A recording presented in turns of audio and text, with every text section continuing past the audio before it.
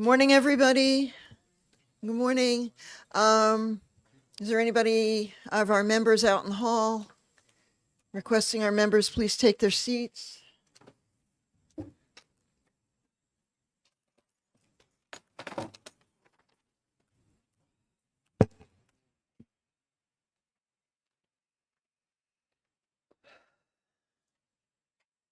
Morning, Representative Haskins. Good morning.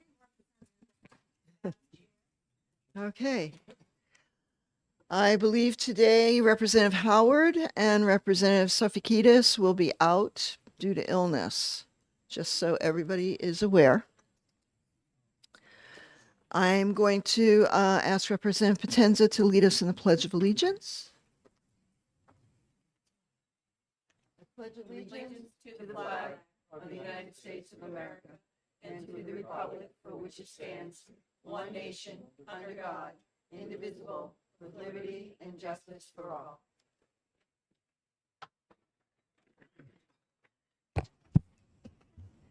Thank you, and again, good morning. This is Environment and Agriculture Committee. I am going to start off by passing around copies of the section of the HB2, the trailer bill, where the governor has inserted information or proposed legislation for the establishment of a solid waste site evaluation committee. And I'd like the committee to take some time to review this so that we can discuss it. I know I did send it out electronically, and you may have reviewed it already, but I did want to make sure that everybody got a hard copy. So I'm going to pass that around each way. There you go. And it's going to be important for us to discuss this as a committee because I know that finance, where the HB2 trailer bill is right now, will be looking for our input as to our recommendations regarding this language that's in there. And I also know that and so this goes from page 14 to page 24, I believe. Yes. So that particular section I'd like us to pay particular attention to. I know that some of this, what they're proposing may already be in some shape or way, shape or form in bills that we have already considered or are considering or have passed or may be passing today. And we can certainly at some point there may be a committee conference to sort of, smooth everything out, make sure everything jives. But so I just wanted to bring that to your attention. Also, we are going to be deviating from our normal schedule and meeting this week tomorrow on a Wednesday. We normally meet on Tuesdays. We're going to be doubling up on this week and also the week after next week when we come back from school vacation week because we won't be having committee meetings next week. I'm planning on meeting March 4th and 5th, March 11th, possibly March 12th. I don't know yet. I have left that open. Certainly, we still have a bunch of bills ahead of us. We're working on right now the food bills, and then we're going to start getting into animal welfare bills. So just so you have an idea that we may be meeting a couple of Wednesdays coming up. Okay. We have a work session ahead of us now. And I wanted to catch up with everybody about comments regarding several of these bills that are listed on our executive session sheet.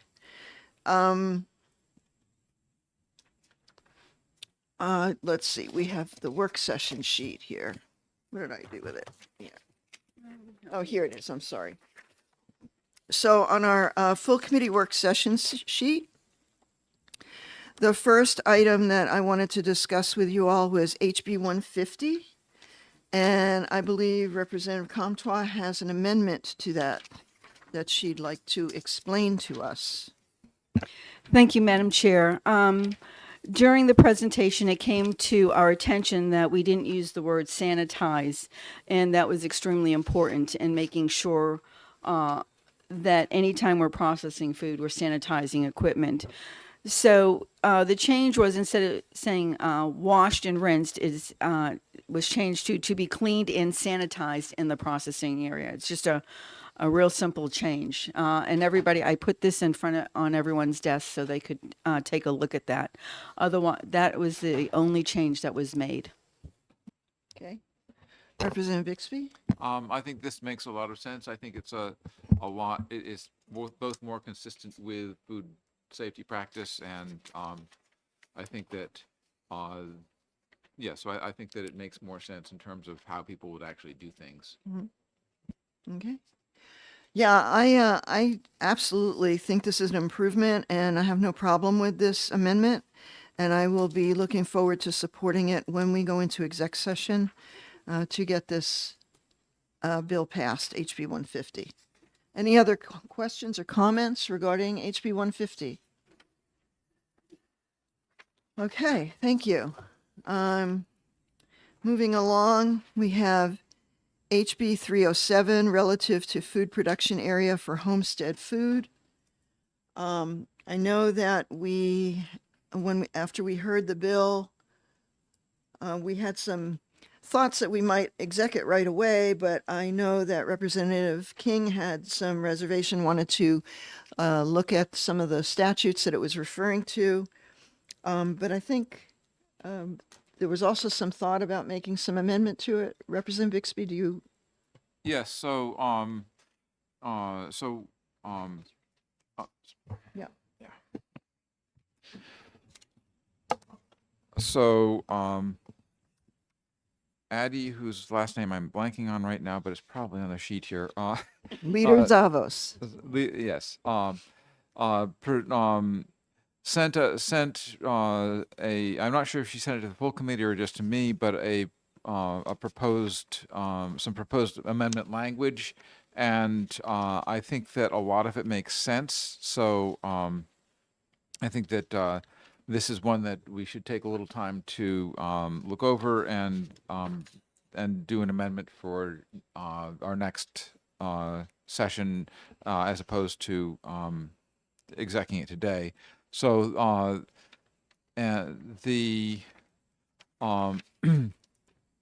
what her language essentially does is it lays out some clearer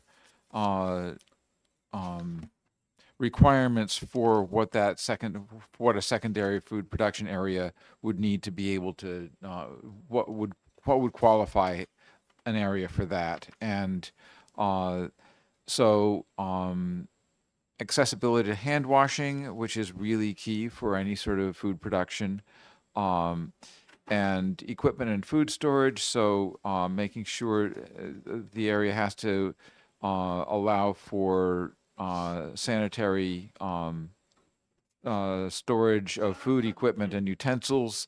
The area needs to have food services, food contact surfaces that are sanitizable, and which is really key for maintaining proper sanitation in a food production area. And it also has to be, the whole area needs to be maintainable in a clean and sanitary condition, free from pests and environmental contaminants, and it needs to allow for pet exclusion. And I think that's also an important aspect of it, and I think that might in fact make the area better than the average home kitchen, because sometimes pet exclusion is a little challenging for a home kitchen. But although that is in fact required under current rules for when you are working in your home kitchen, you need to exclude pets. Um, so I think all of those elements of what she's suggesting makes sense. I'm She's also suggested changing the word potentially hazardous food for time temperature control for safety food safety, and that the a little bit concerned about that because there are some potentially hazardous foods where the issue is not the time temperature control. And I think particularly of canned items, low acid canned items are not, time temperature control is not the issue with low acid items.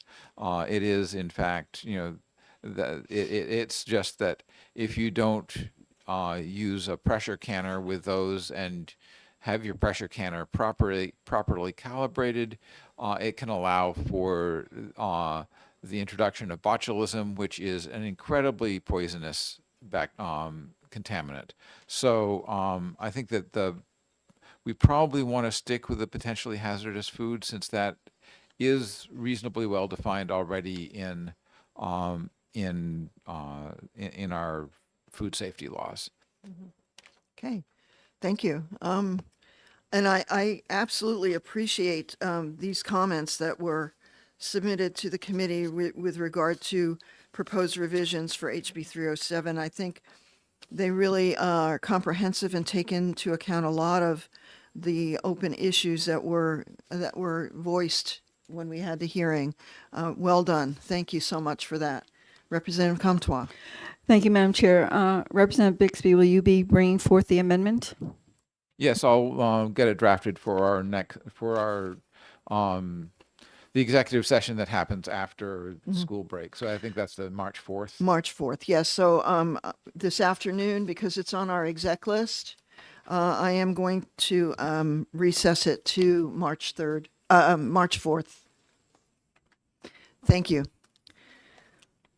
Okay, let's see, the next one on our list to talk about is HB 479. And I know when we heard HB 479,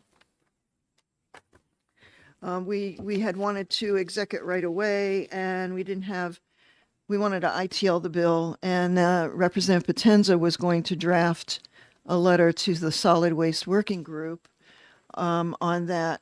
So, but we never got to it that afternoon. So here it is on our work schedule this morning, and hopefully we can exec the bill later this morning. Representative Potenza, did you have any comment on that bill, or does anybody have any comment on that bill? Representative Potenza. No, I don't have any comment. I haven't drafted that letter yet, but I will. Okay, yeah, no I can- worries. I can do it today. Okay. So Representative Bixby. yeah, so just an offer that I'd be happy to help with any drafting if you're looking for help or looking for a second pair of eyes. Okay, you guys will work on it. Thank you. Appreciate that. Yep. But so the plan is then to ITL that study committee bill in our exec session later this morning. Okay. Moving to HB 707, requiring the Department of Environmental Services to establish a site-specific setback distance for proposed new landfills. And I believe Representative Potenza, you were working on an amendment to that. I don't believe that amendment is ready for today. No. No, it's Yeah. not. It's very close though, so I could probably, I don't have a draft from OLS, but I could give you like my draft. If we wanted to do that, I could send it up to have printed. No, I have that on the list of exec bills on March 4th. Okay. So, and we will have a chance to further discuss that tomorrow, or if you Yeah. want to further Yeah, discuss that today.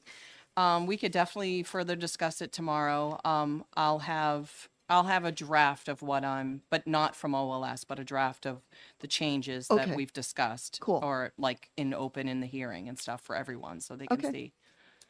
Super. Representative Bixby. Yeah, so I was wondering if you had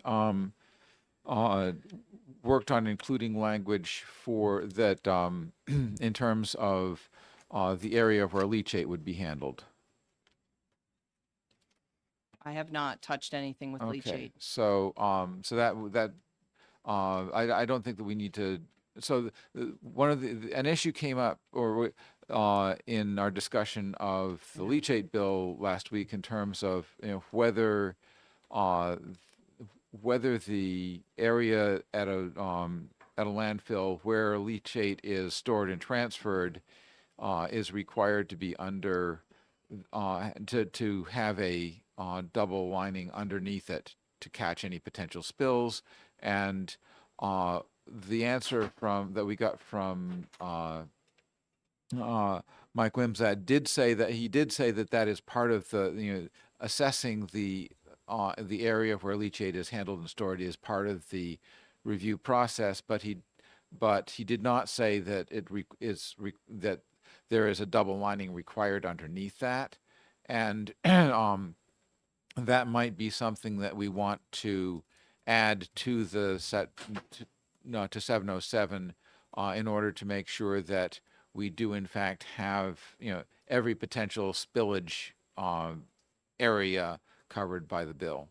Yeah, I think it's a fantastic idea. I just, can that be implemented in such a way that, because this is basically updating rules, the 800 rules. So can that be implemented in my bill in such a way that, it could be just, 4 or 5 lines and not like, that's what I'm saying, to get into a real big, long explanation. I think that's the only piece that I was concerned with. Representative Germana. Thank you, Madam Chair.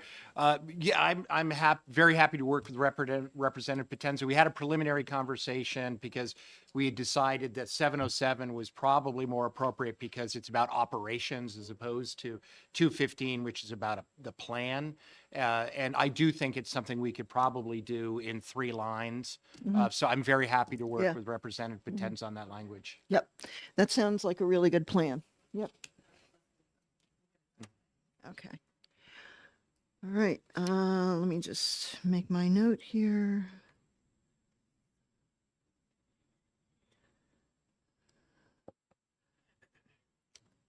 Okay, cool. All right. Now moving on to any other questions or comments about that one? 707. No. Okay. Thank you for that. Moving on to HR 10, which is recognizing the fundamental right to have clean air, clean water, and a healthy environment as a House resolution. I did present an amendment to the committee last week, and I hope that you reviewed it. And I plan to move that when we do exec session this morning. Representative Bixby. Yeah, I think that I still prefer the language that uses rights, but but in terms of the final disposition of the bill coming out of committee, I think that whether or not it's amended, I think it makes sense to just to pass it. So I think that we'll we'll see that we'll deal with that when it comes to the executive session. Okay, thank you. Appreciate that. All right. Any other questions or comments regarding that? Okay, HB 215, requiring a landfill permit applicant to submit a report listing potential harms and benefits of the project. That is an early bill, and we really should have that done today. So I believe Representative Germano was working on that. And as I see, we have an amendment. Would you like to speak to your amendment? I would. Thank you very much, Madam Chair. Okay. So this is a combination of discussions ongoing discussions that I have had with Director Wimsatt and also from work session and our solid waste subcommittee. And so one note that I would make is that the amendment that you're looking at here replaces Section 1 in the bill as introduced. Sections 2 through 5 remain as they are in the introduced version. This is just how OLS prints out the amendment. They don't replace the whole bill. But this section was the one where we spelled out some of the details around the defining net public benefit and a process for determining, for example, how an independent third party would be contracted. And so, as you can see, originally, A, B, and C are already in statute. The original bill had just one more provision, that was D.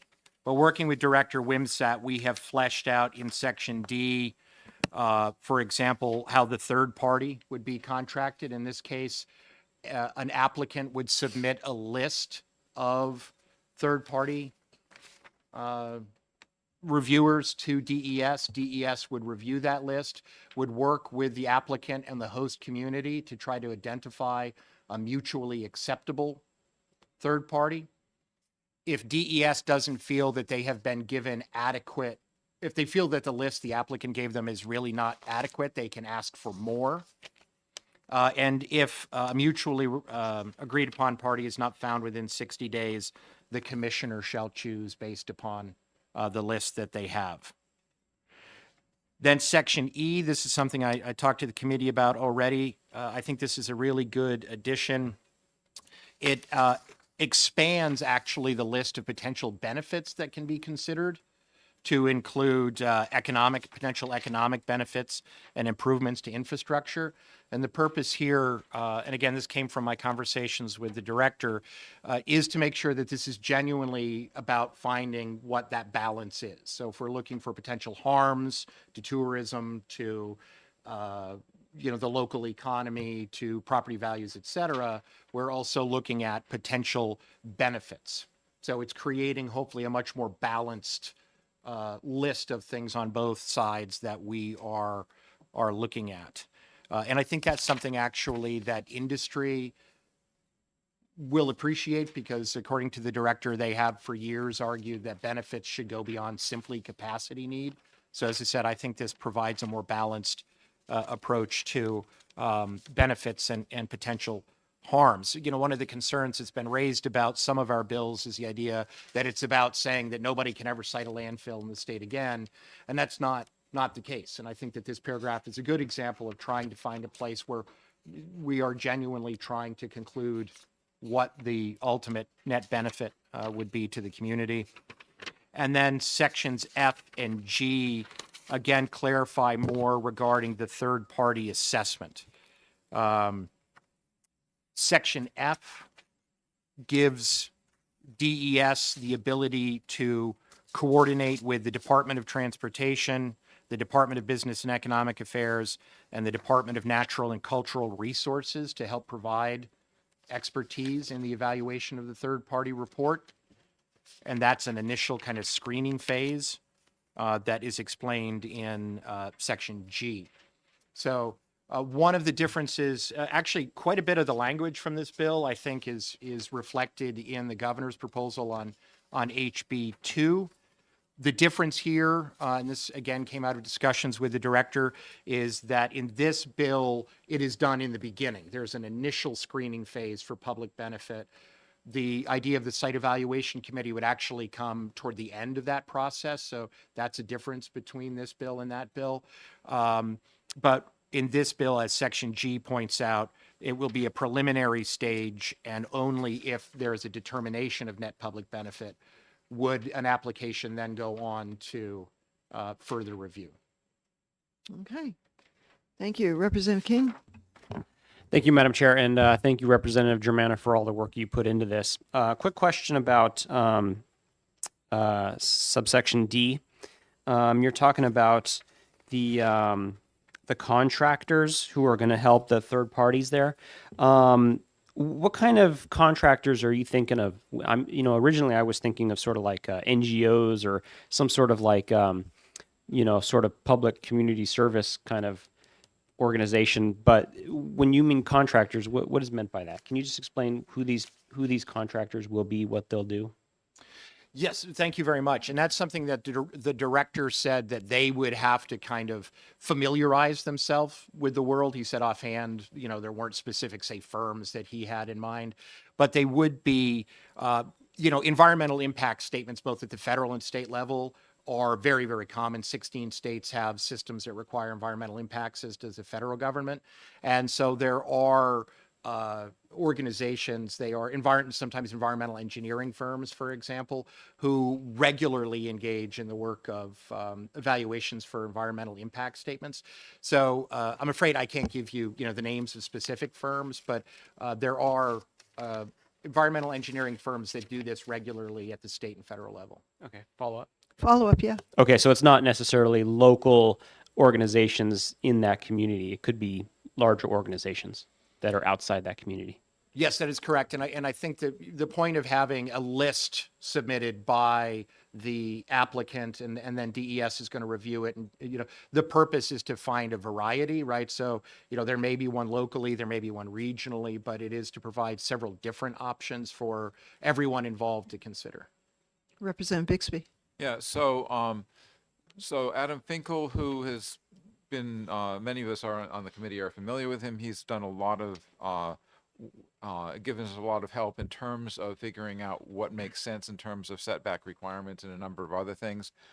He worked in benefit and cost benefit analysis for the federal government for decades, and has also taught that at the university level.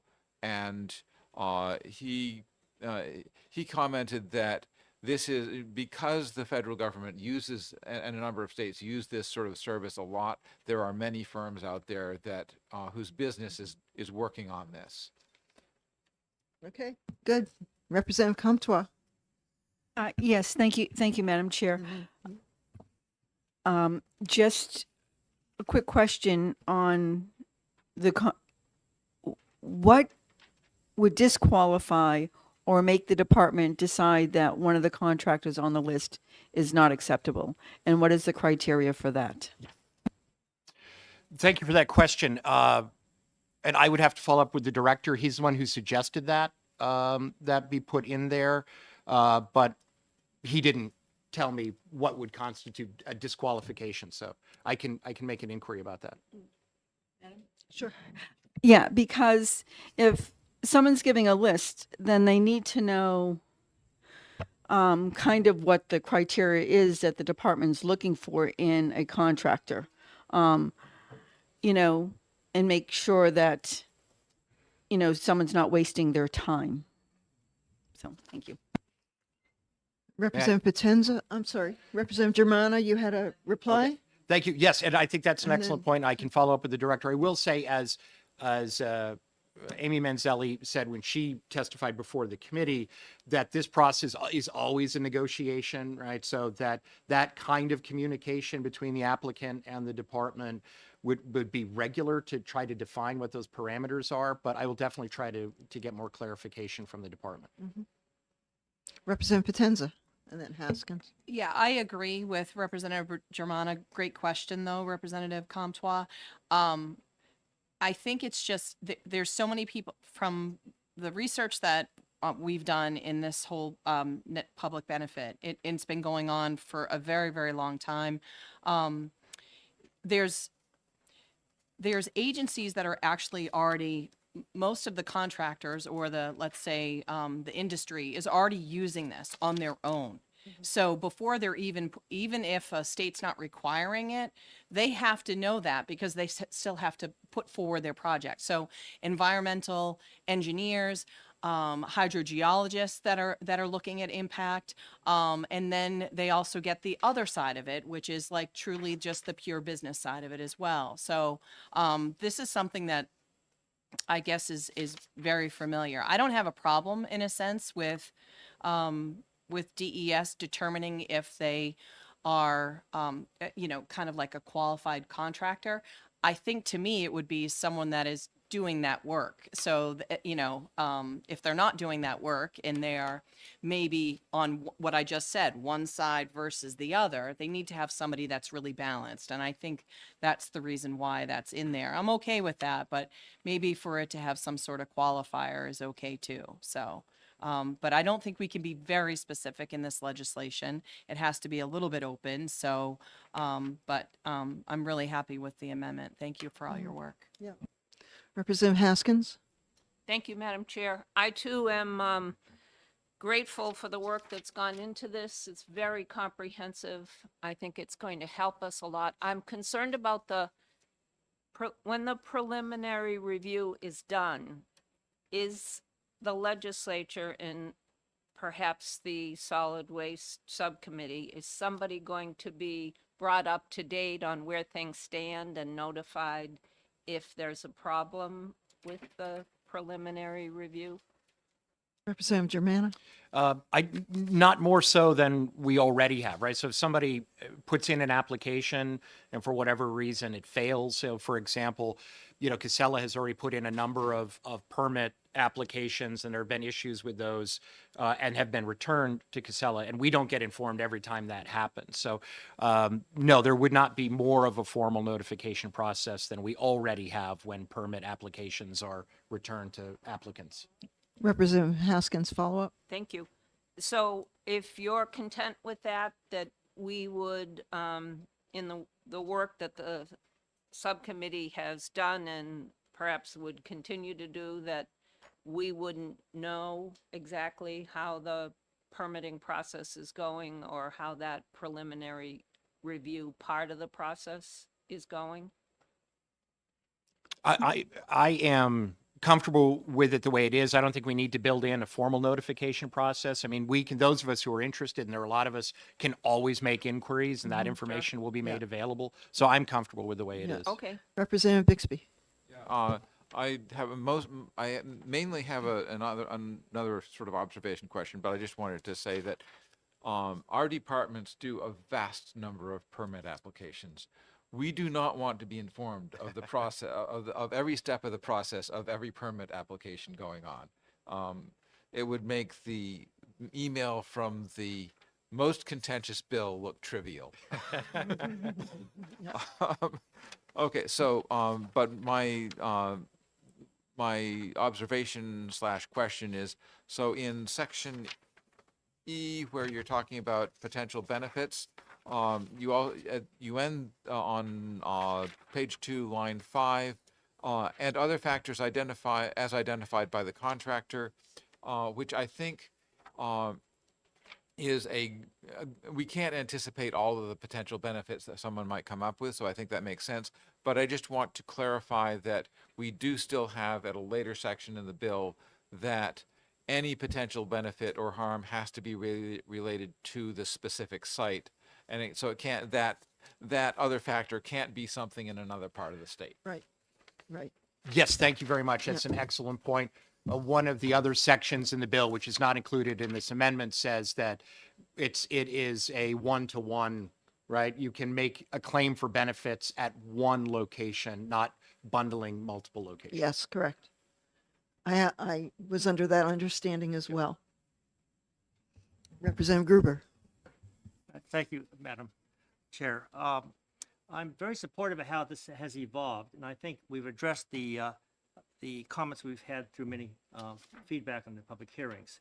I just want to make a note that as a professional engineer, sending out statements of qualifications, there's a protocol, experience, background, references.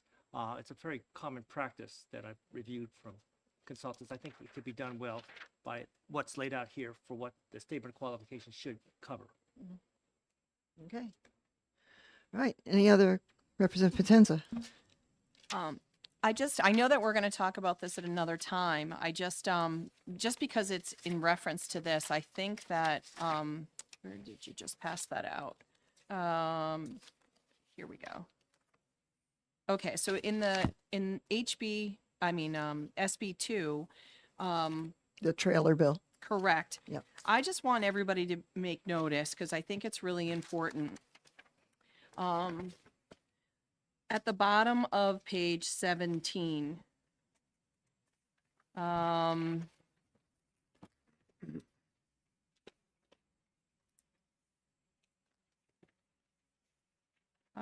the application is not. Application does Pardon me. not contain, yes, so until it has in quotes, until all other state agency approvals have been attained. I just think, it's really important. I think our bill is very important because this is the preliminary, like, where we've been talking about, like, in a sense, if there was a, phase 1 and phase 2 process. Having a company go through, 5 years worth of work and then have possibly a panel of 5 people say, hey, sorry, your project doesn't work. That just doesn't, that just doesn't fly. So I hope, I'm very appreciative of all the work that the governor's doing and getting involved in the solid waste discussions, and I think it's important. But I also think it's important that the legislature is clear, like, we've been kind of living and breathing this for a long time, and in this process here, to have that be at the end would provide such a disservice to to the applicants and all of that. So, and we will know in the beginning, that's the whole point, right? If someone's putting a proposal together of, like, the worst, it's the worst possible location, there's no clay, it's in porous sand, all of that kind of stuff, that we could rule that out in the beginning. Why would we have this be right at the end of, it could be as much as a 5-year process with a permit. So I just wanted to put that there because I have spent a little bit of time on this, and but when we get into the nitty-gritty of that, I'll bring up those types of things. And I hope, that, I don't know if we could have that kind of open conversation with the governor. I think that would be wonderful. We could do that as a committee to say, hey, thank you so much. Here's some things where we're doing on the legislative side of things. We hope you sign these bills, and it might not be necessary to have some of these things in HB2. So just my 2 cents. Yep.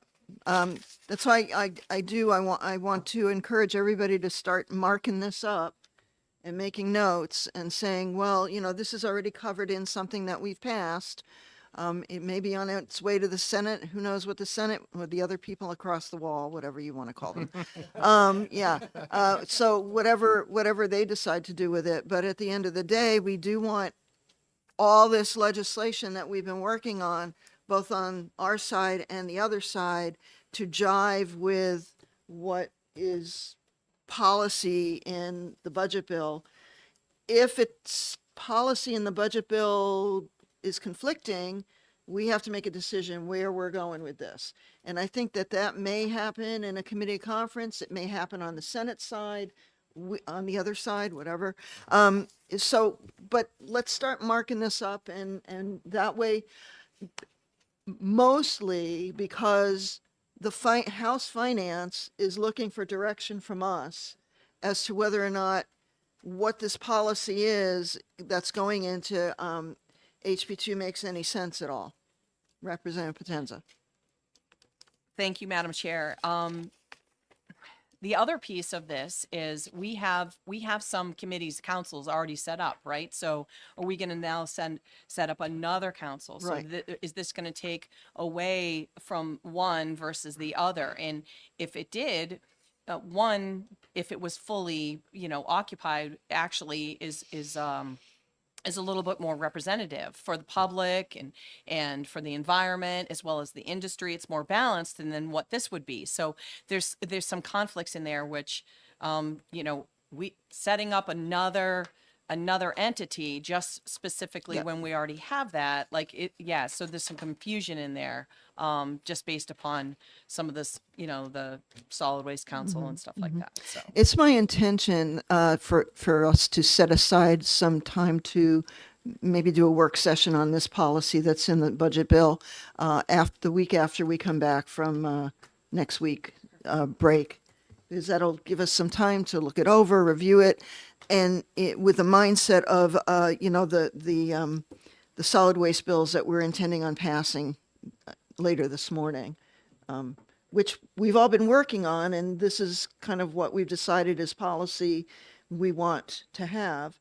And if that doesn't mesh with something that's in this budget bill, then we have to bring that out and see if we can make a tweak to what's in the budget bill, or maybe we just say, yeah, no, that's not really a great idea. Maybe finance needs to strike that whole section out. That's a discussion we have to have. Representative Bixby. Yeah, I just like to say that I agree with Representative Potenza's concerns, and I have some additional ones on top of that. I see I think there are a number of valuable protective elements that the governor is suggesting. I'm really concerned with having them all sort of evaluated at the very end. Yeah. And I think that in terms of the legislation we're working on, what we're working on is essentially a policy that is a House position. And so we don't need to pay attention to what the governor is saying in her in her proposal for HB2 in order to evaluate the merits of the policy and the bills that we're looking at. Right. We need to work on those.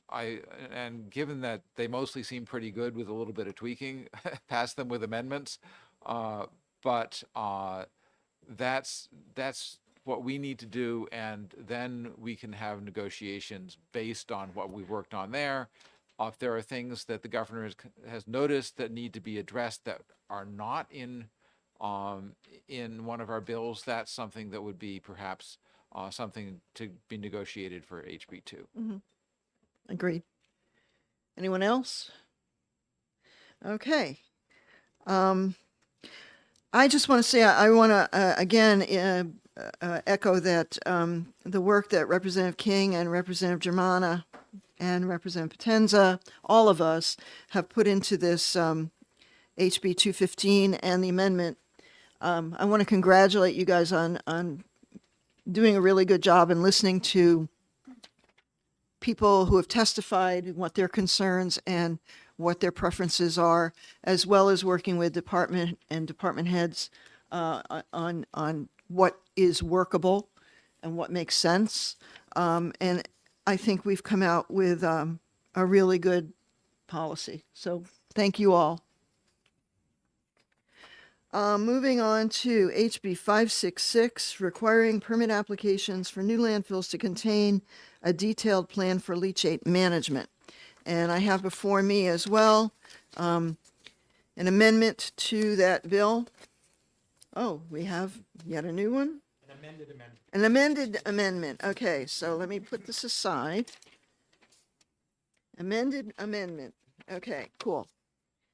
Passing this along to everybody, and I believe Representative Germana wants to talk to us about this amendment.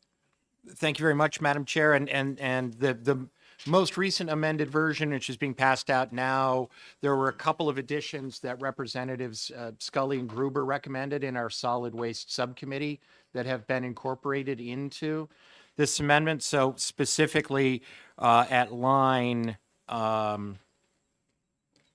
let's see here. Yes, line 10. If you go up actually to the beginning of the sentence at line 8, the leachate management plan shall include at minimum a description of how leachate will be collected and stored on site.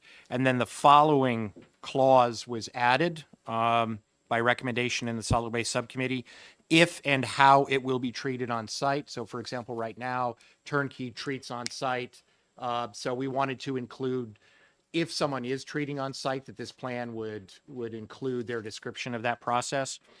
And then down at line 13, and I think this was a very good recommendation, I believe it was Representative Scully, that the plan include details of all contractual agreements between the applicant and at least 2 facilities that will be engaged in the transport and the processing of leachate, so that we know that their plan includes backup contingencies if their primary contracted facility is unable to meet their needs. I spoke with Director Wimsatt about that. He said that, they would actually, they like having at least 2 in the statute. In rule, they may say at least 3. They want that flexibility to require more, but he said at least 2 would be a good addition to statute.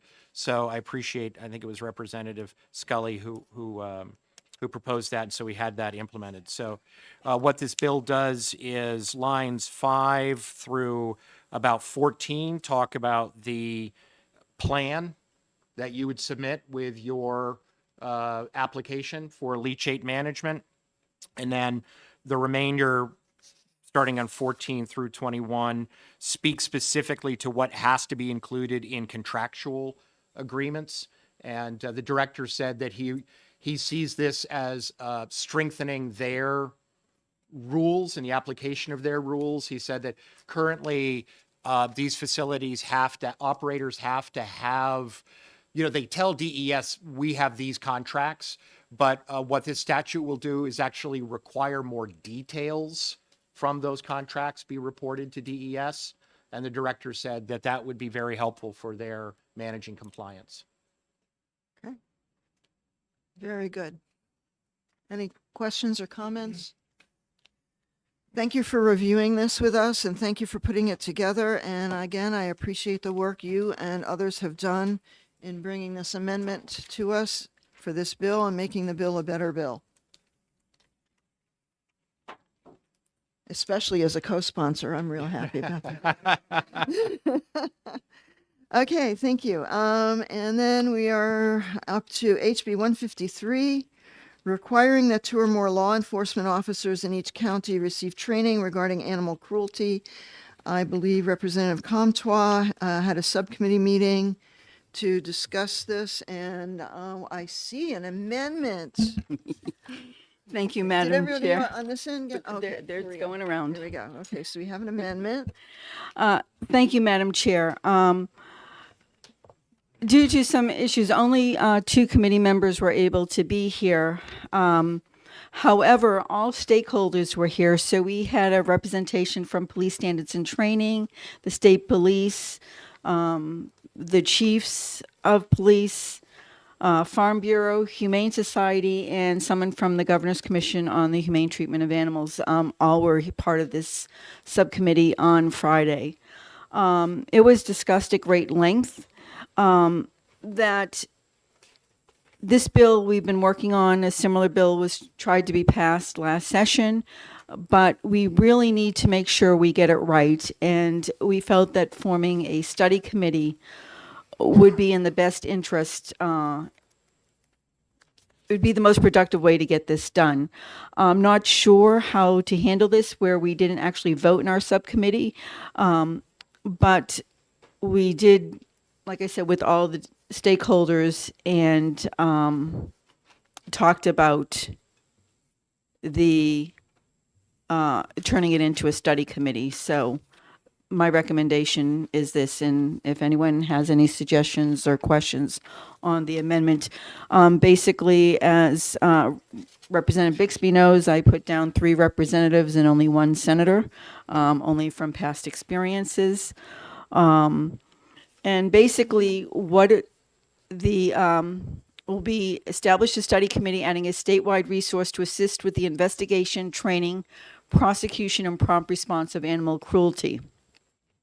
It was suggested at our subcommittee meeting that it might be a volunteer group of law enforcement officers that would be willing to be resources for this.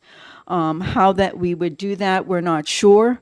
We do know that if law enforcement goes out, there would need to be some type of a reimbursement. And is that from the municipality or however that works? We need to look at existing training that is provided by the New Hampshire Police Standards and Training Council and other courses that may be available either in state or out of state. Because there is already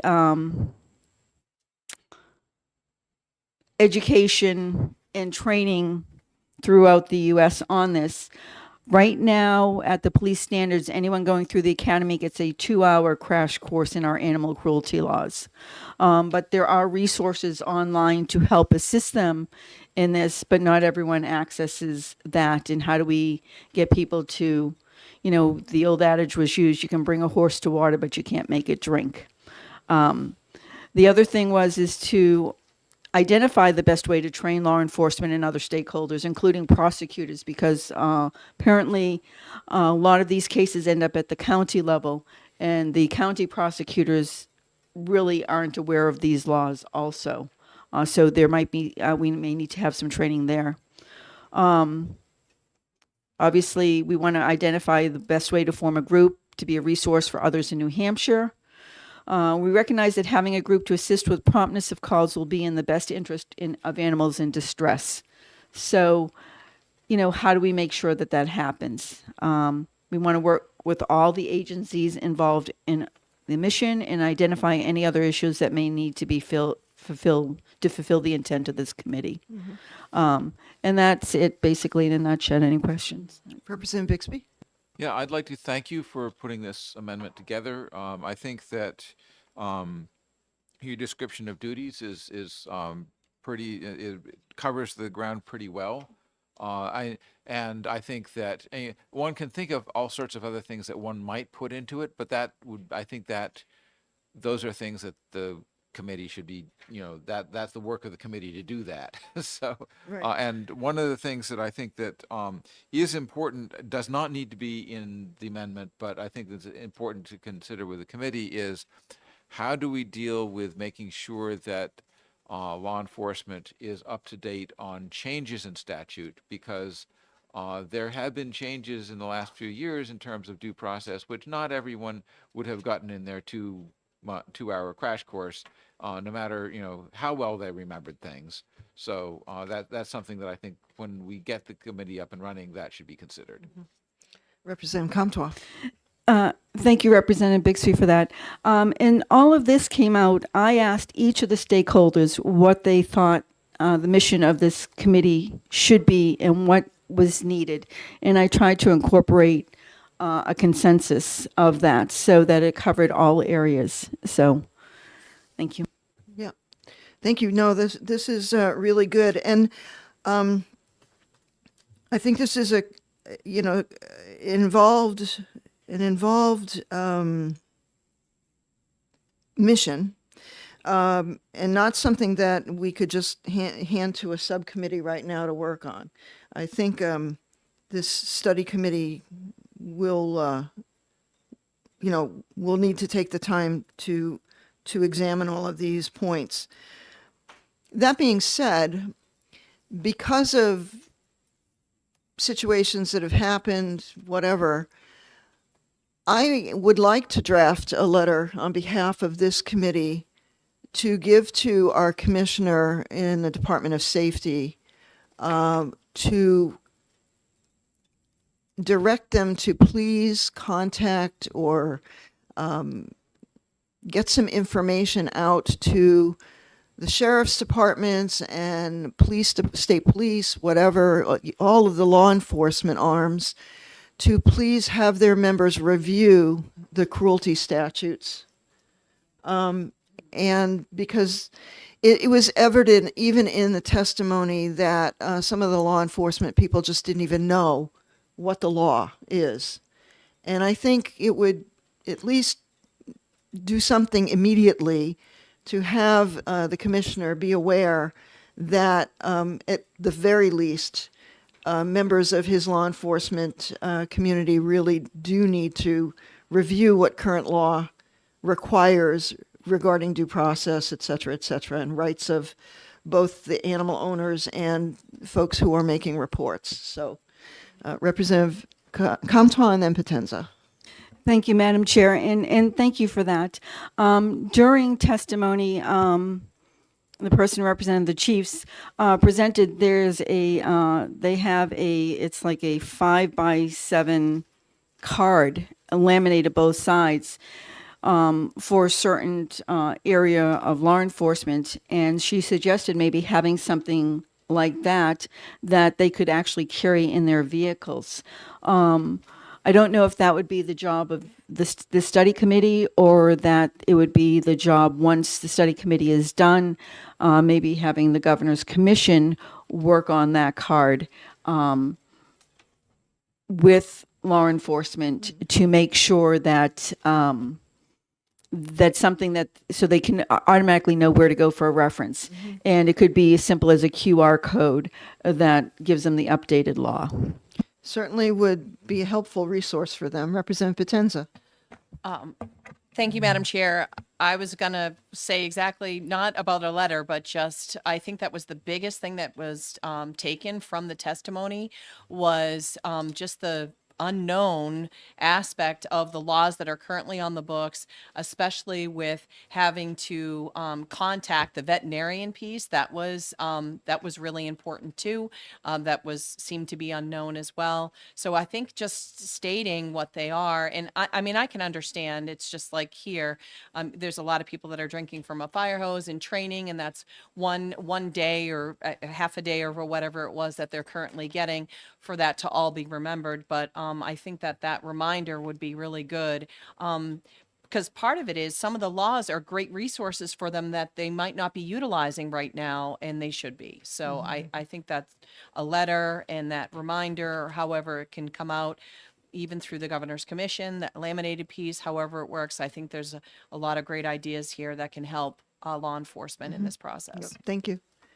Anyone else? Okay, Representative Scully. Thank you. I think this is a great idea.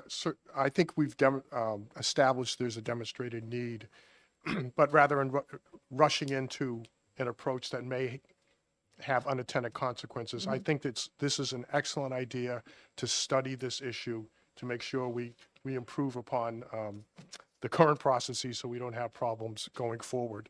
I just thinking this through in terms of the advent of technology too, I'm wondering, and of course this could be looked at by the committee, whether this might be a good application for telemedicine too, to have veterinaries available so that they actually could be consulted in real time if they couldn't necessarily be there, to help screen the initial screen process to make sure that there are less incidences of again, the wrong thing being done here. So I think this could also be looked at during the committee process. So I think this is an excellent idea. I will definitely be voting for this. Okay, thank you. All right. Okay, I guess we can move along, and I will absolutely support this amendment, so thank you. HB 171, establishing a moratorium on the issuance of permits. I'm sorry, Representative Gruber? Yes, thank you, Madam Chair. That's the one that I have an amendment for. Oh, 171? Yes. Oh, okay, yeah. So establishing a moratorium for the issuance of permits for new landfills. And Representative Gruber, you have an amendment.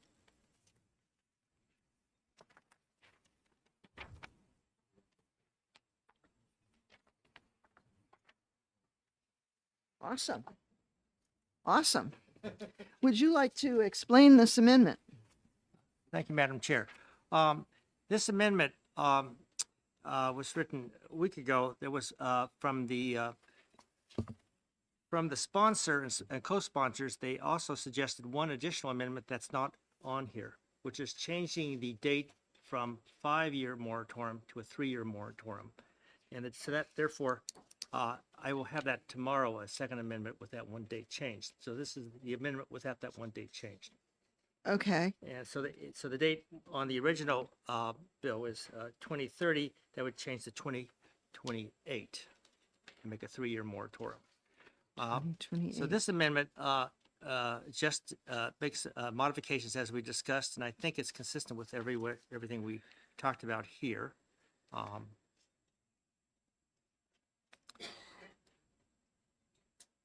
So in that we are expecting an amendment, a different amendment.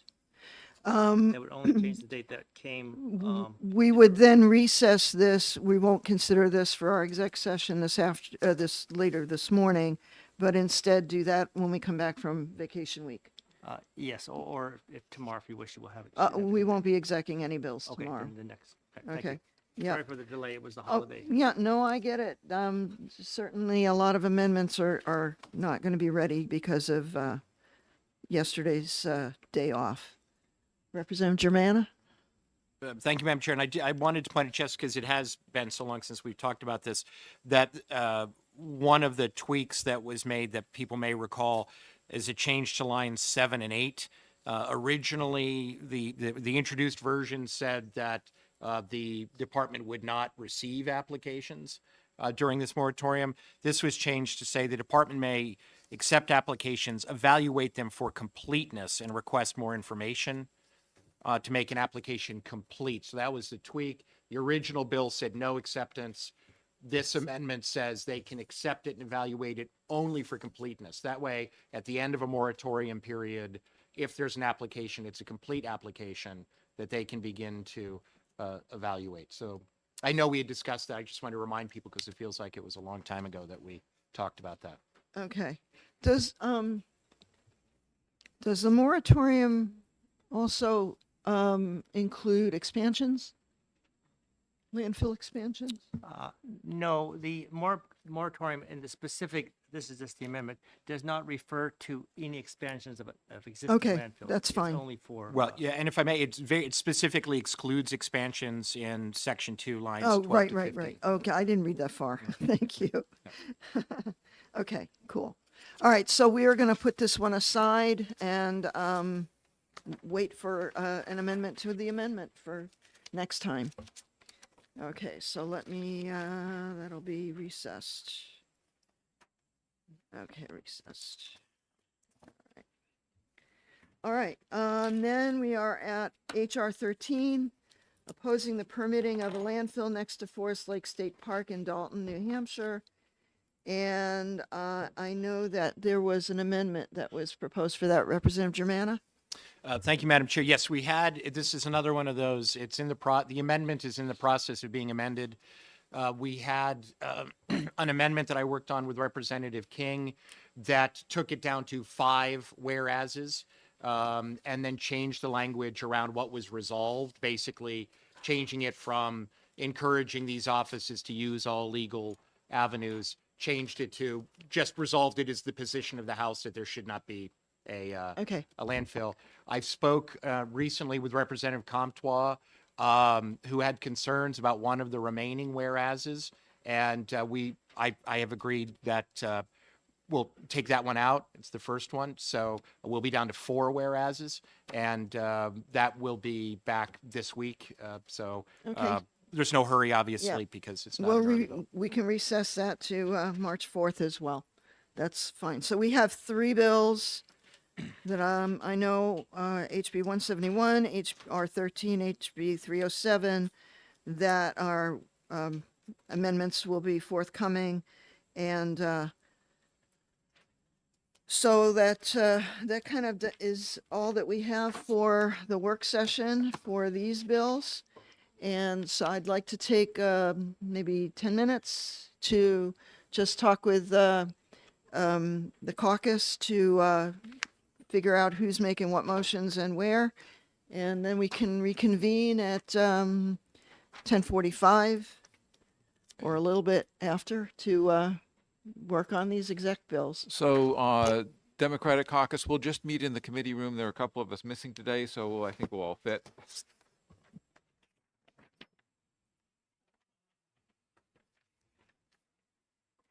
Okay, great.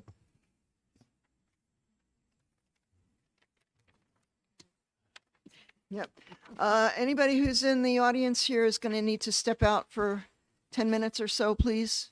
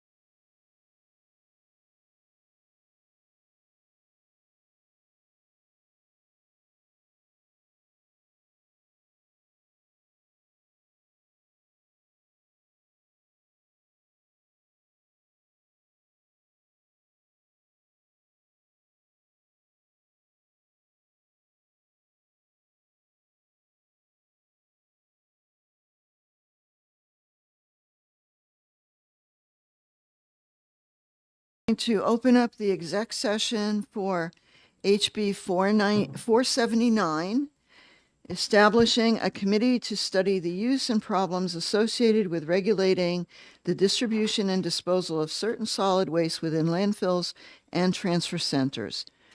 Do I hear a motion, Representative Potenza? Yes, I'd like to make a motion to ITL HB 479. Thank you. Do I hear a second? Yes, I would like to second this motion by Representative Potenza. Okay, Representative Gruber, thank you for their second. And Representative Potenza, would you like to speak to your ITL motion?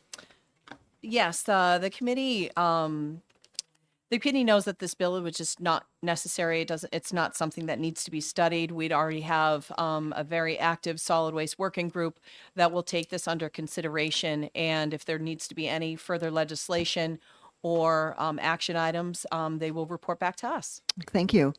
Any discussion? Representative Wheeler? Thank you, Madam Chair. I had a number of constituents reach out to me about this because they're concerned with the microplastics that come from plastic bags. I just want to say to them, I share those concerns. It's just, we don't need a study committee in order to get that done. There's a number of ways to move forward with plastic bags and dealing with the microplastics problem without a study committee. This issue has been studied pretty thoroughly. So I agree with Representative Potenza, and I'll be voting to ITL this bill. Thank you. Representative Bixby? Yeah, I've some constituents have reached out to me about this, and they really strongly support legislation to limit plastic bags because of the various problems ranging from microplastics to the interference with the recycling system. And they felt that the solution of having the solid waste working group work on it was actually a better solution. Thank you. Representative Gruber? Yeah, I just want to concur, so thank you, Madam Chair, that the plastics working group, we had dialogue too, and this, we all hope will be the best, most effective way forward. Yep. Thank you. And, as a member of the Solid Waste Working Group, first of all, it was evident from testimony that there are folks out there who have, and organizations who already have done an enormous amount of research. And I think all of that research can easily be brought to the attention of the Solid Waste Working Group, where there are legislators like Representative Ebel and myself and Senator Pearl, who can take that information and put together some proposed legislation that the House can consider and the Senate can consider another time. So I support this ITL as well. I don't think that we have to waste time with a study committee because all that research has already been provided. So with that, if there are no other questions or comments regarding HB 479, I would like the clerk to call the roll on the ITL motion. Vice Chairwoman Comtois. Representative Kenny. Yes. Representative Potenza. Yes. Clerk votes yes. Representative Scully. Yes. Representative Barber. Yes. Representative Minor. Yes. Ranking Member Bixby. Yes. Representative Germana. Yes. Representative Haskins. Aye. Representative Wheeler. Yay. Representative Gruber. Yes. And Chairwoman Aaron. Yes. 13 yeas, 0 nays. Motion passes. Okay, thank you. And would we like to have that on the consent calendar? Yes. Yes, okay, seeing no objection, please place that on the consent calendar. I'm going to close out the exec on HB 479 and open up the exec on HR 10. And I would like to move an amendment to HR 10, 2025-0316H. Do I hear a second for that? Representative Potenza? Yes, I'd like to second that motion for Thank HR you. 10. And I will speak to this amendment, which we all have a copy of. The amendment changes the original bill, replacing some wording.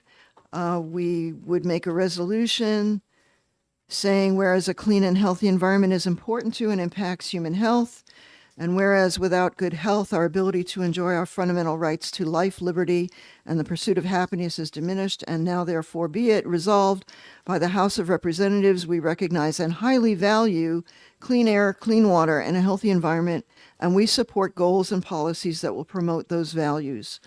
Let it be further resolved that copies of this resolution be sent to members of the New Hampshire Congressional Delegation, the President of the New Hampshire Senate, and the Speaker of the New Hampshire House of Representatives. And that is the amendment, and I hope that you will support it. Thank you. Questions, comments? Anybody would like to speak to the amendment? Representative Germana. Thank you, Madam Chair, and I won't recapitulate my speech. I gave it last time. I'll only just say it. Obviously, I think it's a right, and I would say that I don't think a lot of my friends here would accept this same level of commitment to the First or Second Amendments of the United States Constitution, our right to free speech and our right to bear arms. I don't think that this level of resolution, as much as I do applaud it and will vote OTPA when we get there, that again we wouldn't accept this level of support for the other rights that we find fundamental. Thank you. Any other discussion? With none, I would like the clerk to call the roll for this amendment to HR 10. Vice Chairwoman Comtois, Yes. Representative Kenny, Yes. Representative Potenza, Yes. clerk votes yes. Representative Scully, Yes. Representative Barber, Yes. Representative Minor, Yes. Ranking Member Bixby, No.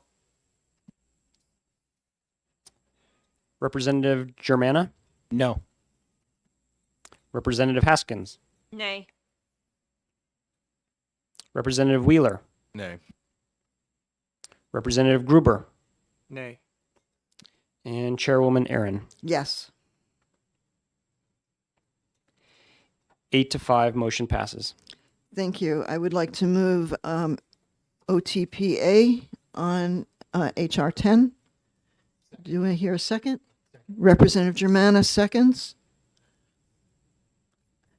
And I would speak to the motion, but I think we've already heard everything. So I would request, unless anybody else has anything to say, request the clerk to call the roll on HR 10 OTPA motion. Vice Chairwoman Comtois, Yes. Representative Kenny, Yes. Representative Potenza, Yes. clerk votes yes. Representative Scully, Yes. Representative Barber, Yes. Representative Minor, Yes. Ranking Member Bixby, Yes. Representative Germana, Yes. Representative Haskins, Aye. Representative Wheeler, Yay. Representative Gruber, Yes. Chairwoman Aaron. Yes. 13-0, motion passes. Okay. And I would, Representative Bixby. I'd be fine with this being on consent. Okay, I'd be fine with it on consent as well. Representative Wheeler? Madam Chair, I have a question. I know that the amendment is in my email. I'm just wondering if you have it available to you in a paper copy so I could have the number to the amendment that was just passed to HR 10. Yes, I believe I can get that to you, Okay. yes.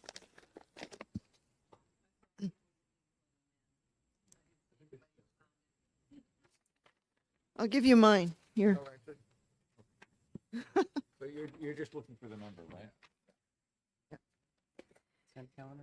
Yeah, I guess we would put that on the consent calendar unless, I mean, is that, we can read that in the House or it doesn't matter or? I think that it's probably not a good use of time in the House, given what our calendar is gonna look like. Okay. so.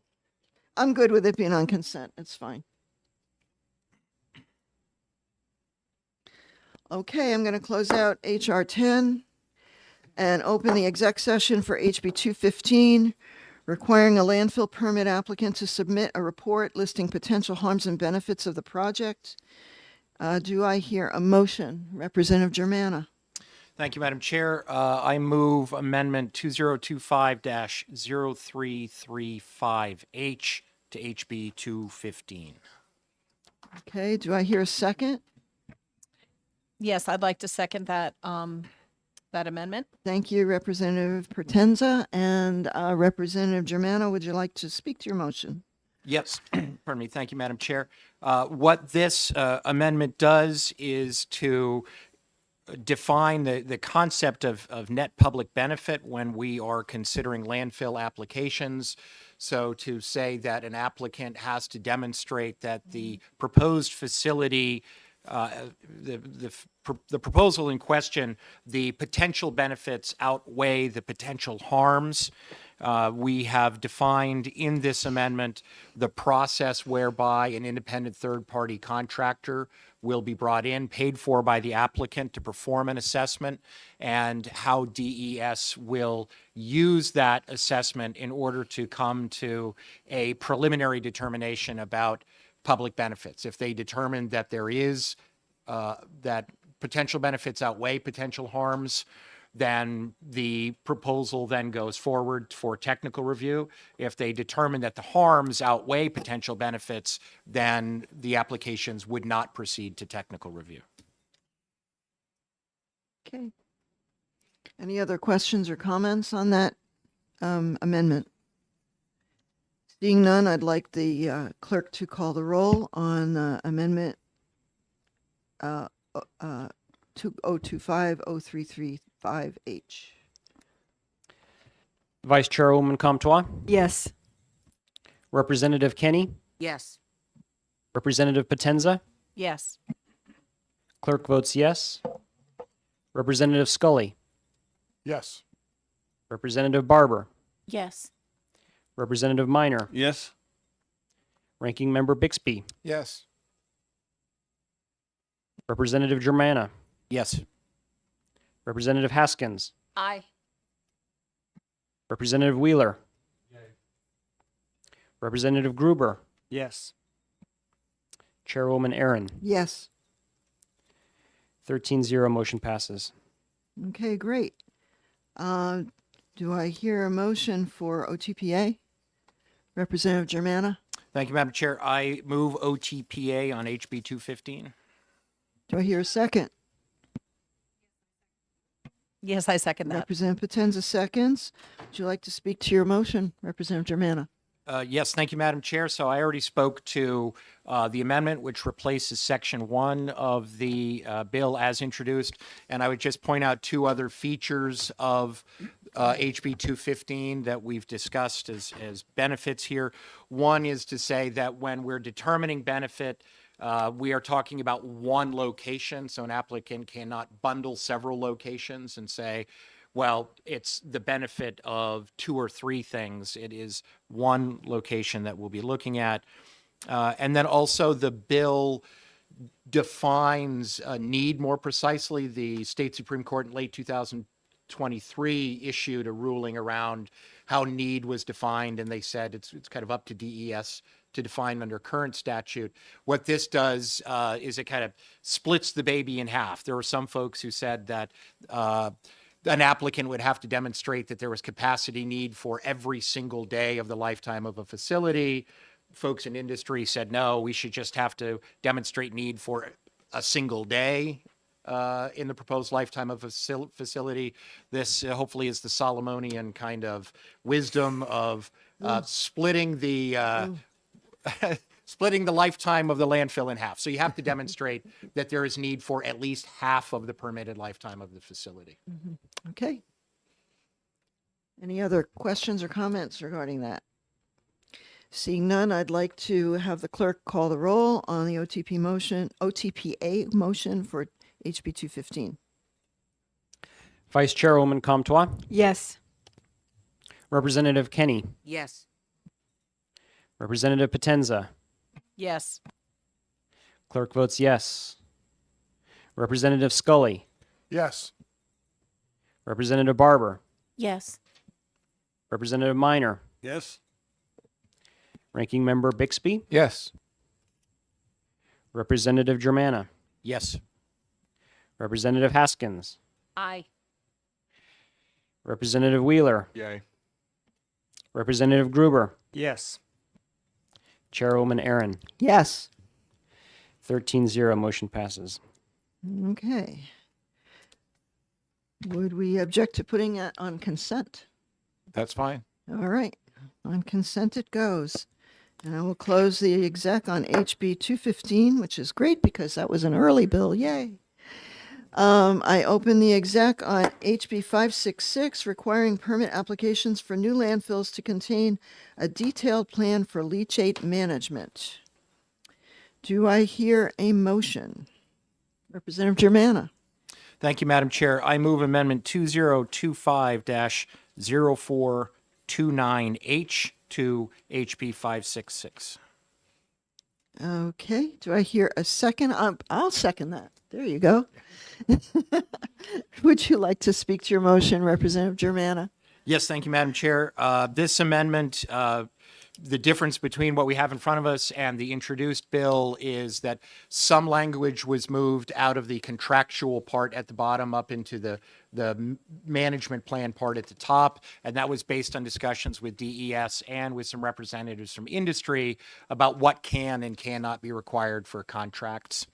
And then we have also incorporated a couple of suggestions from the solid waste subcommittee of this committee to include, the plan would have to include a discussion of any on-site treatment of leachate and requiring contractual arrangements with at least 2 facilities to be provided with the report. Okay, great. Any other questions or comments regarding this amendment? Seeing none, and if the clerk is ready, would you please call the roll on this amendment 2025-0429H? Vice Chairwoman Comtois, Yes. Representative Kenny, Yes. Representative Potenza, Yes. clerk votes yes. Representative Scully, Yes. Representative Barber, Yes. Representative Minor, Yes. Ranking Member Bixby, Yes. Representative Germana, Yes. Representative Haskins, Aye. Representative Wheeler, Yay. Representative Gruber, Yes. Chairwoman Aaron. Yes. 13-0, motion passes. Okay, thank you very much. We'd like to put that on consent. Now we need to do the OTPA. Oh, I'm sorry. Oh, duh. Yeah, okay. Do I hear a motion for OTPA, Representative Germana? Thank you, Madam Chair. I move OTPA on HB 566. I second that. And I don't know if you want to make any, Only Speak on- very speak on briefly, your I motion. want to say we often refer to what we do here as the sausage making process. And I just want to say that sweet or hot? right, this one was sweet. I do want to say this was a really enjoyable experience. It was, you could see from the sponsorship, it is bipartisan. We had a lot of great discussions, a lot of great feedback. There was discussions with DES that was very helpful, discussions with members of the industry, discussions with some of our kind of environmental activist friends. So there are a lot of cooks in this metaphor, see? A lot of cooks in this particular kitchen, but I think this is a case actually where we ended up with something really, really strong. And I have hopes that this bill can go far. Thank you. I concur. Any other discussion? Seeing none, would the clerk take the roll call on OTPA for HB 566? Vice Chairwoman Comtois, Yes. Representative Kenny, Yes. Representative Potenza. Yes. Clerk votes yes. Representative Scully. Yes. Representative Barber. Yes. Representative Minor. Yes. Ranking Member Bixby. Yes. Representative Germana. Yes. Representative Haskins. Aye. Representative Wheeler. Yay. Representative Gruber. Yes. Chairwoman Aaron. Yes, 13-0, motion passes. thank you. And for your question, yes, it Yes, can go in put on the consent.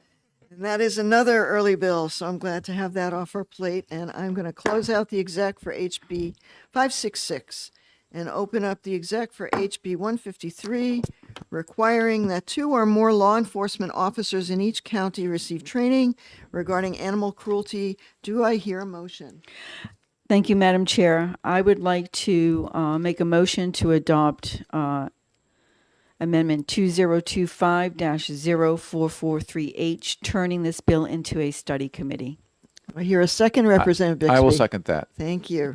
Would you like to speak to your motion, Representative Comtois? Thank you, Madam Chair. I think most of it's been said, but I just wanted to recognize that this study committee came about due to an agreement through a lot of different groups, and that had a lot of input into this. And I think that this is a great step forward in addressing a lot of issues where we have holes dealing with animal cruelty. Okay, any other further discussion, Representative Bixby? This is the second term that I've co-sponsored a similar bill with Representative Comtois, and last term it didn't get very far. This term, I am glad that we got a lot of good feedback on it and from our stakeholders, and from that feedback we figured out what we really need to do as a study committee, and I applaud the way that Representative Comtois put together that study committee. Thank you. And then additionally, in tandem with this bill going forward, I will be putting together a memo to the Commissioner of the Department of Safety, asking them to direct their law enforcement people to review the animal cruelty statutes with regard to due process and so forth. So that'll be something that'll be happening as well. With that all and no other discussion, I would direct the clerk to call the roll on adopting the amendment 2025-0443H. Vice Chairwoman Comtois. Yes. Representative Kenny. Yes. Representative Potenza. Yes. Clerk votes yes. Representative Scully. Yes. Representative Barber. Yes. Representative Minor. Yes. Ranking Member Bixby. Yes. Representative Germana. Yes. Representative Haskins. Aye. Representative Wheeler. Yay. Representative Gruber. Yes. Chairwoman Aaron. Yes. 13-0, motion passes. Okay, do I hear a motion for OTPA? Representative Comtois. Thank you, Madam Chair. I move HB 153 OTPA. Okay, And I will second that. Representative Bixby, thank you. Representative Comtois, would you like to make any comment on your motion? I think it's all been said. All righty, good enough. I would direct the clerk to call the roll on OTPA for HB 153. Vice Chairwoman Comtois. Yes. Representative Kenny. Yes. Representative Potenza. Yes. Clerk votes yes. Representative Scully. Yes. Representative Barber. Yes. Representative Minor. Yes. Ranking Member Bixby. Yes. Representative Germana. Yes. Representative Haskins. Aye. Representative Wheeler. Yay. Representative Gruber. Yes. Chairwoman Aaron. Yes, 13-0, motion passes. thank you. And do we have any objection to putting that on consent? Consent sounds good. Okay, good. I should probably direct this bill, that it be vacated from finance, but I think it was supposed to go to finance after, or I don't know. Wherever it was supposed to go should probably be vacated. I Yeah, don't know. so my guess is it probably would have been going to criminal justice, but yeah, it yeah. can be, I think that it can be vacated because, Yeah. and is that a discussion that you have with the chair of that committee? Yeah, I will follow up on that because they may not need to hear that. Yeah. Okay, cool. Does that mean consent calendar? Or A consent calendar, yeah. But also, I would have to follow up with where it was supposed to go next, since it's a study committee. Yep. Okay.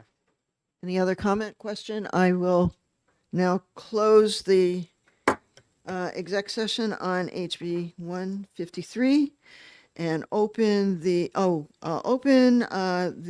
exec session for HB 171. And I am going to propose that we recess the exec session for March 4th at 10:30 in the morning because we have an amendment forthcoming that is not ready and we can't really take action on that. Everybody agree? Yep. Okay, I'm recessing this to March 4th at 10:30 and closing the exec on HB 171. I am going to open up the exec session for HR 13, opposing the permitting of a landfill next to Forest Lake State Park in Dalton, New Hampshire. And I am also going to recess the vote, the exec on this for March 4th at 10:30 in the morning, because again, we have an amendment forthcoming for this HR bill. And without objection from anybody, I am going to recess this bill. I'm closing the exec session on HR 13 and opening the exec session on HB 150, enabling homestead operations to use commercial kitchen equipment in preparing food for sale. Do I hear a motion? Representative Comtois. Thank you, Madam Chair. I would like to make a motion to adopt Amendment 2025-0420H. 2420H. Okay. Do I hear a second on that amendment? I second let's that, see. Madam Chair. Who? Oh, Representative Wheeler. Okay, thank you for that. Do you like to speak to your motion, Representative Comtois? Thank you, Madam Chair. It's a very simple change. The original wording in the bill, the original bill was making sure that the equipment was able to be washed and rinsed. And after listening to testimony, we felt it was more appropriate to say to be cleaned and sanitized, because we know that sanitizing and everything in a work area is extremely important for food safety. Okay, any other further discussion on this bill? Seeing none, I'd like the clerk to call the roll on adopting the amendment 2025-0420H for HB 150. Vice Chairwoman Comtois, Yes. Representative Kenny, Yes. Representative Potenza, Yes. Clerk votes yes. Representative Scully, Yes. Representative Barber, Yes. Representative Minor, Yes. Ranking Member Bixby, Yes. Representative Germana, Yes. Representative Haskins, Aye. Representative Wheeler, Yay. Representative Gruber, Yes. Chairwoman Aaron. Yes, 13-0, motion passes. thank you. Do I hear a motion for OTPA, Representative Comtois? Thank you, Madam Chair. I would like to move the adoption of HB 150 with the amendment 2025-0420H, so OTPA. Okay, thank you. Do I hear a second? I second that, Madam Chair. Thank busy you, writing. Representative Wheeler. Too busy writing. Oh, thank you, Representative Wheeler. Would you like to speak to your motion? I think it's all been Okay, said. it's all been said. Any other question, comment? Thank you very much. I ask the clerk to call the roll for OTPA on HB 150. Vice Chairwoman Comtois, Yes. Representative Kenny, Yes. Representative Potenza, Yes. clerk votes yes. Representative Scully, Yes. Representative Barber, Yes. Representative Minor, Yes. Ranking Member Bixby, Yes. Representative Germana, Yes. Representative Haskins, Aye. Representative Wheeler, Yay. Representative Gruber, Yes. Chairwoman Aaron. Yes. 13-0, motion passes. Thank you. And do I hear any objection for this to be put on consent? I think that's good. Okay, we put this on the consent calendar as well. Thank you. And I am going to close out the exec for HB 150. Open up the exec for HB 307. This is another bill which we have an amendment forthcoming, so we are unable to exec it today. And I am going to recess the exec for this bill to March 4th at 10:30 in the morning without objection from anyone. And I'm going to close out the exec for HB 307. And that finishes and concludes our exec sessions for these 6, 7, 8, 9 bills. And I appreciate all your time and work. And we finished early. My goodness, we've got some time. I don't know if there's any committee business that we need to discuss at this time. Sure, Representative Germana. I'm curious, we made great progress today with 3 of our FN, so early bills. I'm just wondering, what's our total? Where do we stand on our early bills in terms We're of? done with our early bills. Yay. We had 6, and we're done with them. And I'm going to remind the folks who made motions on these bills to get your committee reports into me. So I have Representative Potenza for HB 479. I have me for HR 10. Representative Germana for HB 215. I have Representative Germana again for HB 566. Representative Comtois for HB 153.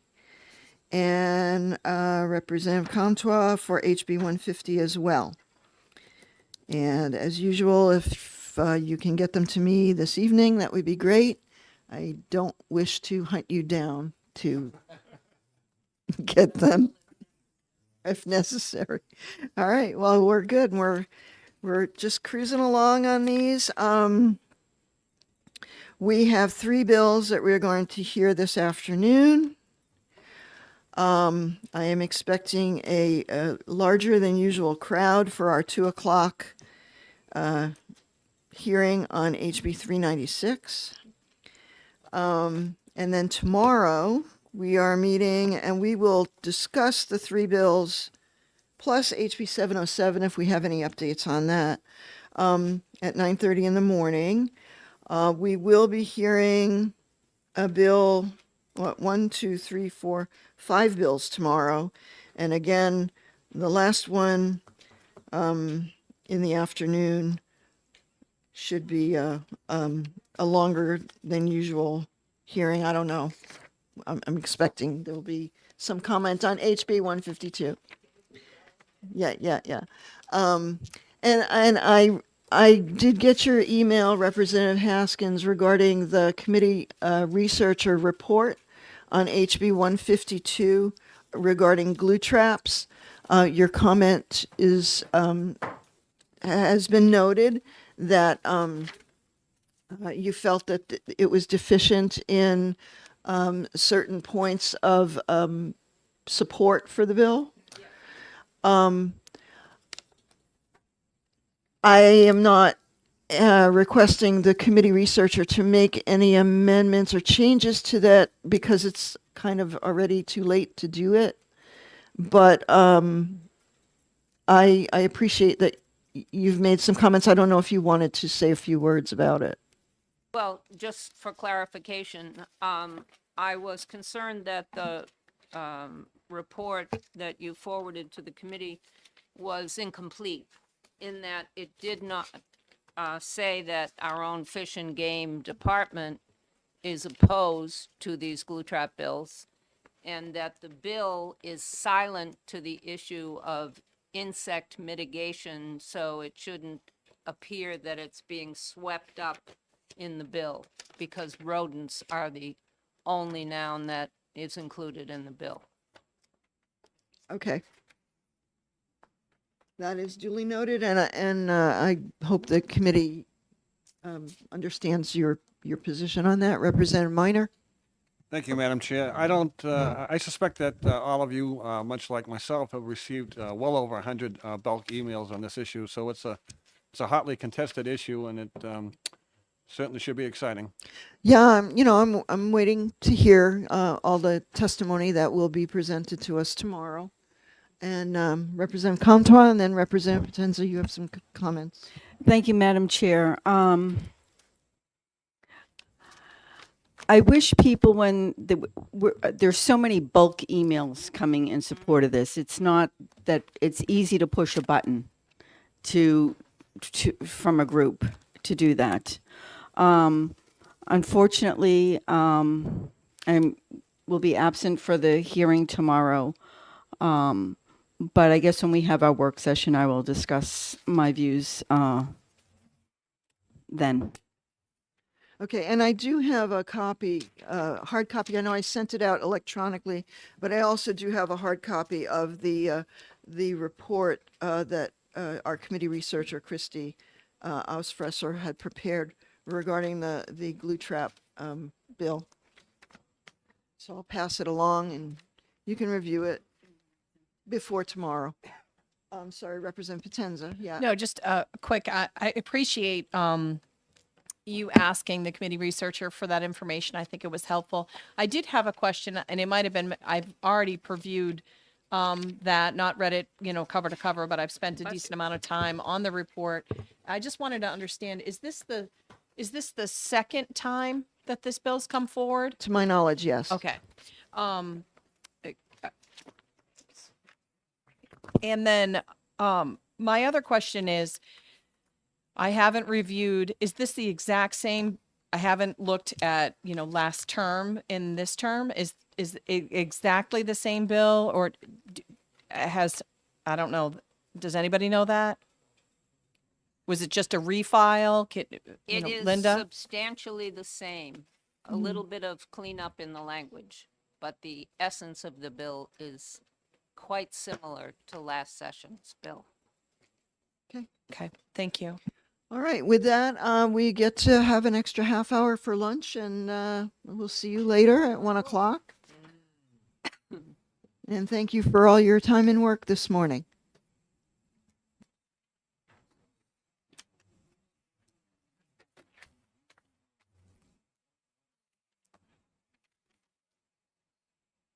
If I could just stay here and manage my paperwork, that would be something. But I need to go to lunch. Me too. I need the break. Yes, exactly. Hopefully, if you step away from it for a little bit, you can, make better sense. One thing that's been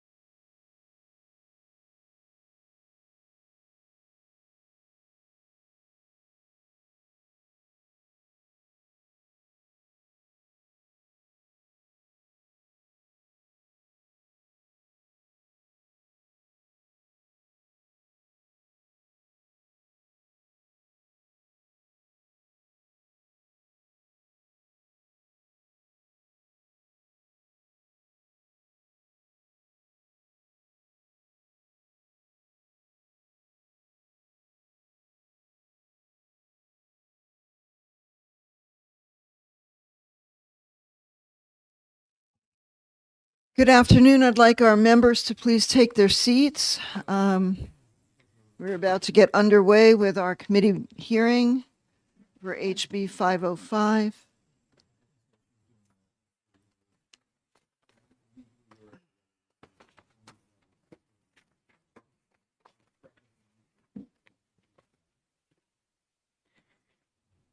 Okay.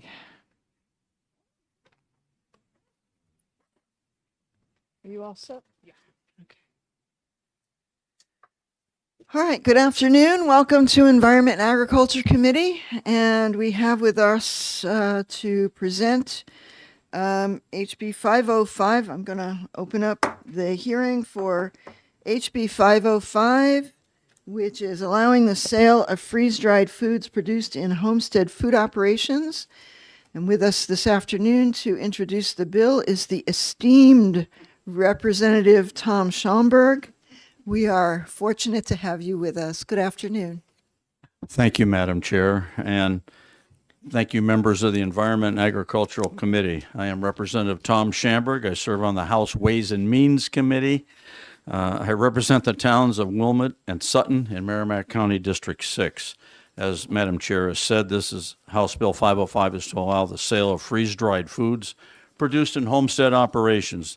The request for this bill came from Donna and Dave Bates of Bog Mountain Retreat and Suites in Wilmette, who are sitting behind me back here. They operate under the New Hampshire Homestead Cottage laws in producing freeze-dried candies. They wish to expand their business operation by doing freeze-dried ice cream, thus this piece of legislation. The purpose of this legislation is to amend the Homestead Cottage Law regulations within the New Hampshire Department of Health and Human Services for small-scale food businesses that produce both non-perishable and perishable food products, including freeze-dried items in residential kitchens. As you can see under Roman numeral 1, letter B, lines 11 and 12 on page 1 of the bill. Now I lost my place. These are foods that are considered potentially hazardous foods because they are temperature control for safety, TCS foods. There's a list of which milk and dairy products are included. But with specialized freeze-dried process, these foods under the TCS definition would become non-temperature control for safety, as they can be safely kept at room temperature and do not require refrigeration. Thus, the added statement amending RSA 143, capital A, colon 12, to be included under Roman numeral 1B, food that is freeze-dried shall not be considered potentially hazardous food. And then under Roman numeral 4, that begins on page 1 at line 26. And the sentences we're looking at are 4 and 5. The additional requirement for food safety standards regarding packaging of freeze-dried foods that were once perishable and are now shelf-stable must contain the appropriate oxygen absorbers for sale and shall contain the additional label, not for purposes of rehydrating. The proposed legislation establishes an amendment for the homestead license in New Hampshire for freeze-drying businesses, allowing them to produce both perishable and non-perishable foods, including freeze-dried items and dairy products like ice cream in residential kitchens. The aim is to provide freeze-drying business with flexibility to freeze-dry perishable and non-perishable foods while ensuring consumer safety.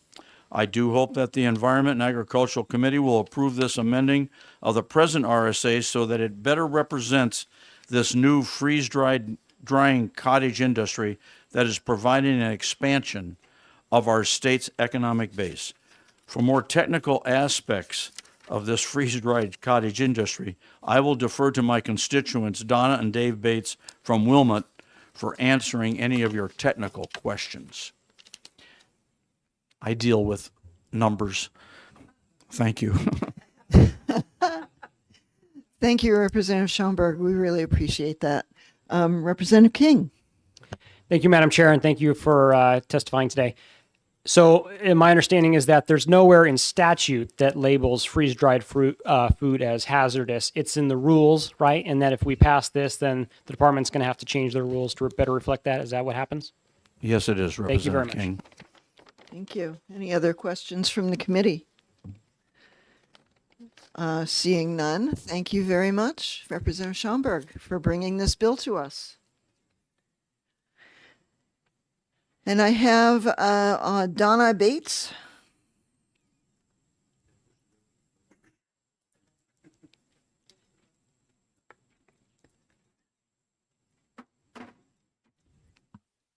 Hello, I'm so nervous to be here, but very grateful for this opportunity.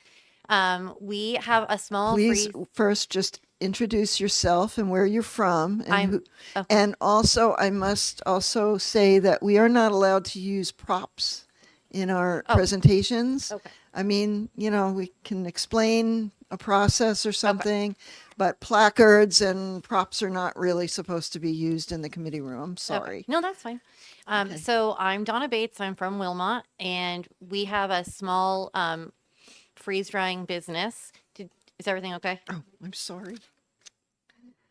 I Go didn't know- ahead. is I'm everything- sorry. Go ahead. And we,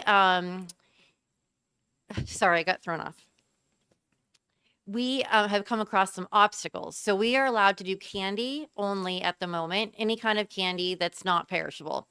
When you freeze dry food, a temperature control food like ice cream, which you all have in front of you, it turns it into a shelf stable food. So all the bacteria, 99.9% of it is taken out of that food with that moisture is taken out during the process. So it makes it safe. And we would just like to, so at the moment, we have our Homestead Cottage license, which allows us to do the candy. But if we'd like to expand, which we really need to ice cream and maybe to some other like yogurt for kids and things like that, we would be required to do a commercial kitchen, which requires us to do 3 sinks, a mop sink, a whole different protocol. The trays that we use are very small. When we use parchment paper, there's little to no residue left over at all. For bacteria's sake to be cleaned again, we use new parchment paper. There's a whole protocol that you can follow, which we had suggested that maybe there's a compromise that we could just present a protocol and be able to do different foods singly. It just felt like trying to do a commercial kitchen in our house just didn't really make sense with what we were trying to do. It seemed a little bit extreme and costly. A lot of the candy manufacturers have now seen how successful we have been, and they are now doing their own candy. So Skittles, for example, is doing their own, and it's causing a hit. But a lot of the larger companies won't do ice cream or yogurt or things like that.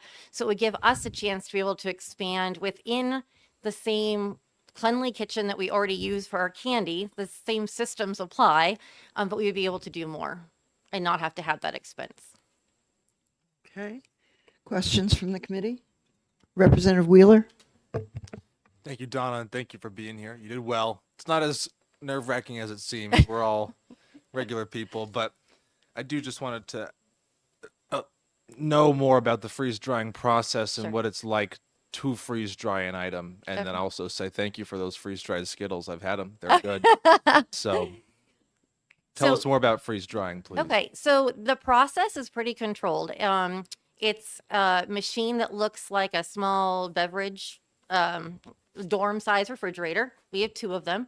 And there's different trays, different sizes, but we just have medium ones. So it's very small, controlled. And the trays are about the size of a cookie sheet. If I could show you one, I would.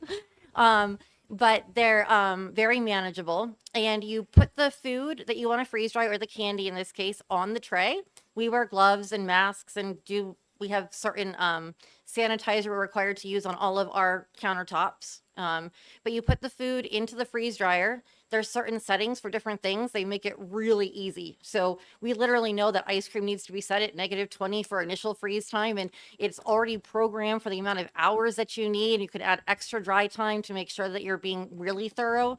But it's all pretty much set up for you from the companies with the freeze dryers that we use. They're considered a professional grade within your home. So it's a vacuum chamber. And what it does is it initially freezes the food, then it vacuum seals it, and then it heats it up to whatever temperature is in the protocol that you've set. So for example, candy's 150, food is usually 125 for the heat. Draws out all of the moisture. So all that's left once we defrost the machine is like this much water in the bottom of a 5-gallon tub that goes through a hose. And the food comes out crunchy, like you'll see the ice cream. So it's taken out all of the moisture from the food, or 99.99% of the moisture. As long as you keep it sealed in a Mylar bag with an oxygen absorber, it will stay in the state that it's intended to stay in. Traditionally, you can freeze dry food. I mean, it's been done since the 1900s. And you might have heard of Patriots Foods or Astronaut Ice Cream. NASA sent this up because it's lightweight and they're able to eat it and still have that kind of taste of different foods. We freeze dry for our own sake, you know, different everyday foods to eat as snacks. And it's just a different way of preserving food, but it's been done for a really long time safely. Okay. Representative Germana, did you have a question? Representative Wheeler asked Oh, it, so thank you. okay, Thank you. fine. Okay, Representative Comtois. Thank you, Madam Chair, and thank you very much for being here and bringing this important issue to the forefront. Just a quick question for you. Now, freeze drying doesn't have to be done just in a freeze-dried piece of equipment. It could be done other ways. Is that correct? Using the equipment is the only way I know about doing it safely with certain protocols. And so that's the only way I know of. Follow up, yep. So I guess I'm just going to err on the side of looking at public health, and I understand that a freeze-dried machine really measures the content of the humidity and the moisture and everything like that. But if we just put in that you can freeze dry foods at home, then you could actually use your oven or some other means of doing that. I believe I'm just looking here online. That people can use other methods. Do you think it should say that it must be done with the appropriate equipment? That is a great idea. Absolutely. Thank you. Okay. I have a question about, so the types of food that you've been doing is pretty much candy, ice cream, yogurt, that kind of thing. I'm allowed to sell candy. I do ice cream and food for family and friends if I'm not selling it. Or as thank you presents. The teachers at my kids' school love it. So I can do it as thank yous, but I can't sell it. Right. So yes. So what about freeze-dried fruit, freeze-dried meats? I would love to be able to do freeze-dried fruit, but there's also in the law a whole protocol where you have to take it and write down a protocol and then send it to Cornell for testing because there's not anything that can be done in New Hampshire, and it's just a very, very lengthy process. So we haven't pursued that yet, but there is a process that you could do to apply for it. Is that part of the recipe review thing, or is this something different? It's something different that we wish, as freeze dryers in our home business, we wish we could just freeze dry bananas and strawberries because we're taking the moisture out and therefore we're eliminating the threat of the bacteria. And as long as you put not for the purposes of rehydrating, you're not introducing any threats back into it. So we should be able to do it just like we're doing candy. Our kitchens are clean, they're inspected, we have certain protocol we have to follow. It's no different whether it's a tray of Skittles or taffy or whether it's a tray of strawberries. You're still taking the same moisture out. Your trays still have the same residue on them. You still follow the same protocols. That's what's frustrating, is that just by having us go through all the hoops of a commercial kitchen that requires so much. I mean, you're talking a food processing plant is what they're asking us to do for what we just want to do on little trays, if that makes sense. And so you've been making these items, the ones that is not legal, for family and friends Yes. as gifts. Since Has 2020. anybody been sick from that? No. And so we originally, during COVID, looked into different freeze-dried foods that we purchased from Patriots Food. But I have a lot of food allergies. And so while the family could have them and it be safe, there was nothing I could eat. And so we looked into freeze dryers so that I could actually freeze dry food that would be safe for me to eat. And so we've been freeze drying since 2020. We just opened up a package of turkey from 2 years ago and turned it into turkey salad, and it was an amazing lunch.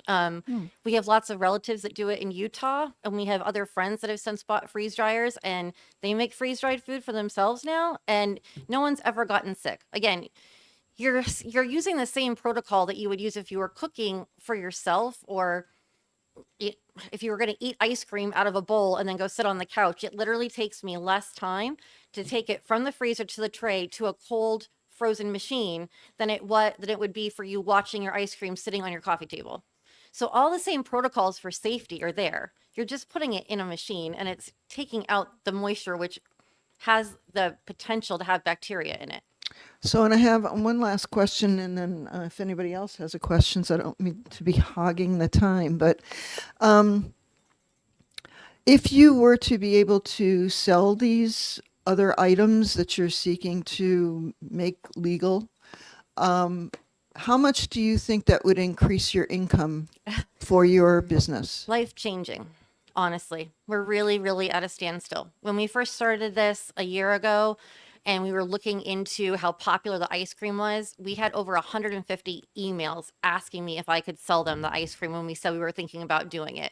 And I had to say no to every single one of them and direct them to other people online from different states that can sell it. So I still get requests every day, every week, for people wanting to know if I could sell the ice cream. And I can't unless I go through all the hoops of a commercial kitchen. And honestly, I would never use 3 sinks to wash one little tray. It doesn't make sense for the flow. Okay, thank you. Representative King. Thank you, Madam Chair. Thank you for taking questions.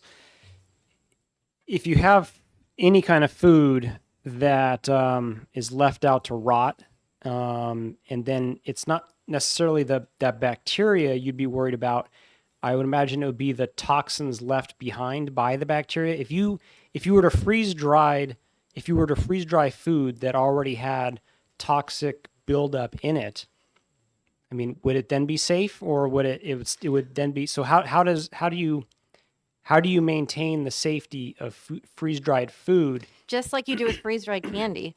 I'm not gonna have, I wouldn't spray my Skittles with toxic cleaner and then put them in the freeze dryer and sell them to people. I'm not going to take ice cream that's been sitting out on the counter for an hour and then freeze dry it. It's the common sense protocol of what would you do.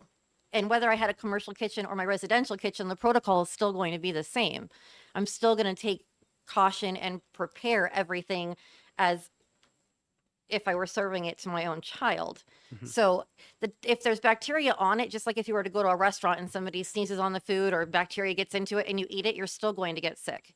You can only prevent so much, but the process of freeze drying between either a residential kitchen or a commercial kitchen is the exact same process. Does that make sense?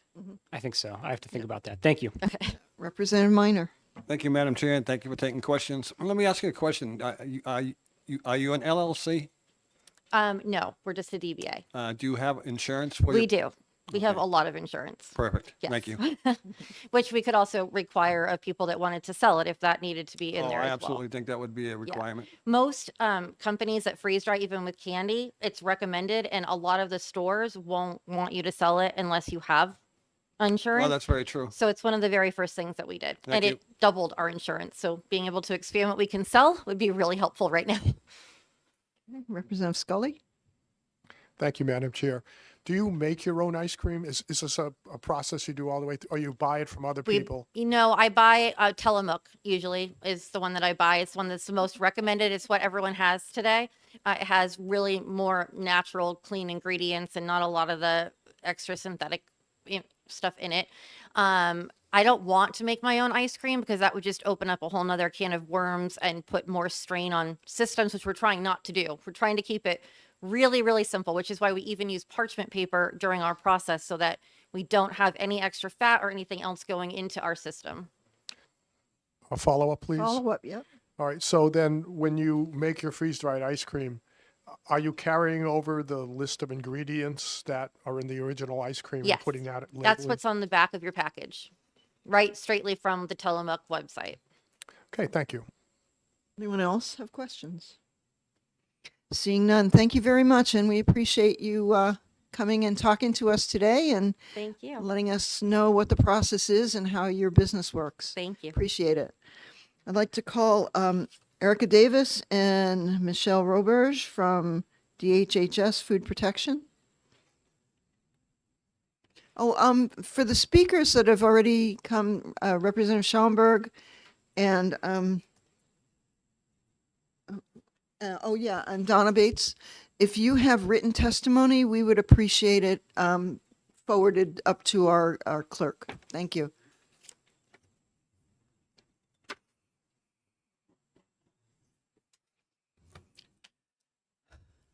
Good afternoon, members of the committee. For the record, my name is Michelle Roberge. I'm the Bureau Chief for Public Health Protection within the Department of Health and Human Services and Division of Public Health Services. And with me today is Erica Davis, and she's the Food Protection Section Administrator within the Division of Public Health Services, and will be providing the testimony today. Thank you, members of the committee, for the opportunity to speak today on House Bill 505. So this bill would amend the definition of potentially hazardous foods to state that freeze-dried foods would not be considered potentially hazardous. Currently, the department does not allow for. I need you to speak up a little Sorry. bit. Yep. Currently, the department does not allow for freeze-dried foods in a homestead food operation, and those are freeze-dried or potentially hazardous foods. We do allow non-potentially hazardous foods to be freeze-dried in a homestead food operation. Freeze-drying is a specialized process whereby the water activity of the product is reduced to a point where it does not allow harmful microorganisms to grow. Freeze-drying potentially hazardous products,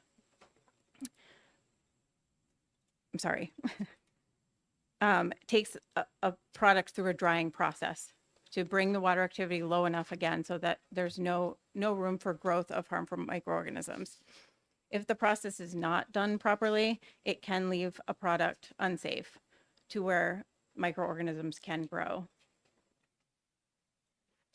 Due to safety concerns of this process, it is important that the product is evaluated by a processing authority to set the parameters by which the process can be done safely. It also should be conducted in a commercial facility using commercial equipment. Homestead food operations are not required to use commercial equipment, and by expanding these types of potentially hazardous foods to be allowed in a homestead kitchen, there is concern that the equipment may not be adequate to produce a consistent and safe product. The bill would also require that freeze-dried foods contain the appropriate oxygen absorber when packaged. These parameters are not set by the department. These are generally laid out by a processing authority who has looked at the process and the product that is being produced to evaluate the safety parameters that need to be met to create a safe product. The department would like to also share that in 2013, we did have a outbreak associated with dried meat products. It was a dehydrated meat product, but the process of dehydration and the process of freeze drying are similar by whereby you're reducing the water activity to create a safe product. There were 43 people who became ill with salmonella from chicken jerky pet treats that were sold and produced from a home kitchen. Thank you, and I'm happy to answer any questions. And I'll just add that we did provide you with the case information, so you should have our testimony and then a summary of the case information. So this case happened 11 years ago? 2013? Okay. Representative King. Thank you, Madam Chair. Two quick questions. You said it was people that got sick from chicken jerky pet treats. So they were eating dog food, or I don't know. They handled pet treats. Oh, Okay, so the people that made the chicken jerky were also handling pet treats, and that's how. So Wait. the chicken jerky was a pet treat. Okay. So they were creating pet treats out of chicken. Okay. So they dehydrated it, and it was dehydrated improperly, so it allowed for the growth of salmonella, in which the handling of the treat then spread foodborne illness. Wow. Okay. Thank you. And then my other quick question is the department neutral on this bill, or is it against it? Is there a stance? So we're neutral, but we wanted to present our serious concerns with respect to this Okay. Thank you. bill. Representative Haskins. Thank you, Madam Chair. Would you entertain the thought that if a step towards allowing people who have been safely producing food in their home kitchen to expand to something like yogurt and ice cream as a step forward, perhaps in time, other freeze-dried foods could be entered into the statute? Would you be more comfortable with that? So the concern, I know we talked a lot about ice cream and yogurt. We're not the ones that determine those safety parameters.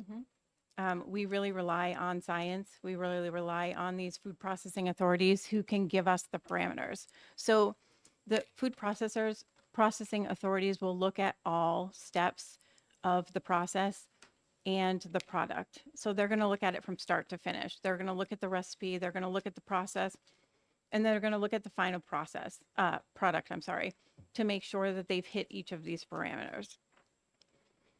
To give a blanket statement that these products are okay, but these products aren't, it's not something that we can determine. Okay. We really rely on that processing authority to give us those details. But follow up, if I may? Sure. So if we were to pass this bill and it became law, people who have been safely producing food in their home kitchen, like candy, would have the opportunity to expand, and there would be an inspection, all the kinds of protocols that they've been subject to all along. And we would have data to inform future decisions about expanding freeze-dried foods, would we not?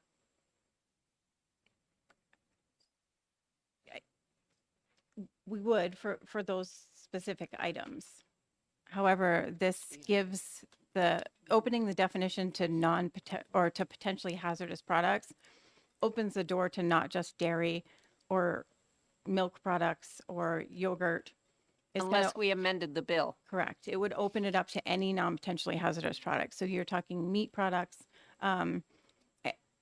any food product really that is potentially hazardous could be freeze-dried in the homestead kitchen. Thank you. Okay, Representative Bixby, and then we're going to go over to Minor. Yeah, so we heard testimony that freeze drying of fruits would not be allowed.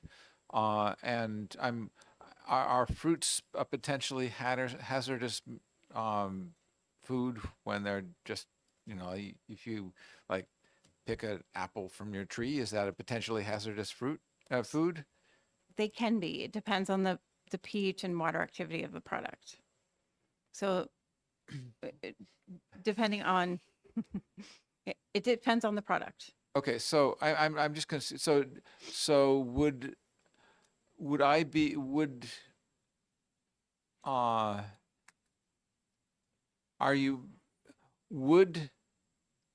fruit that is just picked off from a tree be allowed to be sold under our current statutes? Just picked off a tree, yes, it's whole produce. Okay. So whole produce that hasn't been processed any farther is allowed to be sold as is. As soon as you take a whole produce and you continue to process it by cutting it, then it falls to food protection. Okay, so actually selling cut apples would not be allowed under current law? Under homestead, no. Okay, so you need to have a commercial kitchen to do that? Correct. Okay, thank you. Representative Minor. Thank you, Madam Chair. The case study that you referred to is 2013, that as Chairman Aaron has indicated it's well over 13 years ago. Would you agree that standards have changed and equipment has changed, the technology has changed?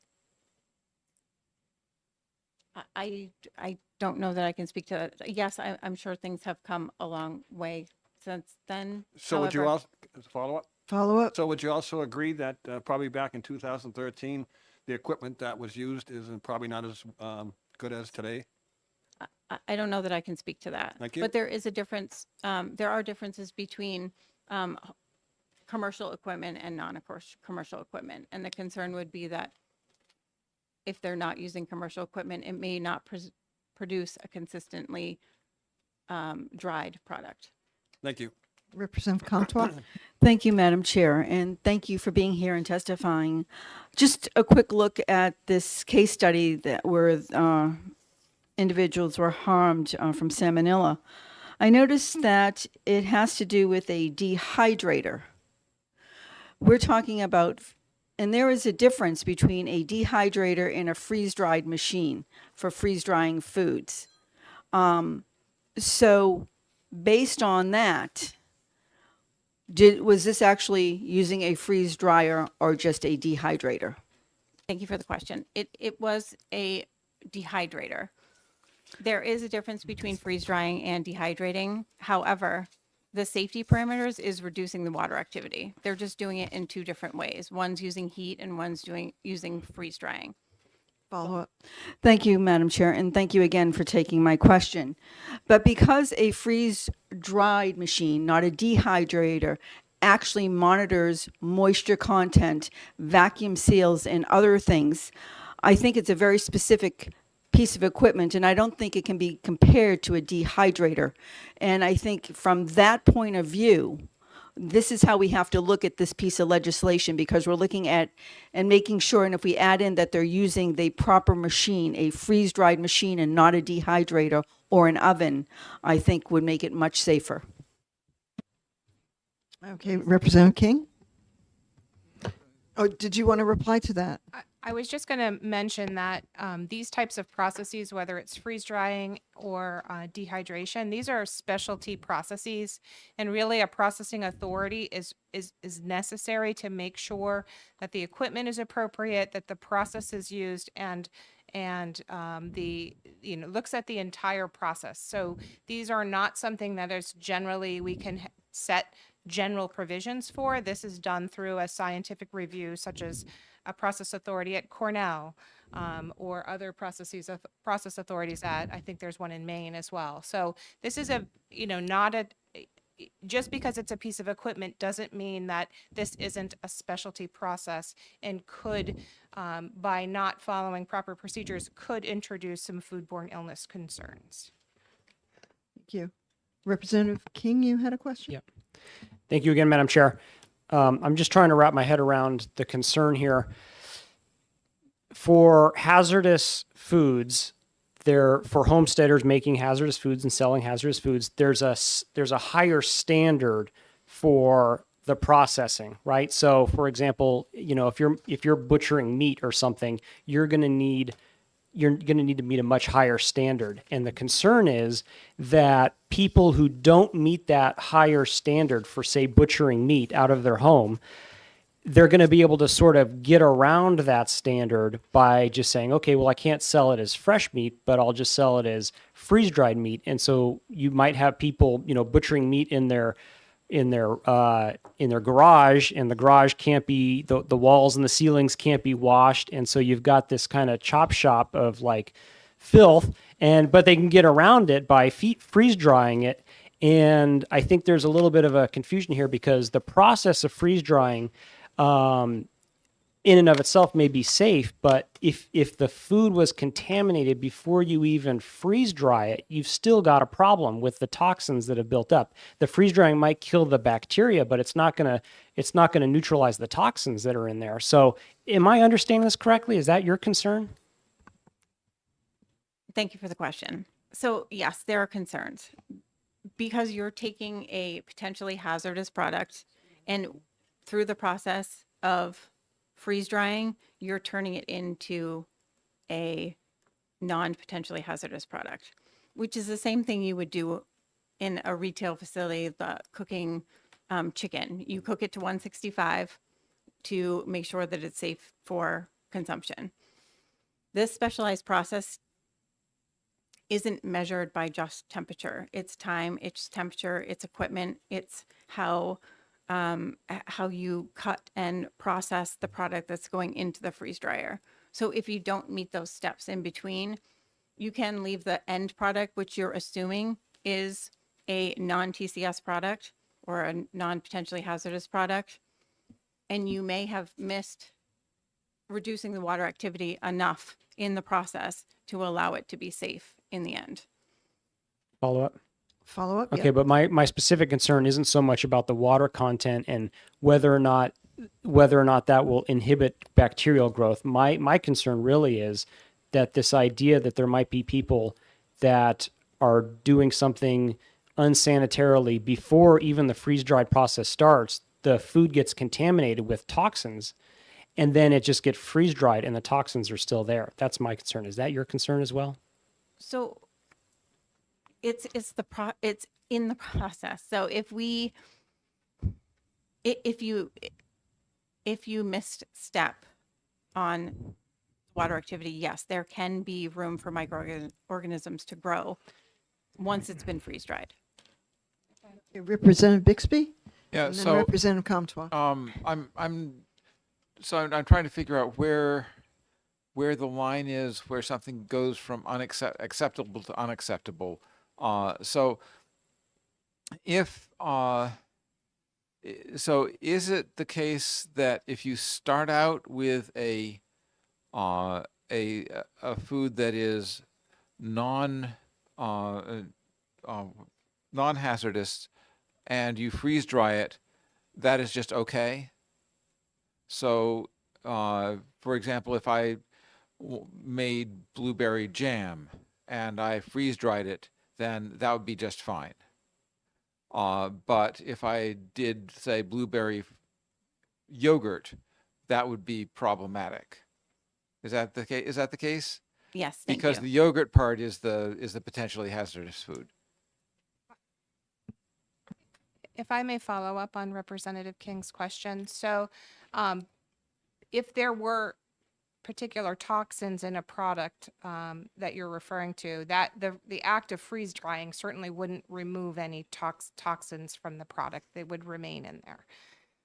If that helps answer your question. Okay, Representative Comtois and then Minor. Thank you, Madam Chair, and thank you. So as I'm listening here and as I listened to testimony earlier, it seems like what they're doing is they're buying already food that is processed and acceptable, and then they're taking that and freeze drying it.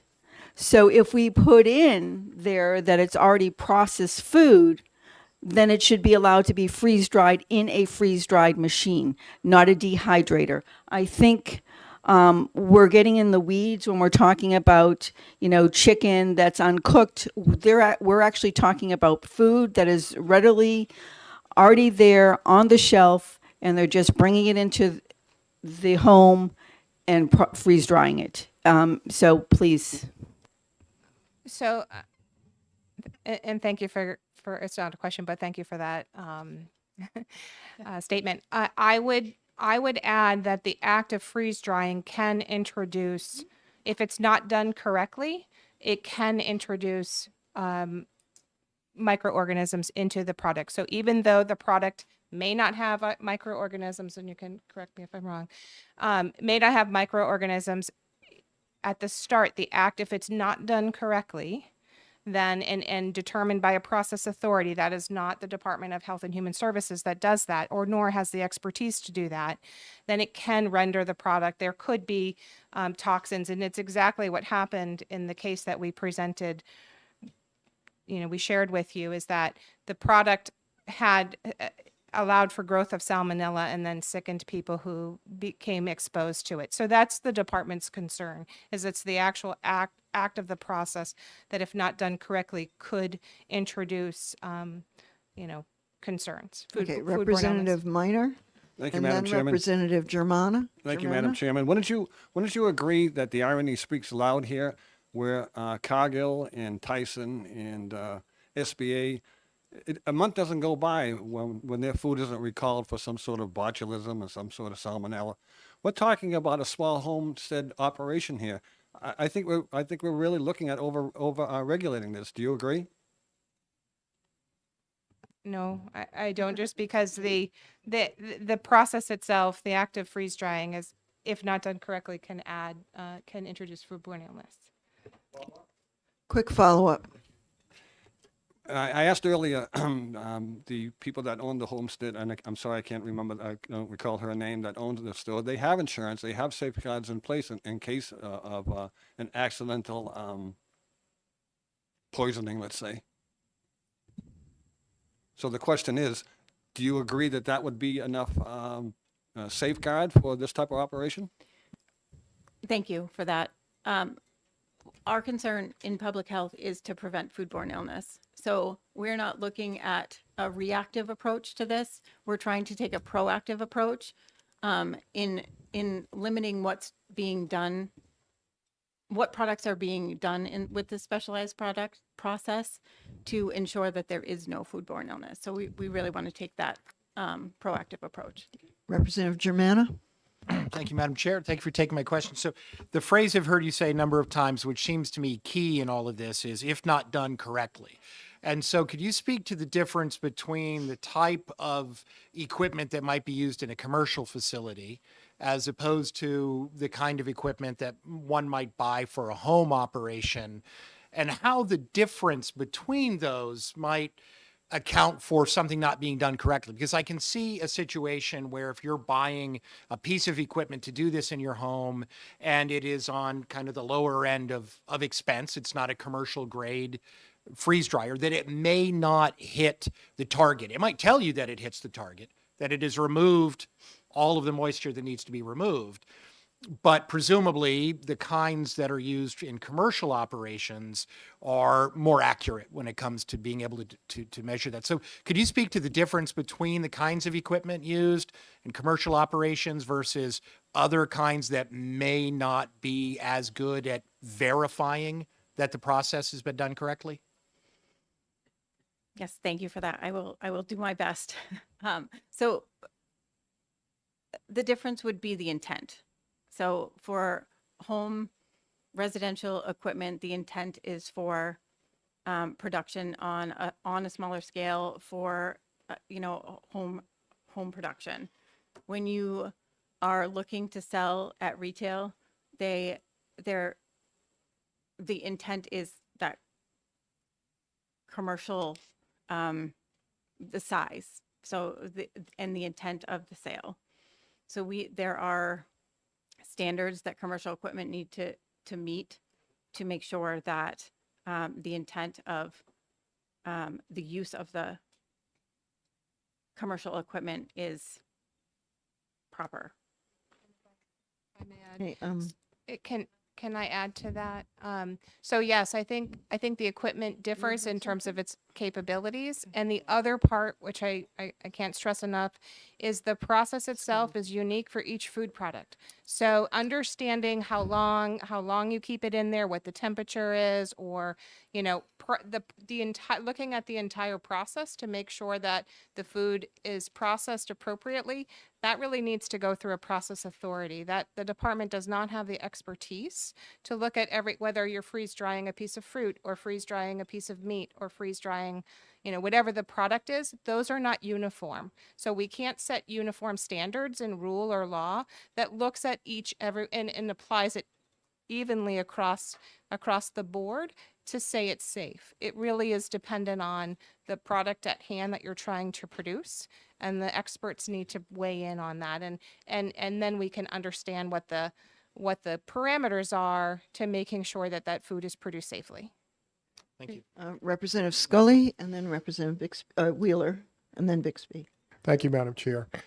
So is it legal to make and sell freeze-dried ice cream in New Hampshire currently? Under the homestead, No, just can anybody do it? we would require them to be in a commercial facility. Yes.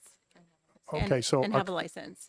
may I follow? Yeah, sure. A commercial facility can do, after your inspection, so it's a requirement for inspection? Correct. All right, one want to follow up, Sure. please? So if, is it possible to inspect homestead operations, or do they lose their status if you come in and look at those? No, we do. We license. We do license and inspect homesteads. There are categories of homesteads that are exempt from licensing inspection, but there are homesteads that we do license and inspect. May I ask one quick One more. question? Thank Yep. you. How onerous is the inspection? Is there a great cost to the person being inspected? I'm sorry. Thank you for the question. If I'm understanding correct, are you asking if there's a cost to the producer for the inspection or for the license? Yeah, what costs were involved to the person who is trying to provide that service or create that product? It's paid to us would be the licensing fee. Representative Comtois wanted to add to what you were saying. Thank you, Madam Chair. Representative Scully, I believe that they're already licensed under the Homestead Act already. The next step would be is a commercial kitchen, which is extremely expensive. It's the tens of thousands of dollars. So just so you know, there is the Homestead Food Act, so where there's exemptions but no inspection, and then there's a next step up. If you want to sell in retail places or whatever, you have to be licensed, and that's where DHHS comes in, but there are certain foods that are exempted under that license. Am I saying that correctly? Certain foods, yes. So Yes. non-potentially hazardous food. Correct, correct. And then to do anything else, it's a commercial kitchen license. All right, Okay. so thank you. So I guess we're trying to allow them to do this without becoming a commercial kitchen. Okay, Representative Bixby and then Wheeler, or was it? Yeah. So, Go ahead. so if, I gather that there are both sort of home grade and commercial grade dehydrators. If someone were to have a Freeze dryers. freeze dryers. So if someone were to have a commercial grade freeze dryer and use recipes that were recommended by that freeze dryer's manufacturer, would that be safe? I guess I couldn't speak to that. I don't know if they Okay. have recipes, standard recipes for. freeze I presumably, if someone is in a commercial kitchen running a dehydrator, then they are using. Would they be using recipes that had undergone process review? Yes. Okay, so if someone were to do the same thing but not in a commercial kitchen, would what they were doing be safe?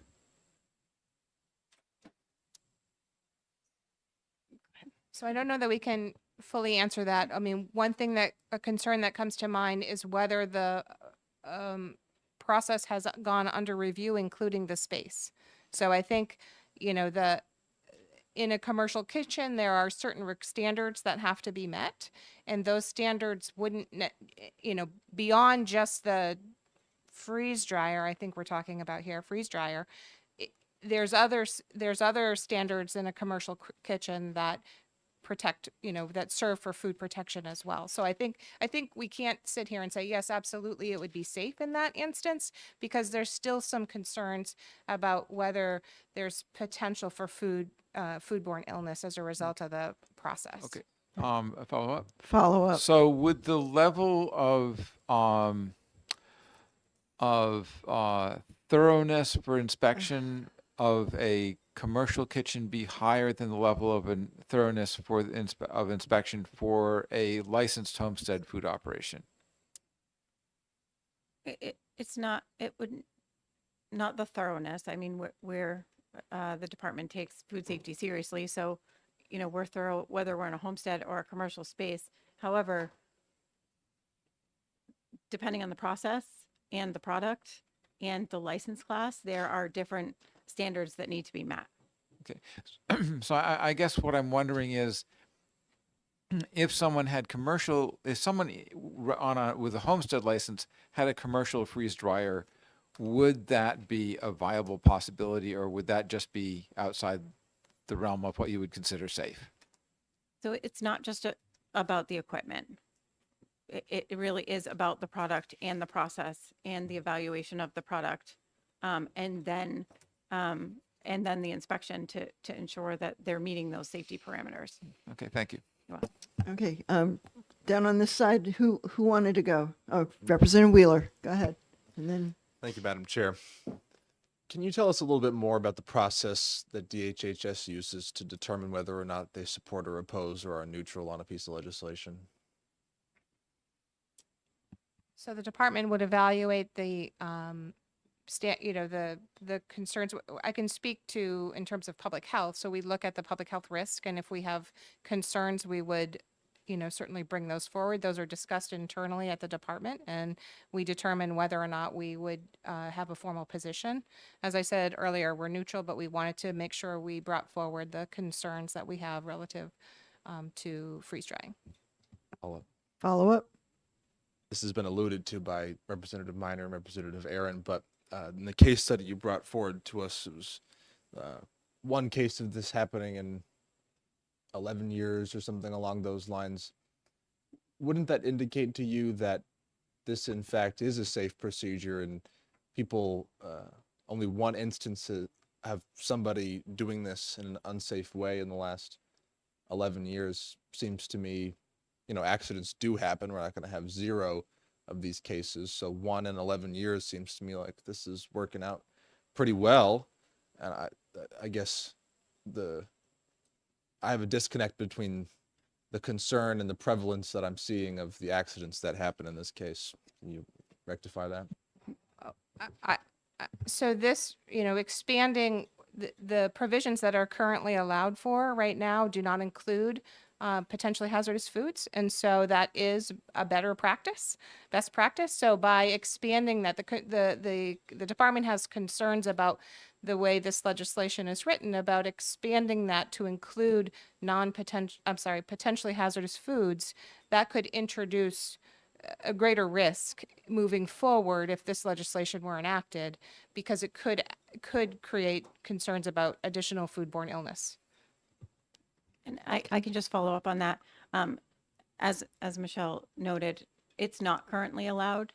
So this is not a current practice that happens generally with food. I would follow up, but then it would be cross-examination. And so I won't do Okay. that. All right, we're really running late, so I'm going to have Representative Potenza and then Haskins, and hopefully we can go on to the next person to testify. Thank you, Madam Chair. Sorry I came in late. So I just have a couple questions because I'm reading over the bill. I've got freeze-dried ice cream in front of me. I'm quite confused. So let me just, and I ate some of it under the table, and please don't arrest me. All right. So I want to understand. So I see right here, if this is the dark line, food that is freeze-dried shall not be considered potentially hazardous food. But that means that obviously, if they have a homestead food license, they are not making ice cream. So it would have to be, and someone mentioned this earlier, this is a clarifying question, that they would be buying, let's say, organic ice cream or something like that, taking that into their homestead and freeze drying it, or whatever else that could be considered potentially hazardous, correct? Correct. That it would allow them to take potentially hazardous products. But they're not making the potentially hazardous product. Correct. They're not making ice cream, or, they're not slicing up pig or anything like that. They're literally grabbing that already, which is okay. So I just wanted to make that clear. So your only concern is your concern is in the processing part of that. Is your concern in them gathering stuff that has already been made and licensed in a commercial kitchen? You don't have any problem with that, correct? Thank you for the question. So it's not necessarily about that it's been made in a commercial kitchen. It's about the initial state of the product. So ice cream is considered potentially hazardous. It requires refrigeration for safety. So when you take a product that requires refrigeration for safety, whether it's commercially prepared or not, and you turn it into a non-potentially hazardous product, that process is the concern. Okay, Okay. clear. Representative Haskins. Chair, and thank you for taking my question. Like everyone on this committee, I would desperately like to understand where we're stuck. So the process of making candy is allowed under a homestead license. Correct. Why? Because it's a non-potentially hazardous product. It's not something that requires refrigeration for safety, and we're not concerned about the risk of foodborne illness. These are low-risk products that are basically shelf-stable.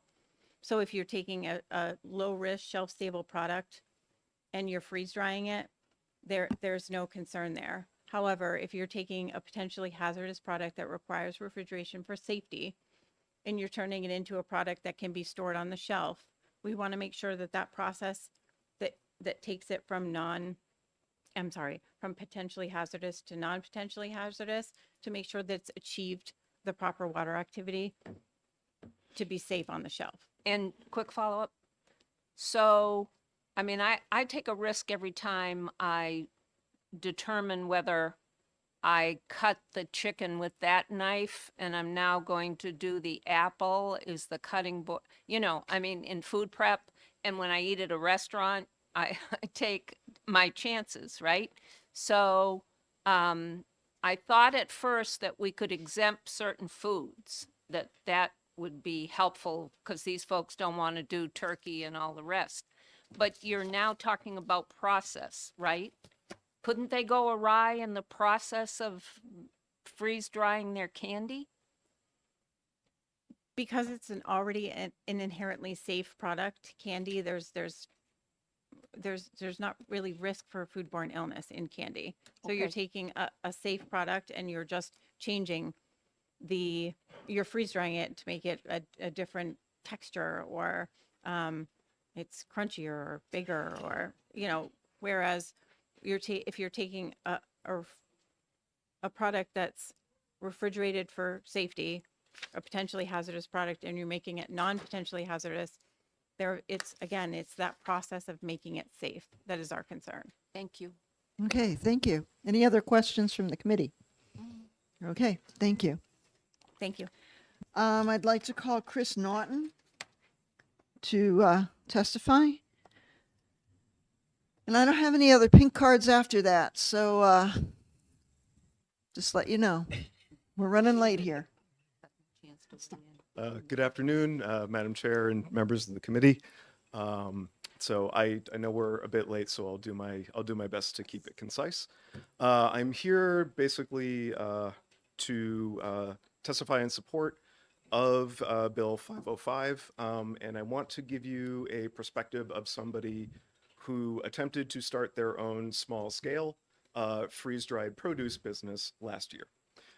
So as I kind of go over this, please keep in mind that my goal was to ultimately sell at a farmer's market in Milford.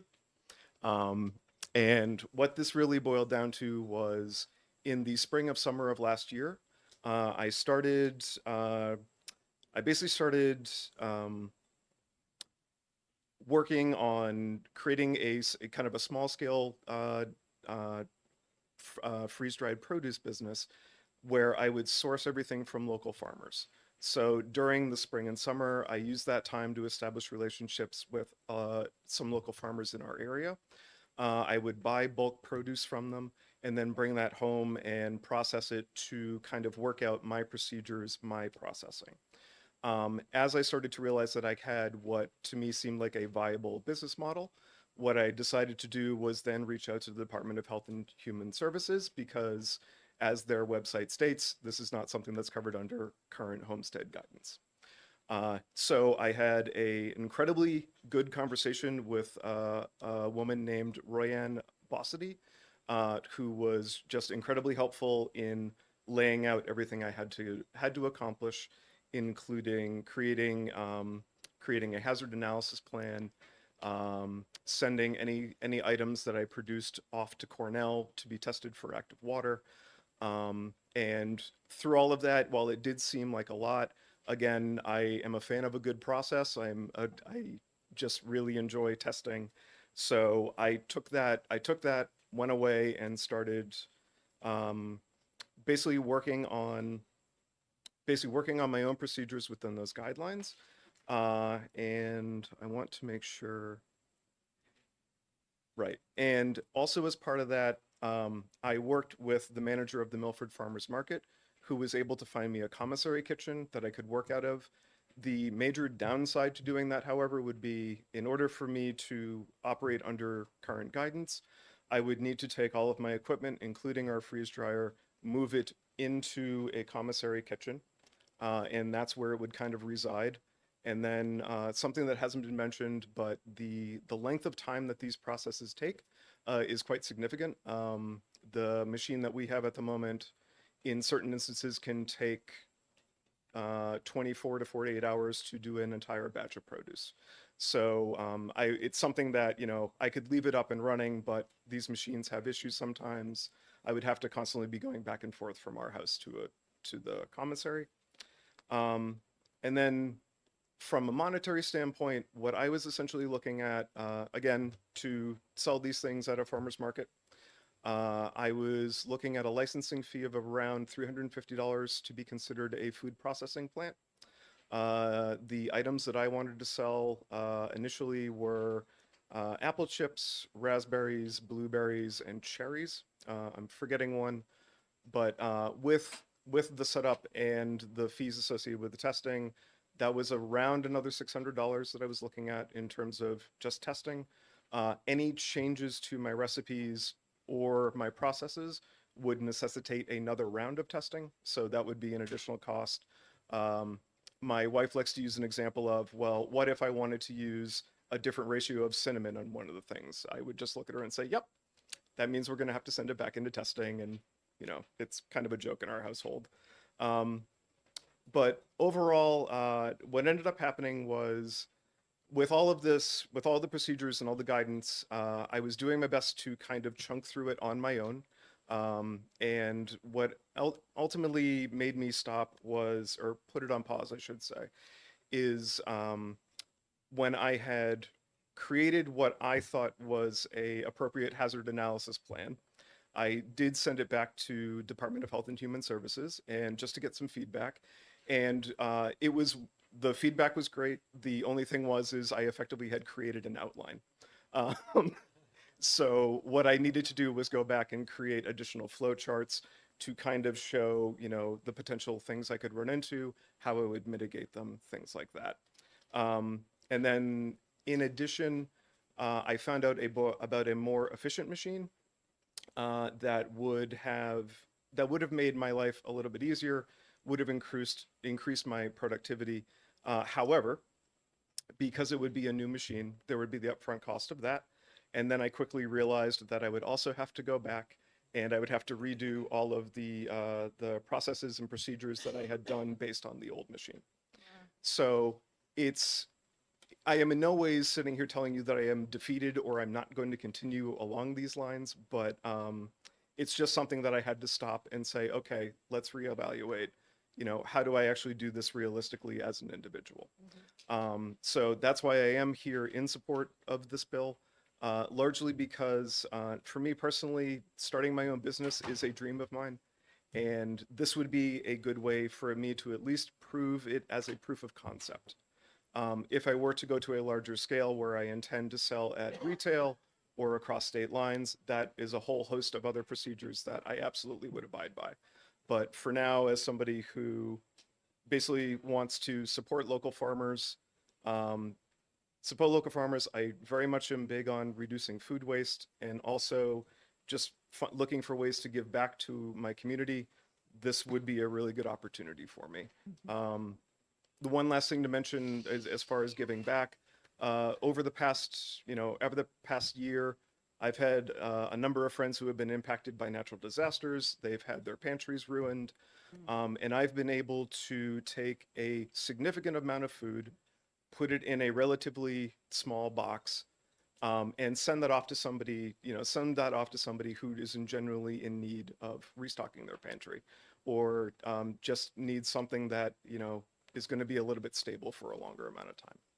So my representative, Barbara, has submitted a written testimony to all of you. And I do apologize, I've kind of been jumping around, but I'm happy to take any questions. I do understand that we're running late. Yep. Thank you. Thank you. I appreciate your testimony. We have questions from the committee. Representative Barber. Thank you, Madam Chair. Thank you, Chris, for coming before us today. I have a question about the processes that you worked on in order to develop your recipes. Did you make those up, or did you find that there was a resource for you to actually get those processes? And did the type of fruit matter which process you used? So it's a mix. So what I did was, because I had contacted Health and Human Services, I had a rough framework of what I should be operating under in terms of food safety, handling, things of that nature. In terms of developing the actual processes, I can tell you that my process for making apple chips is completely different than the way I handle peaches. It is also completely different than the way I handle cherries. All of those take different amounts of time in the same machine. So I know in the case of something like a cherry, I know that I have to pit it. And after I pit it, I know that I have to slice it so that I have enough surface area exposed that I can lay them all out nicely, and then put them in the freeze dryer, and then increase the amount of time to a certain amount.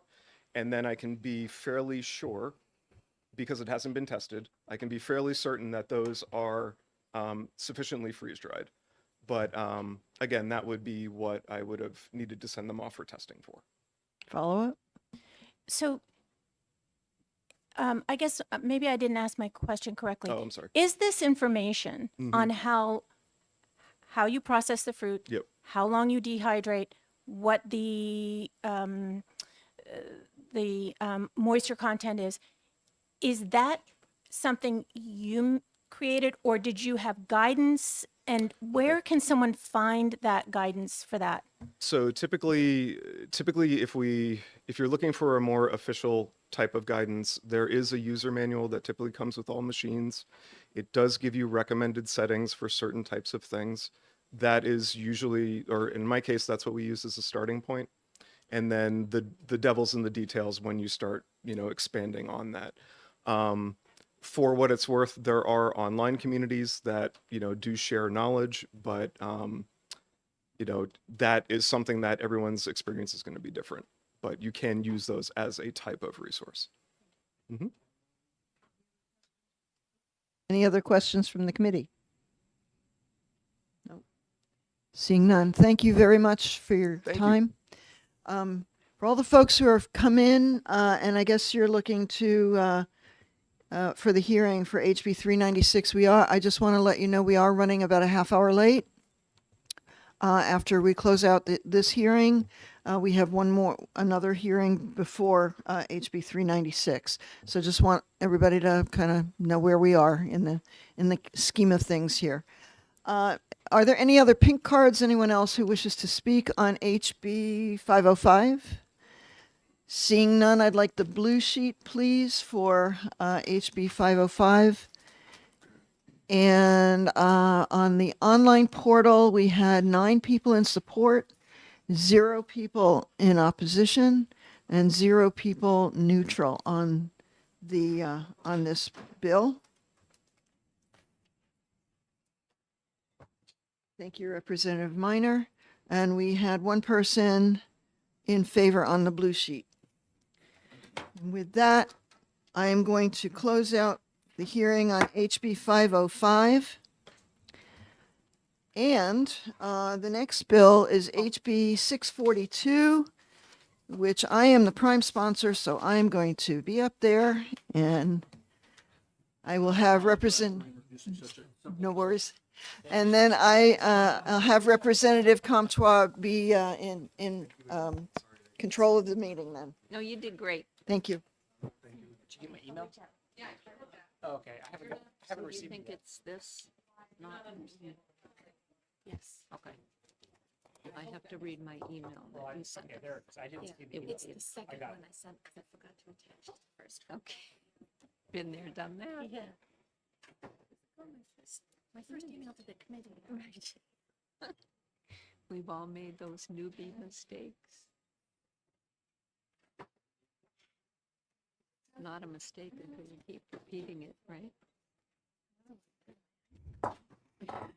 Good afternoon. I'd like to open the hearing for HB 642, allowing the sale of dehydrated meat without a homestead food license. Madam Chair, or Representative Aaron, would you please fill out a pink card when you have a moment, not after? Thank you. Yes, I shall do that. Got a kick out of that. For the record, my name is Representative Aaron, representing Sullivan County District 4, the towns of Ackworth, Goshen, Langdon, Leominster, and Washington. And in the same vein as we have discussed for freeze-dried food, I'm bringing forth this bill allowing the sale of dehydrated meat without a homestead food license. And I'm here today to introduce this bill. I filed this bill in response to a constituent who raises beef and who would like to sell dehydrated meat that he already makes for his family and friends. None of his family or friends have ever gotten ill from consuming his beef jerky. The process of drying meat takes a potentially hazardous food and makes it into a shelf-stable product. According to USDA publication, which I have passed along to everybody, dehydrated meat, or as we commonly know it as jerky, is a food known since at least ancient Egypt. Humans made jerky from animal meat that was too big to eat all at once, such as bear, buffalo, or whales. North American Indians mixed ground dried meat with dried fruit or suet to make pemmican. Biltong is dried meat or game used in many African countries. How can drying meat make it safe? Drying is the world's oldest and most common method of food preservation. Canning technology is less than 200 years old, and freezing only became practical during this century when electricity became more available to people. Drying technology is both simple and readily available to most of the world's culture. The scientific principle of preserving food by drying is that by removing moisture, enzymes cannot efficiently contact or react with the food. Whether these enzymes are bacterial, fungal, or naturally occurring autolytic enzymes from raw food, preventing this enzymatic action preserves the food from biological action. In the interest of providing more ways for New Hampshire farmers to offer more diverse food products to New Hampshire consumers, I think this bill would be a welcome addition to what can be sold at farm stands and farmers markets, and it isn't necessary for producers to have commercial kitchens or licensure to produce this product. I've produced this product in my home with my own dehydrator machines. The bill sets standards for production, and those standards can be reinforced by information provided on the Health and Human Service website, just as other guidelines are provided to producers, thereby minimizing risk or foodborne illness. We could require people who produce these foods to take a class on food safety if that is the will of the committee. In drafting this bill, I know that there were some errors that need some fixing, and I'm prepared to draft any amendment to make those adjustments. One of which was on line 5 on page 1, which talks about USDA inspected meat that has been freeze-dried without a homestead food license. It should not be freeze-dried. It should be just USDA inspected meat. Originally, when I drafted this bill, I made this bill to be allowing dehydrated meat as well as freeze-dried products. And because Representative Schomburg had a bill coming in to OLS with freeze-dried products mentioned, OLS contacted me and said, we're not going to put your bill in. And I said, well, then just strip out the freeze-drying part and let his be an independent bill and have mine. And so that's kind of where we are, but apparently the drafter didn't take out the freeze-dried part. So we would have to amend the bill to fix that. The other thing was that my intention was to limit the amount of meat processed and sold within a time period, which was left out of this bill draft too. I had originally wanted to add that people can't sell more than 10 pounds of post-processed weight of their product in a week and may not produce more than 3 pounds of post-processed meat in a day. So I put some limitations in there just because I felt that, we don't want to have people be, a homestead become this huge business, a commercial, big commercial kind of entity. I wanted to kind of keep it small, and also by keeping it small, it's more controllable. There's a little bit more risk management that you can wrap your hands around. So that's the intention of this particular bill.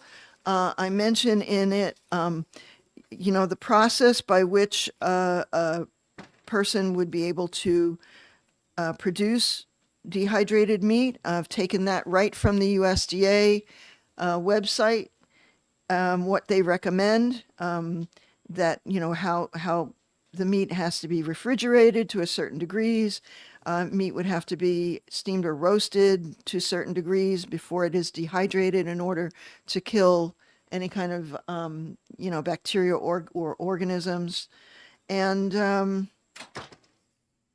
that's basically it. So I'd be happy to entertain questions. I don't believe that my constituent is here who actually does this, but I ran this bill by him and he says, yeah, this is what I do. And, I've been able to make it very safe, and I'd be happy to abide by these rules if they are made into law. So thank you. Representative Germana. Thank you, Madam Chair, and thank you, Representative, for taking my question. I get to call you Representative when you're sitting over there. I've been demoted, right? Only temporarily. So if I have a question, then if I'm permitted to follow up, just for clarification, at line 9, page 1, line 9, the meat is refrigerated at 40 degrees Fahrenheit or slightly below. I'm a little confused by what slightly means. Yeah. I'm wondering what the temperature range. It's just a clarification question. Yeah, sure. I just grabbed the language verbatim from the USDA website. So, if we want to be a little bit more precise, or strike that entirely, or put a range of degrees, I'd be happy to, especially since I know we're going to have to, if we want to proceed with this, do some kind of amendments to the bill anyway, because there's issues with it. May I follow up? Follow up. Thank you. And I appreciate that, because I was wondering if it might be a range, because I literally don't know if slightly in this case is a degree or 3. Right. Right. But so I appreciate that. Yep. And then just for my clarification, at line 4, meat is marinated only in the refrigerator. I take that to mean that it is stored in a refrigerated unit while it is marinating, as Yes. opposed to being left out and marinating at room temperature. Yes. Okay. Thank you very much. That's the safe procedure protocol, which is recommended. Yep. I just wanted the clarification. Thank Sure. you. Representative King. Thank you, Madam Chair. I have a question that's a little bit more philosophical. I hope I can ask this. It's appropriate, but we're getting a lot of bills similar to this vein, and it's like for a long time, the food production industry has been heavily corporatized, centralized, and these types of bills are really helping to decentralize that, democratize it, if you will. And I feel like with it being centralized, you're getting, most of the time you're getting a standard product. Things seem to be safe, but it really prevents the little guy from competing in that market unless they already have deep pockets. And if we have bills like these come about, it seems like it definitely gives the little guy a chance. But do we lose something? Do we lose? Is there a risk that we previously didn't have that we would be having if we started allowing the little guy who maybe doesn't have as deep of pockets for lawsuits or whatever? What do you think the downside is of letting the little guy get a foot in the door in this regard? I actually don't think there is a downside. I mean, we saw during COVID empty shelves in the supermarket where the corporations were the ones that could not provide food for us. And we had a lot of people who were seeking foods locally from our local farmers. And I think we sort of got this epiphany that we have people who are absolutely capable in our local communities to producing these things and producing them even in a very ethical and very common sense way, and carefully and mindfully, because they live in these communities, they deal with their neighbors, their friends. I think by creating more opportunity for our farmers is nothing but a win situation for everybody, because there's more food in our system being produced, and there's more opportunity for smaller entrepreneurs to offer diverse product, to offer more things to more people. And then, to Representative Minor's point before in earlier testimony, I mean, we see these big corporations who are under great scrutiny and, being inspected all the time. There's recalls every day for, Boar's Head bologna or whatever, Smithfield's ribs or whatever, peanut butter, anything, because they're contaminated or tainted in one way or another, or perceived as being tainted or whatever. And I think, there's a lot to be said for a little bit more local control and local involvement in the food that we're consuming. Thank you, Representative, for being here and bringing this bill forth. Would you say that New Hampshire has a large cottage industry? I would say we do, and I'd like to encourage further growth of that. Okay, and because it's such a huge cottage industry state, people finding out about bad products is pretty quick, and tracking something where someone got sick is probably a lot quicker than a large national corporation that disseminates tens of thousands of pounds of product at a time. Would you say that being able to trace a product in New Hampshire or someone getting sick, you would know exactly where it's coming from rather quickly and it could be eliminated? And if there was a bad actor, would that spread quickly so that no one would then purchase from that person? Yes, and I think we've seen that with our raw milk legislation. Yeah, I mean, I think that you certainly word of mouth gets around pretty quick. If you have somebody who's producing something that's subpar, they're not going to be in business very long. And I also made provision in this bill for labeling. You have to have certain information on your product label, and there would have to be signage where the point of sale is, regarding the name of the meat producer's business, the email address, the phone number, the name of the product, and a statement to say that dehydrated meat and meat products from this meat producer distributor are made with USDA inspected meat and are exempt from New Hampshire licensing and inspection. So there is an element of allowing and letting the customer know where this is coming from, who's produced it, where it's been produced, and because they're buying it from their producer, they can ask questions about the process. They're actually right there with the people who are making the product and being able to say, what is in this? How did you make it? So they can feel better or more secure, you don't get to ask those questions when, you're buying a package of Hillshire Farm bacon or whatever. So I don't know. I just think, even as we are promoting Eat Local, support our local farms, this bill and some of the other food bills that we've been dealing with absolutely do that. Any other questions from the committee? Representative Potenza. Thank you, Madam Chair, and thank you for taking my question. Did this bill come, do you feel that this bill is like timely for everything that's kind of going on, on the federal government side in our country right now, how we're trying to turn back to the local and small farmers because it seems as if corporate farmers have taken over, and it's been going on for a long time. So we're definitely behind the 8 ball. Do you think that this could help New Hampshire?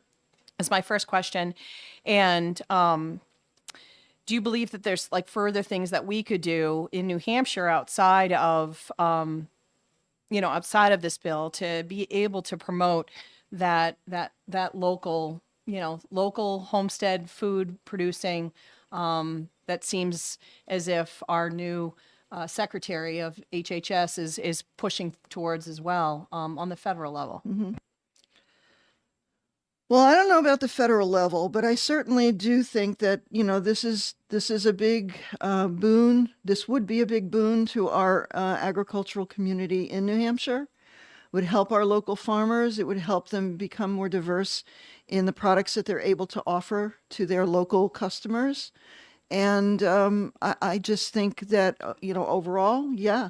And people do want to get back to, I don't want to say, the old ways of doing things, but, in the olden days, yeah, you went to your local farmer for whatever cuts of meat or bacon or smoked items, any produce that they grew, and you knew where your food was being raised, and you knew how that was being raised. And I think that people really want to have that again. I mean, I'm all for big corporate business, and God bless them. Let them make whatever money and produce their products. But I think there's also a part of us that wants to be close to where we live and be comfortable with what our local farmers are doing and support them. And this is another way in which we can do that, especially with the food bills that we've been considering. Seeing no other questions, thank you very much. I'd like to call Erica Davis and Michelle Roberge from the Department of Health and Human Services.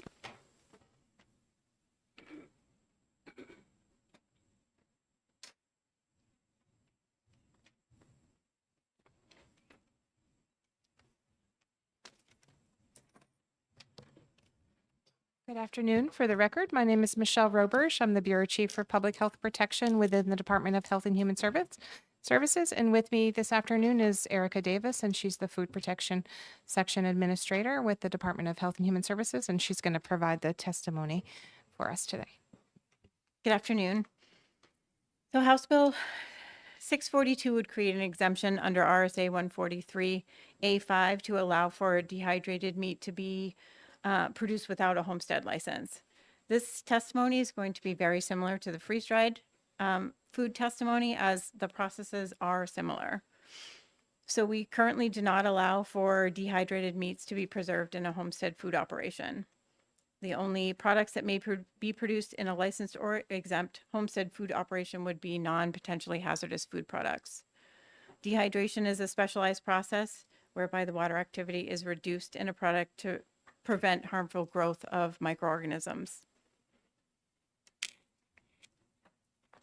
This process should be done in a commercial facility with commercial equipment and have a process authority evaluate the product and the process prior to sale. For this bill, without the ability to license or inspect, there would be no oversight to ensure that meats are from a USDA inspected source. There would be no way for us to ascertain how many facilities maybe conducting this process. And with this lack of oversight, it could hinder the department's ability to conduct the necessary foodborne illness outbreak investigation, should there be one, and potentially restrict our ability to trace back products to the source. Again, I'd like to point to the 2013 outbreak for chicken jerky pet treats, which resulted in 43 illnesses. And I can take any questions should you have them. Any questions? Representative Bixby. So, would you be more comfortable with this bill if it were using a licensed homestead kitchen? Thank you for the question. It still is a commercially, it still is a potentially hazardous product that's being, through the process of dehydration, turned into a non-potentially hazardous product. So it is a specialized process of a meat product, which we would not allow in a homestead kitchen. And Follow up. Would you, one of the things that we did when we started allowing the sale of poultry and rabbits to restaurants was we set up a course through Co-op Extension to give people the training to do that. Would you be more comfortable with this with this exception to the potentially hazardous food product restriction if there were a course that someone could go through in order to become qualified to do this? thank you. I think that any educational requirement is a help to producers who are taking on a specialized process. However, it does not help with the specific product itself. So when we ask for a dehydrated meat product to go through a process evaluation to ensure that the farmer's specific process and marinades and dehydration of the product meets those standards, the education may not point directly to their process. Okay, thank you. If I may add. Please. Because a process review allows for the experts in that particular area to weigh in terms of how to do it safely and properly, the process, that's really a concern. So the education is good, but it doesn't take the place of a process review. Representative Potenza. Thank you, Madam Chair, and thank you for my question. So I don't know if you have the bill in front of you, but like right in the beginning on line 4, wouldn't it put the agency's mind at ease because it right there at the beginning says a meat producer distributor who has license to sell USDA inspected meat may sell USDA inspected meat that has been freeze dried? Wouldn't that right there, because of we know what you have to go through in regards with that, be enough? Thank you for the question. So the USDA inspected meat is meat that's been slaughtered and packaged in a USDA facility. So that raw product that comes with the stamp from USDA. But then in this bill, they would be taking that product and dehydrating it to make another product. So you're taking a potentially hazardous meat product and turning it into a non-potentially hazardous shelf-stable product. Representative Germana. Thank you, Madam Chair. Thank you for taking my question. So if I recall correctly, there was one of the concerns you expressed was about if there's an outbreak, tracking outbreaks. And so I'm looking at the labeling requirements here.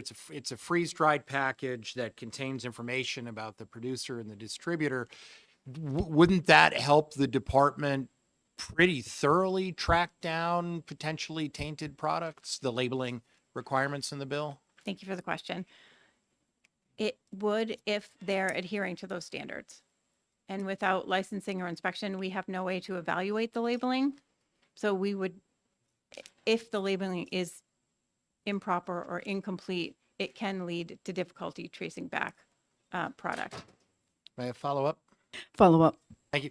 So, and I'm not familiar with how the process of investigating these concerns works. So, but what I would imagine is if somebody, there's an outbreak, there's an illness, it's reported, you investigate it, you find, packaging. Are you able to then, test the product and be able to determine at that point if it was not dehydrated or packaged correctly? If it's if we have a foodborne illness outbreak and there is a common product associated with the illness, we can test the product to link it back to the illnesses. And if all the pieces fall into place properly, we can track it back. And the illness outbreak that we presented to you is kind of the perfect storm. We were able to identify the ill individuals, the product, where it came from, link it back, and link the illness, the product to the ill individuals. So it was kind of a full circle outbreak investigations, which don't always, illness outbreaks don't always end in the perfect wrap up. Okay, thank you for the clarification. Any other questions? Seeing none, thank you very much. I appreciate it. Representative Minor, could I get the blue sheet, please?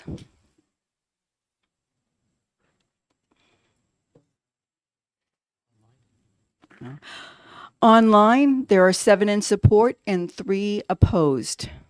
And the blue sheet? 0. So I will close the hearing for House Bill 642.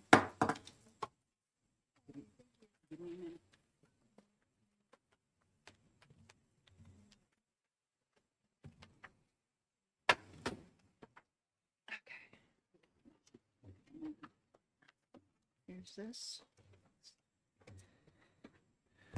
Okay.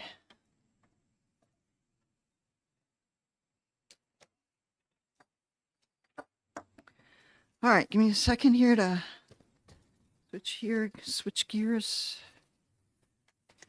2. Okay, yeah. Now.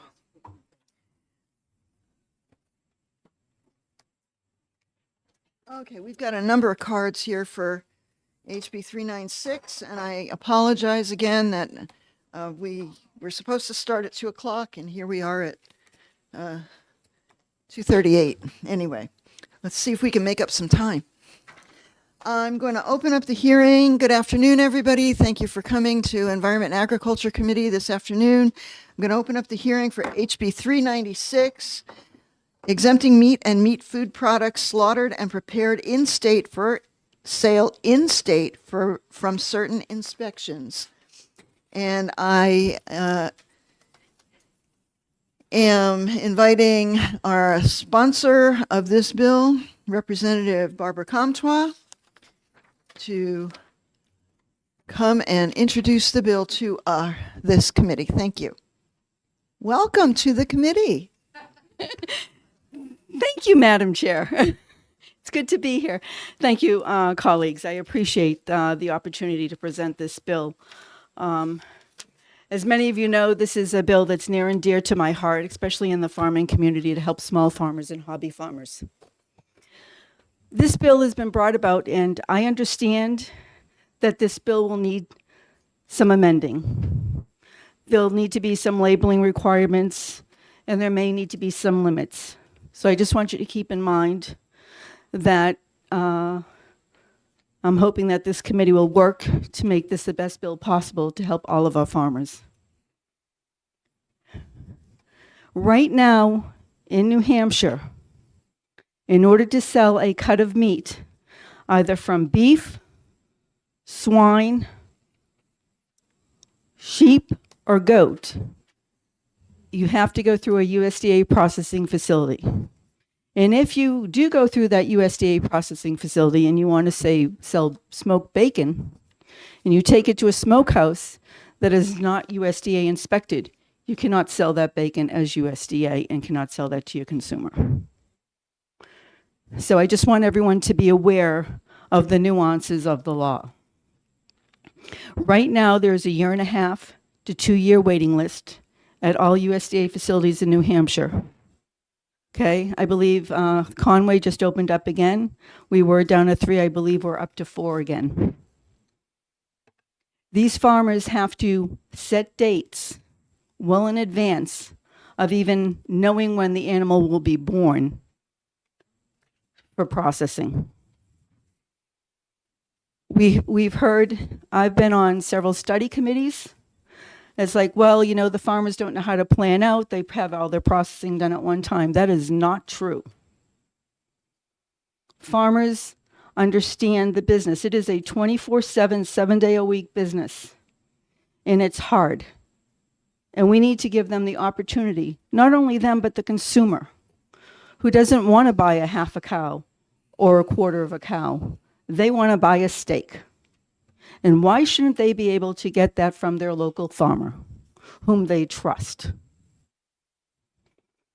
We've heard today about USDA recalls. I'm telling, right now, just in January alone at one place, it was a 17,000 pound sausage recall, contaminated with foreign materials, processed at a USDA facility.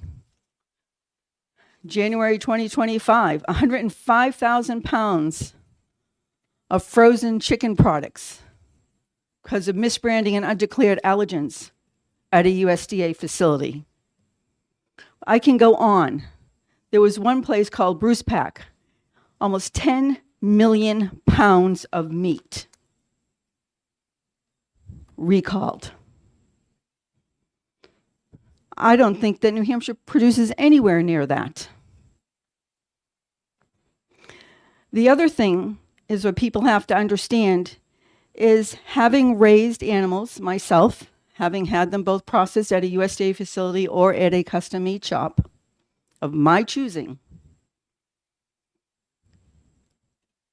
the safety, the cleanliness at the custom meat shops, I get to go in, I get to decide if that's where I wanted my meat processed. At a USDA facility, you don't get to decide where you want it done. You have to set that appointment 1.5 to 2 years in advance. Just recently, I had to call the USDA to do a surprise inspection at a local USDA facility because of things that should not have been done. I have photographs. I have not filed the Freedom of Information Act yet, but I will. This one farmer got back freezer burned meat, brought it back to the USDA facility. They slapped another farm's label on top of that and sold it to that another farm. How did we catch that? From a consumer. A consumer was the one that peeled back the label and wanted to know what was going on. As we spoke about in previously, we are a small state. We are a cottage industry. Someone does something wrong, everybody knows about it. If there's a shop that's processing meat and it's not good, nobody will go there. But yet when it comes to processing cuts of meat for the consumer, we don't have choices. It's one of 4 places. That's it if you want to sell a cut. I don't think that's right. I think as consumers, we are smart enough to know where we want to buy our local food. I don't think that, 4 USDA facilities is sustainable to our food movement. We need more food processing and more places to get local food in the state of New Hampshire so that we become more food secure. I'm happy to take questions. Okay, Representative King, thank you for that. Thank you, Madam Chair. Thank you for your testimony today. I don't know much about this, but I've heard complaints of family friends we have who raise beef, and they say they really understand beef and they know how to raise different types of beef, like, for example, Kobe and stuff like that. And there's been murmurings that they believe they've had their meat replaced by other people's meat. Like, you know, they'll send in their meat and it comes back and they're like, this isn't Kobe beef at all, you know, or like they feel like their meat has been stolen from them and given inferior meat. Do you think that's a problem? And how do you even prove something like that? Or is that just, I don't know. What do you have to say about that? So, Representatives, thank you very much for the question. I have heard that on numerous occasions. Not only have I heard that, I had one farmer go in and take a picture of a meat cooler where there was not enough airflow in the cooler, and they were concerned about the degradation of their meat. So, thank you.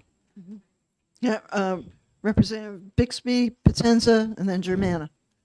Okay, so is the problem of having the wrong meat returned to you strictly a problem with a USDA plant, or does that happen at custom plants too, that if that custom plant is not well run?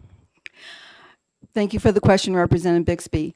I am going to assume that that is very possible that could happen at a custom plant, but this I do know for a fact because it was brought to my attention. As I said, I have the pictures. So I can speak factually to that. Representative Potenza. Thank you, Madam Chair, and thank you for taking my question. Just as a follow-up to Representative King, I've actually heard that now 3 times. We bought half of a cow or whatever one year, and these people, they're experts. They know exactly from what they're feeding their meat and how it looks and all of that. And so many places, because they've had to be able to do that, they've had to, in a sense, get multiple people to buy, you know what I mean? Because to try to get away from the USDA piece or whatever. But I was appalled when I heard that. I haven't heard anything like that from local farmers or local meat producers that are still having to do that at all. So I just kind of wanted you to speak to that piece too. Where have you heard that? I've heard that in my area up in Stratford County, and I've heard it actually in Coos. Thank you for the question. So I've heard it, one from some farmers.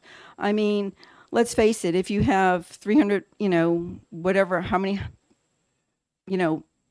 beef hanging in the cooler, and they're not labeled correctly, you could mislabel something, or you could say, oh, you're supposed to get this much meat from this cow, but there's some mold or there's this on it. So now we're going to take it from the next cow because there's acceptable limit amounts.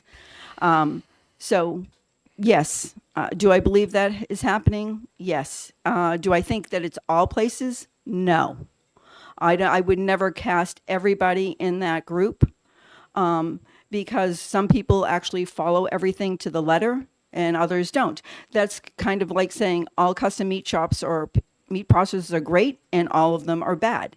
It's never that way. It's you have the good and the bad in everything. Okay, Representative Germana, and then Scully.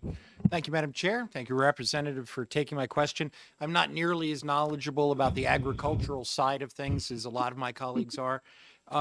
My sense is when we look at these kinds of bills and we're talking about exemptions, one of the criteria that we use is scale. In terms of when it gets above a certain scale, this is where we start to be concerned about inspections. And so as I'm looking at this bill, I'm hoping you can help me understand. I see the distribution to household consumers within the state. You can go buy something directly from the producer. What I'm wondering about, and I'm hoping you can speak to, is number 2, restaurants, hotels, boarding houses, grocery stores, or other establishments. At that point, are we talking about a scale where we start to be concerned about inspection? Because if a hotel is buying it for their restaurant and they may buy from 2 or 3 different producers, it strikes me that there's a larger likelihood that if there is an outbreak, it's going to be more difficult to determine which source it comes from, and that's a problem for tracing it. So could you help me understand, especially that part of the bill, and if we get to a point where scale is an issue? So I appreciate the question, and as I said right off the bat, that I believe that this needed to be amended, and scale is part of that amendment. So, and I would let listen to the people that are in favor of this bill, the farmers, on what they think is reasonable in a year, because this is not going to be carte blanche. If you're going to be selling on a large scale, then, this is not the bill for you. This is for the small to hobby farmer. Thank you very much. Okay, Representative Scully, and then Bixby, and then Gruber. Thank you, Madam Chair. Are there more facilities available that are state inspected and regulated that would be now open if we're able to pass this legislation? Thank you for the question. We do. If we were to be in state inspect, you can either be USDA inspected or you can have a state inspection program, but usually not both in the same state. And the cost to be a state inspected program is pretty prohibitive. And not only that, is the requirements would have to be the same as the USDA or more stringent. So it doesn't make sense to do that. Follow up? Follow up? Okay, so, there are good people doing this, but they're, at this point, they're not being regulated by, if this was passed, they wouldn't be regulated by anybody. We're just relying on their good practices and people knowing whether they're doing it right or not. Well, thank you for that. So there are many people that are selling whole cows, whole pigs, half pigs, that are not going to a USDA facility and selling the product and having the meat processed. And there's no issues. We don't hear of any issues going on. The thing is they just can't sell a cut. Thank you. Welcome. Bixby? Yeah, so it seems like one of the issues here is that there simply aren't enough USDA licensed facilities in the state, which on one level doesn't create the kind of competition that would make it difficult for someone who is, if there were like 30 facilities in the state, then the one who is doing things really badly would lose out from the competition. Mm-hmm. And that kind of pressure is not present here. So what are the impediments to someone starting a USDA facility in the state? Thank you very much for the question. Well, Representative Bixby, a lot of the people that have chosen not to go the USDA route is one, cash flow obviously is one, the amount of paperwork. And some of these processes, as we've heard in the past, have actually worked for USDA facilities. They understand the regulations. They understand what's going on. They have told us the stories. And they feel that they don't have to because you have a USDA inspector on site doesn't mean you're doing things right, as I just testified. And I think that is the crux of the issue, right? Just because something is USDA doesn't mean you're getting good quality. Okay, Representative Gruber, and then Potenza? Right? Yes. Okay, I get it right. Thank you, Madam And Chair, then you. and thank you for testifying. I'm not familiar with meat processing very much, but this seems like an encouraging idea to get things into the right scale for New Hampshire. But my question is, the term custom slaughter facility, I don't know if that's defined in the statutes or safety. Are there any health and safety standards? How does that, could you educate me? Good question. And, I can't answer that question. I would actually have to look in to see if that is defined. And Representative Bixby has his hand raised, so he may know the answer. Yes, custom slaughter is defined in statute, and it would be in the same chapter that this would be amending. Thank you. Okay. Representative Potenza? Thank you, Madam Chair. Thank you for my question. Just to kind of follow up with what Representative Scully asked, that's what I was talking about with purchasing half a cow, half a pig, those types of things. People are right now having to scramble together because a lot of people don't want necessarily full or half or something like that, which does make sense, but you can't buy a cut, meaning you can't go buy a steak or all of that. So my question to you is, at the farmers markets, which Concord has them, very popular, there are usually 2 to 3 different trucks that are there that are selling pork and different types of things, and they are selling cuts. So for those folks, are they having to go through that entire process that you're talking about? So, well, thank you for the question. So if they're selling cuts, they would have to be going to a USDA facility. Yes. And the thing to think about, right, is we're only talking about intrastate sales, in-state sales only. This is not going across state lines. This is only in-state for New Hampshire, anyone in New Hampshire. Okay, Representative Haskins? Thank you, Madam Chair, and thank you for taking my question. So what is the definition of a custom meat shop? What am I to assume about a custom meat shop? Representative Bixby, is there a definition of that? There is, but I don't have it memorized. Yeah, it's in the So thank you statute. for the question. Follow up if I may. Sure, you may. Would they be inspected or not inspected? So that's one of the things that we could discuss. I mean, you know, some facilities have a USDA inspection, but they're not a USDA facility, so they are USDA inspected. Okay? So there's that. I don't know, you know, there's some other caveats, but I would urge this committee to listen to the people that are in favor of this and to read some of the text of the people that are in support of this. There are a couple of people that own processing facilities that have contacted me, but neither one of them could be here. One is in Virginia, and one of them just couldn't get away to get here. So I would urge you to go online and read those testimonies. And if you have questions, I am sure that they would be willing to help with answer any questions. Thank you. Okay, Representative King. Thank you, Madam Chair. I was just looking up some definitions online. Would you consider the USDA meat processors a cartel?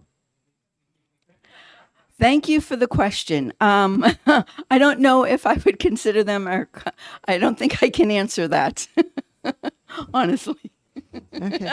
Any other questions from the committee? You have, no, okay.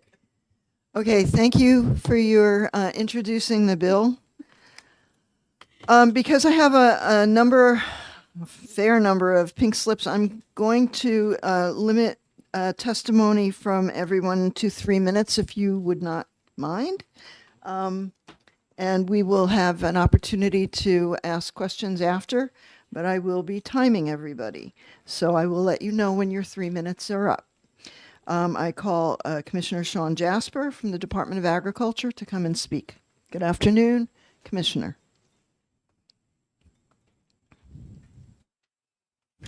Good afternoon, Madam Chairman, members of the committee. It's going to be hard for me to respond to everything in 3 minutes. I'm going to go as fast as I can. So, first of all, there was a comment made about corporate farms, and I just wanted to correct that. 96 to 98% of the farms in America are owned by families. 85 to 88% of the food produced in America is produced on family farms. So, what is the problem with the bill, and can it be fixed? No, it cannot. There is nothing that you can do to pass this bill and not be in violation of federal law. In 1907, the federal government passed the original bill, the Federal Meat Inspection Act. Actually, it was of 1906, but passed in 1907. In 1967, they amended that to include any intrastate commerce as well. Prior to 1967, you could do exactly what is being proposed here. Since 1967, you cannot legally do that. If you violate that law, none of you are going to face a penalty, but anyone who participates in that commerce could face being charged with a misdemeanor and a $1,000 per event fine. Do you really want to do that? I would hope not, because people would think, oh, well, the legislature has done this and now we can go ahead and move forward with it. You cannot. And I want to address a few other things in there. So the wait time right now, and by the way, as far as I know, the slaughterhouses in New Hampshire that are USDA inspected are family-owned slaughterhouses. So there may be one that isn't, but as far as I know, the rest all are family owned. There are wait times because there are people who want to bring an animal in once in a while. Everyone I know who has a regular schedule has no problems. And this is one of the things I've talked to the beef producers about, is you need to be feeding animals into the facilities on a regular interval, because what are they supposed to do? Have their staff sitting around waiting for something to come in? You have to be at capacity all the time. And so that's why there's a problem. But in terms of the custom is when you are doing it, you're bringing the animal to somebody to have them do the slaughter and cutting of that meat for your own use, your guests, your family, but not for sale. What else does this bill do that nobody talked about? It also takes out the requirements on the poultry end of it. And that's a concern as well. You can't do it, as I said, but the effect of this is right now you can do 1,000 birds if you've raised them on your farm, 20,000 on other conditions, but that's coming away. In the Time's up. federal inspection, if I may, there are also sanitary conditions which you are removing, because if you look at the actual verbiage you're taking out all of that as well. Glad to Okay. answer any questions. Okay. Questions from the committee? Representative Bixby, and then Yeah. Representative King. So, I hadn't thought about this question until this morning when I was discussing this bill with my wife, and she said, "What happens when the current federal government gets rid of the inspectors?" Any thoughts about that? Well, I don't believe that is going to happen. That's theoretical, of course, but they would have to address how those inspections would take place. I mean, who knows? I mean, what happens if the asteroid hits us? Thank you. Okay, Representative King? Thank you, Madam Chair. Thank you for taking questions. You referenced federal law. Yes. And this bill deals with intrastate commerce. Does the federal law also deal with the intrastate commerce? As I said, in 1967, the act was amended, and so that all intrastate sales came under the act. Okay. I have a second question. Second question.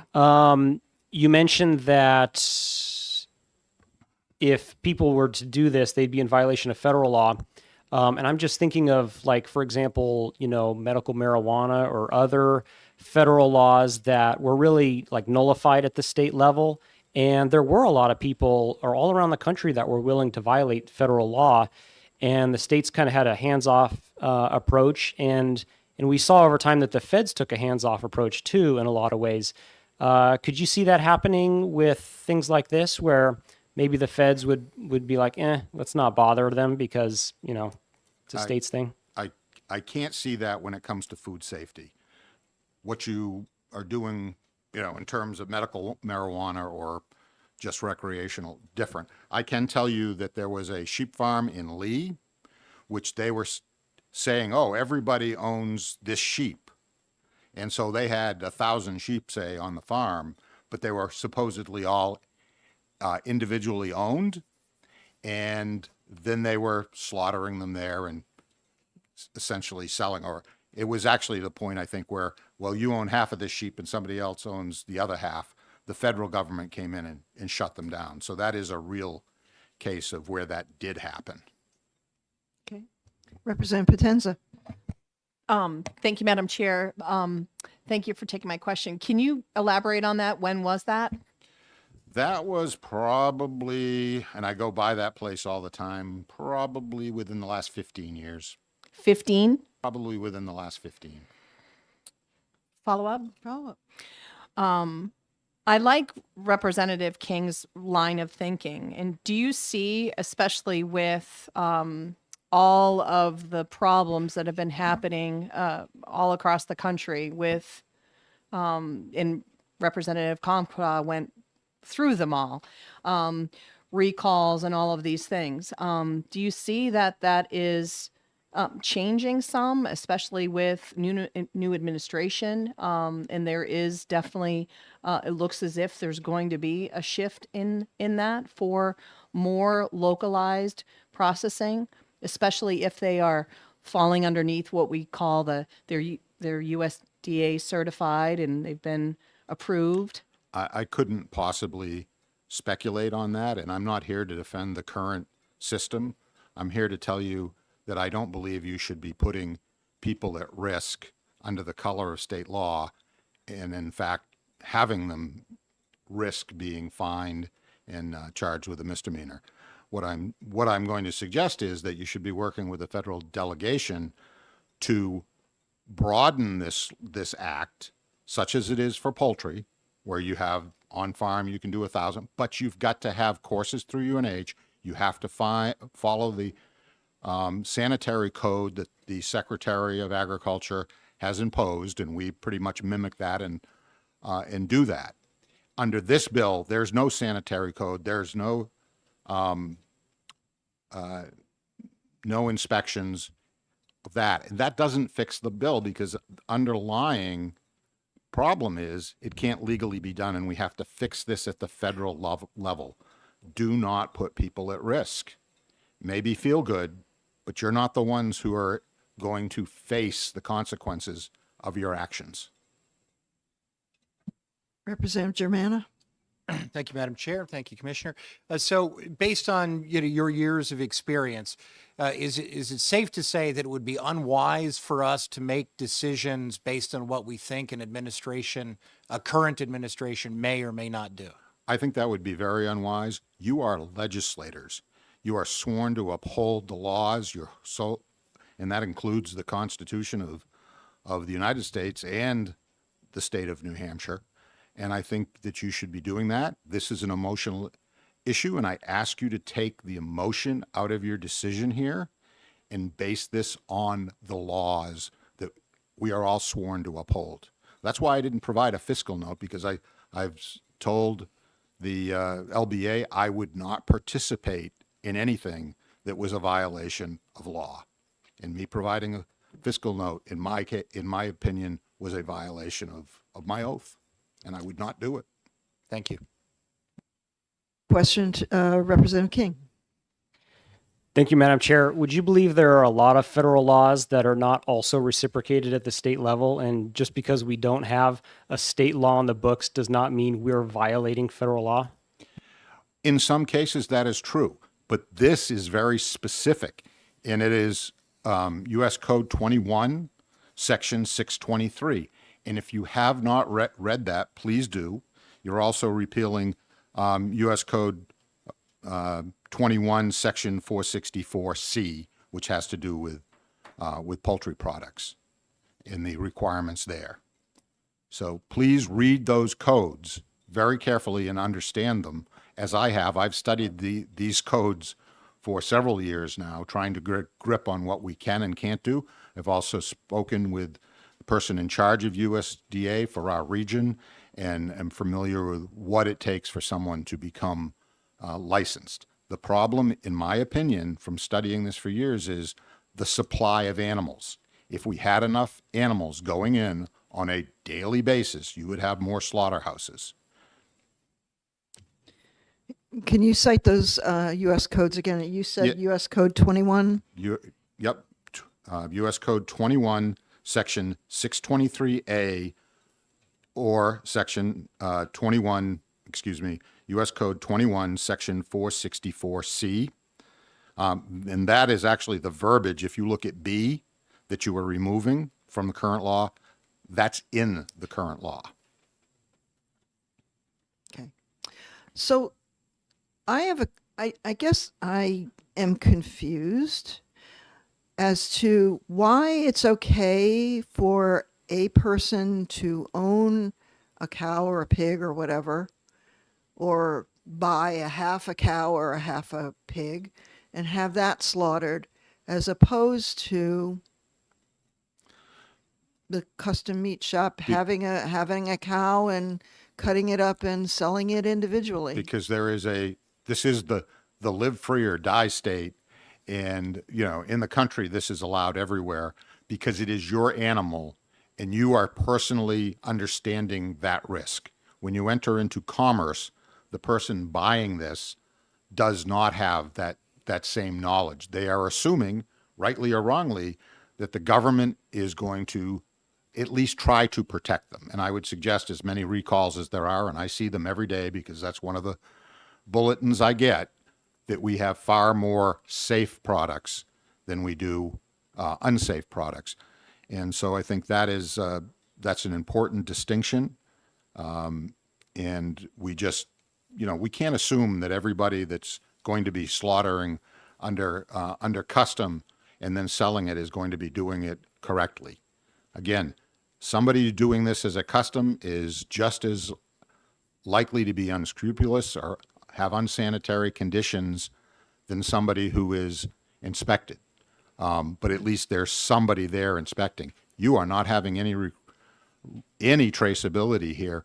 In what we did last session, the legislature did last session, I believe it was, relative to the non-amenable species, including bison and essentially deer. There is traceability in all of that. There is packaging, and that is not controlled. The feds decided not to do that because certainly that wasn't as big a deal. It's becoming bigger. And don't ever ask me to try to explain why the federal government does anything, because I will never understand that.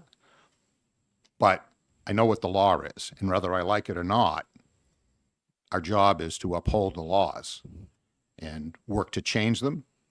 As I said, at the federal level, we should do that. I think Farm Bureau's policy is going to be to try to do that as well. And I agree with that. And I think that we can do more, but not at the moment.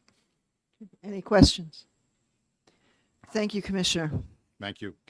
I'm going to call Dan Innes, Senator Dan Innes.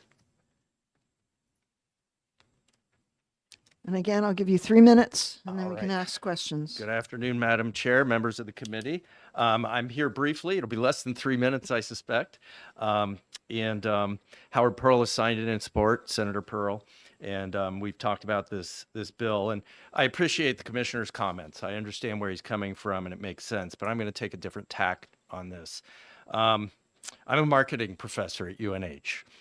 3 degrees in marketing. And to me, this is a market access issue. That's really what this comes down to. We have customers who want great products from local farms that they trust and understand. And we have farmers who need to get their product to market in an efficient and effective way and get it to those very customers that want it, whether it's a restaurant or an individual or a grocery store. And yet, our government repeatedly gets in the way of small farmers. For the record, and I should have mentioned this, Dan Innes, Bradford, District 7. I have a small farm. It's 150 acres. Presently, we have 25 head of Wagyu cattle. We're going to 50. We will be one of those processors that the commissioner mentioned who just sends the occasional animal, maybe one a month, but that's not going to be enough to get us the preferential treatment we need at a USDA facility. So we're forced to sell the product in ways that are less effective for us and cost more for us to get to market. And that's not what consumers want. That's not what the small farms want. Having a local processor, in our case, a town or two over, is much easier to do. It puts the animal under less stress, less cortisol, other things flowing through its system right before slaughter, makes a better product for everybody. No producer, be it a farmer or a custom slaughterhouse, wants to poison or make a customer sick. That's just not what we're in the business of doing. And consumers are smart. Gee, I bought that beef from Dan and I threw up. I'm not going to him again, right? Problem solved. Now, I don't think that's going to happen. You can get ill from food that comes from all sorts of sources, even USDA inspected. Chipotle, famous for the problems that they had. You can get E. coli from Sprouts. There's nothing that's without risk, but I really like this bill because I think it puts everything right here with the people we know and the people that we work with. And these custom slaughterhouses are small. High probability, the owner is the one working with your animal. And they want your business. They want to keep your business. They want to help you to grow so they can grow. So this is a market access issue. I hope we can find a way to do it. Again, I appreciate the commissioner's comments. I understand what he's saying. I'm sure he's not wrong. And yet, the marijuana comment I found intriguing. because it may well be that the feds say, you know what, we're just not going to look over there. I can't say that that's the case, but anything we can do to make it easier for the few remaining small farms in this state, I think we should do. And, you know, it's in my family. It skipped my father. That was it. I had a moment of insanity and decided to do this. Time's up. I've learned a lot, and it's not easy to get to market. Thank you. Okay, Representative Potenza. Thank you, Madam Chair. Thank you, Senator, for taking my question. Of course. Do you think that there is, just kind of piggybacking off of the commissioner's testimony, do you believe that there is a way that we could craft this legislation? Representative Comtois was pretty clear about this bill's going to need to be amended. Yep. That we could still stay within compliance of federal law and make this happen? It's an interesting question you ask. And the commissioner and I spoke a year or two ago about a system that the USDA does have in place. And it might be, we could work with them to find a way to make it more accessible to the small farmers. So apparently, and the commissioner, I don't know if he's still here. He's not. But the USDA, I had a similar bill. The USDA sent us a letter, sent it to him and said, you don't need this. We have roving inspectors that you can get to go to a custom meat house and be there as an inspector that day. Perfect. It's not easy, I don't think. But that may be a direction we could go, and maybe we could tweak this a little bit, in that direction. But I don't know. It's a tough one. But I was impressed that existed. But you've already heard how hard it is to get a USDA inspected facility to take your animals. We're gonna have to pull an inspector from one of those facilities to send it to another one. I think the scheduling is still going to be an issue. Representative Potenza, follow-up. Yeah, quick follow-up. There was a restaurant in Massachusetts that we used to go to. My husband's from Massachusetts, that sourced all of their meat local. Yes. And I know that they didn't follow this process, right? So it was great because you could purchase you were getting, a prime specifically from, John Smith Farmer in, Fitchburg Bass or whatever it may be. And it was really cool. And it had all of their stuff was sourced local. Yes. And I know there's some other restaurants that do that. So is there a carve out already that is for some of these restaurants that are doing farm to table? Because I know it's happening because I've seen it. Yeah, I can't speak to Massachusetts and how they do things, so I have to say I don't know. I find it intriguing though, so maybe. I wonder if some of those restaurants are buying the animal and taking it to a That custom could be. shop. Yeah, they're buying a half and Yeah. then they're processing it. But Representative- the margins on a half are a little bit lower than they are on selling the individual pieces. So it's to the farmer's benefit to get this thing portioned off. Yeah. Representative King? Thank you, Madam Chair. Thank you for taking questions. You're just the person I want to ask this. I was thinking about it. I was thinking about it earlier, but seeing as how you have a background in market options and things like that. Yeah. It seems to me that back in the old, this is a little bit philosophical, but back in the olden days, brand name actually meant something. Yes. Because that was like, this is a trusted brand. Yes. And people, knew what they were getting, and maybe they paid a little bit of a premium for a trusted brand, Yep. but then maybe a small upstart maybe had better value, but maybe not the same, trusted brand that, Oscar Mayer or Johnsonville Farms or something had. Brand Can you equity, speak yeah. a little bit on that and whether or not if we started implementing these sorts of decentralized food service bills, if that would bring back the importance of brand name again? I think brand name is fairly important as a marketer, of course. And we're trying to build a brand name. We're doing it very locally. We're selling eggs. Yes, we've raised our prices too. But the brand is important. But, in the national meat market, you do have some big brands that people recognize. But, this bill is really about creating small regional brands within our own state. So brands that the people of New Hampshire, Granite Staters know and love. And that's really what I think our small farmers would be able to start to build. And we'd appear at some of those restaurants a little more often. I'd love to be at Joe Farrow's place in Portsmouth with our product. And if something like this can get through, it will facilitate that process. Okay. Representative Germana?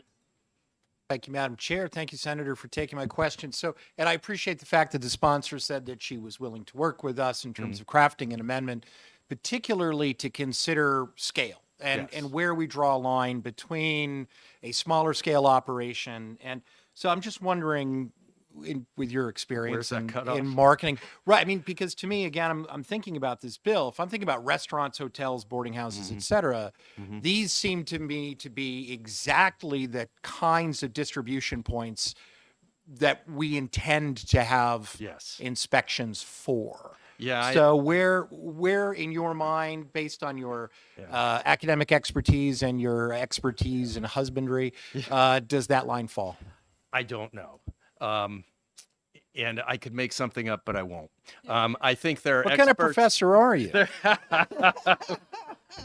Same professor as I am a legislator. Jimena makes up stuff all the time. Exactly. It doesn't stop me. There are some folks behind me I know with the Farm Bureau who might be able to shed a little light on that.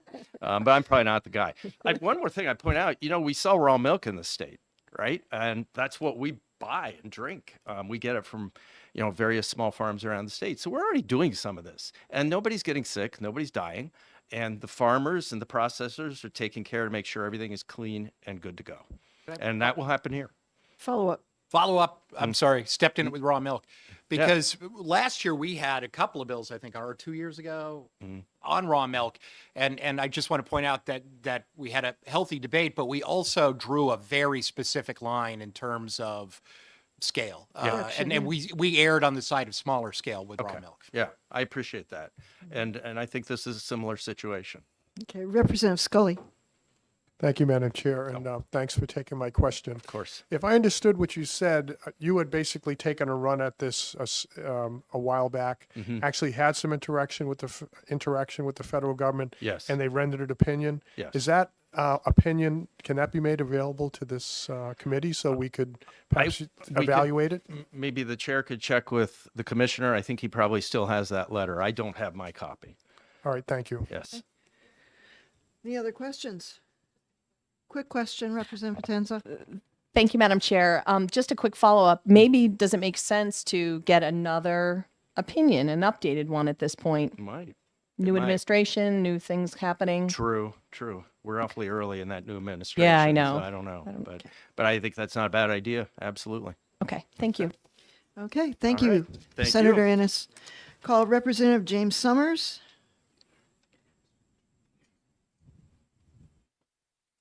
Three minutes. 3 minutes.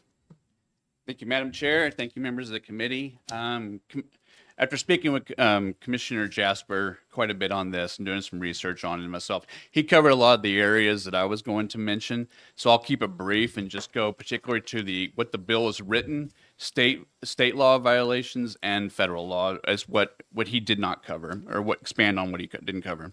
So looking at the actual bill, which repeals 427:2-A1B, and that's what this would do, and then change the wording of that actual RSA.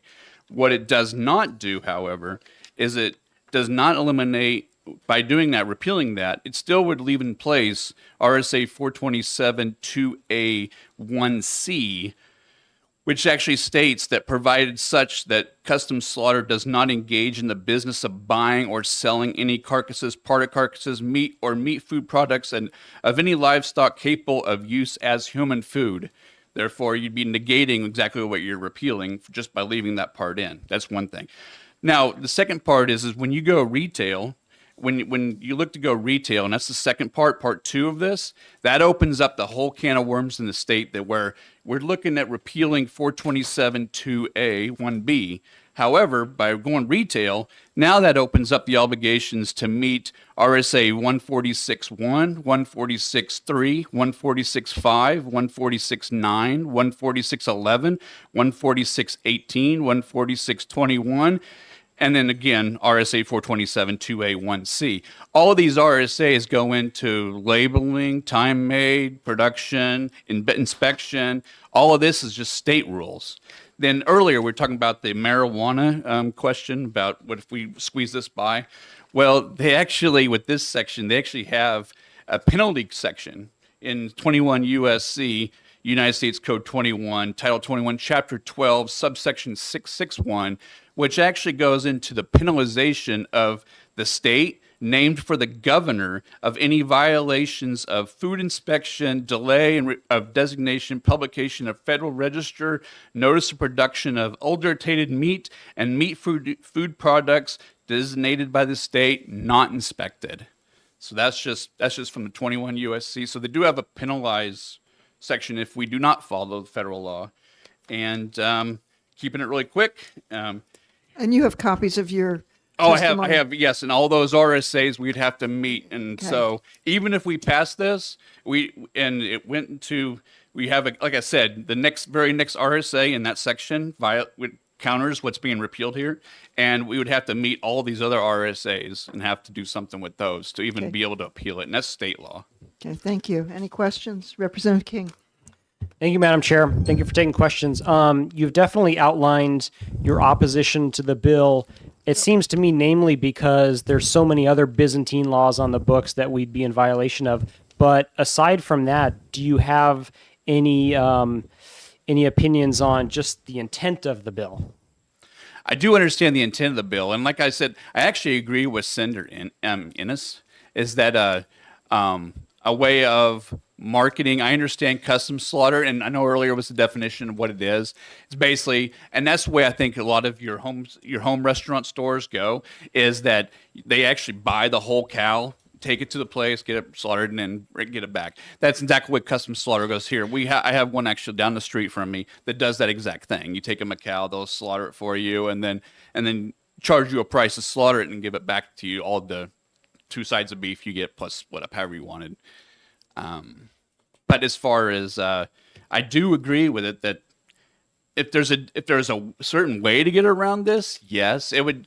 I think it would take at least to get around all these different different RSAs. It would take a heavily amended bill that would somehow you'd have to negate the labeling requirements, the time, the freezer time. I mean, the different inspection qualities that are always required once you go retail. There's a lot of different stipulations in there.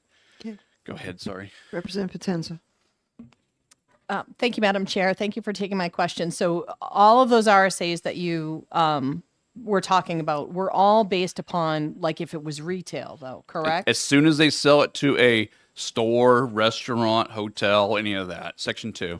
Okay. Thank you very much. All right. Any other questions? Seeing none, thank you Thank for you. coming to testify today. I call Sean Bader. Good afternoon and welcome to Environment and Agriculture. And you have 3 minutes. Good afternoon. Please tell us where your name and where you're from. I'm Sean Bader. I'm owner operator of Bader's Farm. We raise cattle, swine, and poultry, and we are also a custom cut shop. Okay. I hear it all the time from my customers.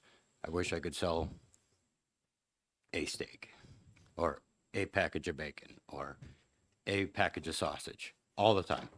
And this is a huge problem for us because in the industry, as a small farmer, you can't always find all the people to buy an entire cow. So you sell 3/4 of the cow and I get stuck with the last quarter. Well, you do that 2 or 3 times. I got a lot of food in my freezer. Do you know what I mean? So it offers us an opportunity to make a little bit more money, which allows us to expand our business a little bit more. It offers our customers the opportunity to, our slaughter customers, the opportunity to be more flexible with their product and do a little better on their end as well, being able to sell by the cut, which helps them offset their costs and grow their operation. Farming is a really hard operation to grow. If you can't retail product, it costs, you're giving deals to everybody for a large quantity. And those large quantities don't always repeat, you know what I mean? So if I sell half a cow to somebody and it's a particular, like an elderly couple, husband and wife, they don't eat a lot of food, that cow will last them 2 years, that half a cow. So that's not steady business for us, and it doesn't necessarily make sense for them, right? So for them, they're looking to come in buy a couple of steaks for this week, come in, buy a couple of chicken breasts this week, you know, or whatever it is, do their grocery shopping from somebody local that they trust, a product that they've created. I mean, let's be honest. This bill is in my opinion, it's intended to basically do the same exemption that poultry has right now. Poultry can be sold to restaurants and hotels. It can be sold at local markets, not Market Basket, because Market Basket's a distribution center. So they go interstate, not intrastate. So that would eliminate the big stores, the Walmarts, the Market Baskets, the Victories or Hannaford's or what Stop and Shops. They would be eliminated from that option. So that's not really the concern that we're looking at. This is multiple levels of customer direct, basically. So if I am a custom cut shop and I cut for Betty Lou sells to John Smith. John Smith is the end customer. Do you see what I'm saying? If I sell it to the hotel down the street, the bed and breakfast down the street, and they produce it for their customers the end of the line. It's not going into a retail chain. It is going customer direct, either from our custom slaughterhouse or from our customer's porch or whatever it might be. Does that make sense? Yeah. So I don't see the purpose of making such a big stink over beef, pork, and lambs when we do all of this stuff with chicken right now, and chicken is way more difficult to keep safe than beef, pork, or lambs. Okay, thank you. Time's up. Representative Bixby? Yes, so Representative Innes mentioned a possibility that he'd heard of, that he'd heard from Commissioner Jasper, and he didn't have the details, but something about roving USDA inspectors who would be able to do part-time inspection. Part-time inspection of at custom meat houses wouldn't change the basic custom operation, but it would allow you to have USDA inspected meat. I would still have to go through all of the bases of becoming a USDA inspected facility. I would only employ them part-time. So they would still need the infrastructure. We would still need the HACCP plans. We would still need all of the safety measures and things put into place, which are very costly to come up with. I've looked into it. And not only that, I'm a small operation, so there's a lot of days we run over 8 hours. After 8 hours, if I'm an inspected facility, I now have to pay $365 an hour for that inspector to be present. How does that become cost effective for me? Right. Do you know what I mean? Yeah. Okay. That's it's a hardship. Yeah. That's a very important clarification. Thank you. And honestly, this isn't like 1967 where if I did something wrong, it takes 2 years for everybody to find out about it unless it's front page news on the newspaper. It'll be on Facebook tomorrow and 10,000 people will hear it. Okay. Representative Potenza? Thank you, Madam Chair. Thank you for taking my question. I want to understand when you said, okay, so let's say they buy half a cow and You can buy as small as a quarter cow. a quarter. Okay. So, well, let's just say a half and then you're left with a quarter and then you're having to freeze that. First That question. has to be for my consumption. Correct. How long does that last? Unless you have like a deep freeze process, like how long is that meat good for? Vacuum sealed, 2 to 3 years. Really? As long as the packaging doesn't get damaged. Wow. Okay. Follow up? Oh, I didn't realize that. Okay. So let's say I have there's this, I don't even know what it's called. This like little shop that sells all local products. It's in Hooksett. It's right off of the exit. They have like local pies, all that kind of stuff. If they bought half a cow or something like that, and they're selling, they then can't take that, cut it up. And There where it stops. correct. So they're not allowed to do that either. The name on that animal when it's killed is where it stops right now.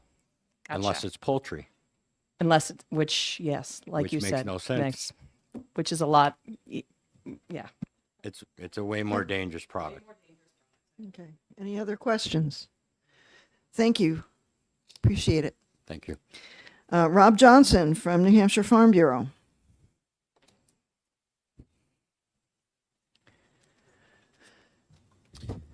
Thank you, Madam Chair, members of the committee. Good afternoon. For the record, Rob Johnson, representing the New Hampshire Farm Bureau as the Federation's policy director. Farm Bureau is a federation of New Hampshire's 10 county farm bureau organizations. And that includes just under 2,500 family farm members, supporters, and association of businesses. We do not support House Bill 390, though we do not disagree with the sponsor's intent and probably agree with almost everything you've heard. That said, we do not believe that passing state laws that conflict with federal law, as this bill does, is a solution. I've been before you folks, I can't tell you how many times over the last 25 years when it comes to some pesticide laws that are proposed. I think of some food freedom bills. There was Senator Innes's bill from last year, Senate Bill 494 in his committee, that we have opposed for that reason. If passed, we're putting our farmers in a position of USDA enforcement. Think of insurance and product liability, where they think they're covered and their insurance says, wait a second, the state allows you to do that, but the federal government doesn't. It's confusing. It's been mentioned that there are raw milk and poultry. Yes, there are exemptions, but there are exemptions under federal law that are currently enabled. In replacing the bill, we'd like to see the committee move forward with a resolution urging the United States Congress to pass legislation and/or the U.S. Department of Agriculture to adopt regulations supporting flexibility in meat inspection regulations. Particularly, we're talking about beef, pork, and lamb, where it's sold directly from the farm producer to the consumer. And thank you for your time and attention. I know you've got a number of folks that like to speak with you. Thank you. Okay. Any questions from the committee? Representative Bixby. I believe that last term at the federal level, there was a law that was trying to get at this. And do you know if the similar law has been The Prime before Act? this? Yeah, the Prime Act. Yeah, it did not go anywhere, but And no one's trying it again this term? I haven't seen anything yet. I wouldn't be surprised if they did. And I know our president, Joyce Brady, is going to be here, and she's going to touch on that a little bit, I think. Okay, thank you. Okay. Any other questions? Representative Germana. Thank you, Madam Chair. Thank you for taking my question. I was just curious because of the very helpful testimony the last individual who testified. Could you tell us something about the history? I didn't know about poultry not having to conform to these kind of same same inspection guidelines. So could you give us a little bit of the history of why that distinction exists in law? Well, I think you go back to the meat inspection statutes, the federal inspection statutes, and they came on the books in the late 60s. I think from what I've read and heard, it was a matter of where there are a heck of a lot of small poultry producers around that wanted the ability to sell direct and were able to fend off basically the federal laws is kind of what and that's up to 20,000 birds so there's one exemption up to 1,000, then it's another up to 20 that enables. All right, thank you. Yep. And I think that's something what many of us would like to see with some legislation, that Rep. at the Bixby. federal level. Would you believe that a number of those producers that were raising roughly 20,000 birds were in fact members of the U.S. Congress? that would not be surprising either. Yes. Any other questions? Representative Scully, please join us in your seat. Thank you for your testimony today, Mr. Johnson. And I call Amy Matarazzo from Barnstead.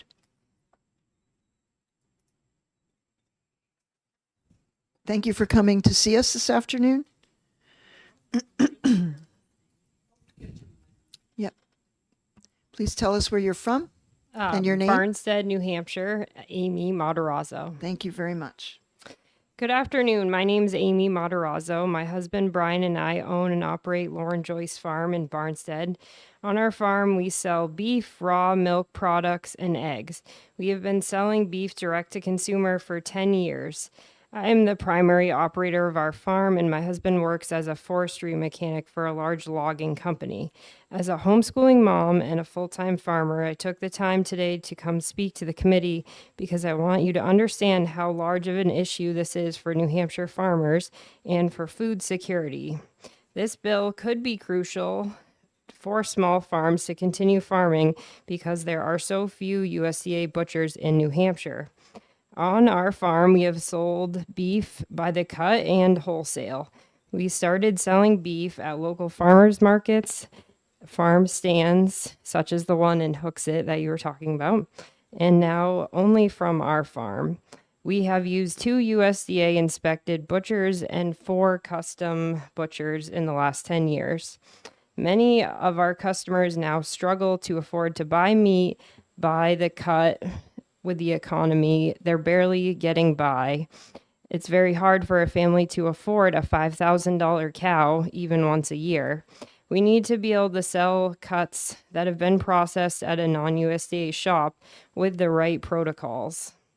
We have had both great and very bad experiences using both USDA and custom shops.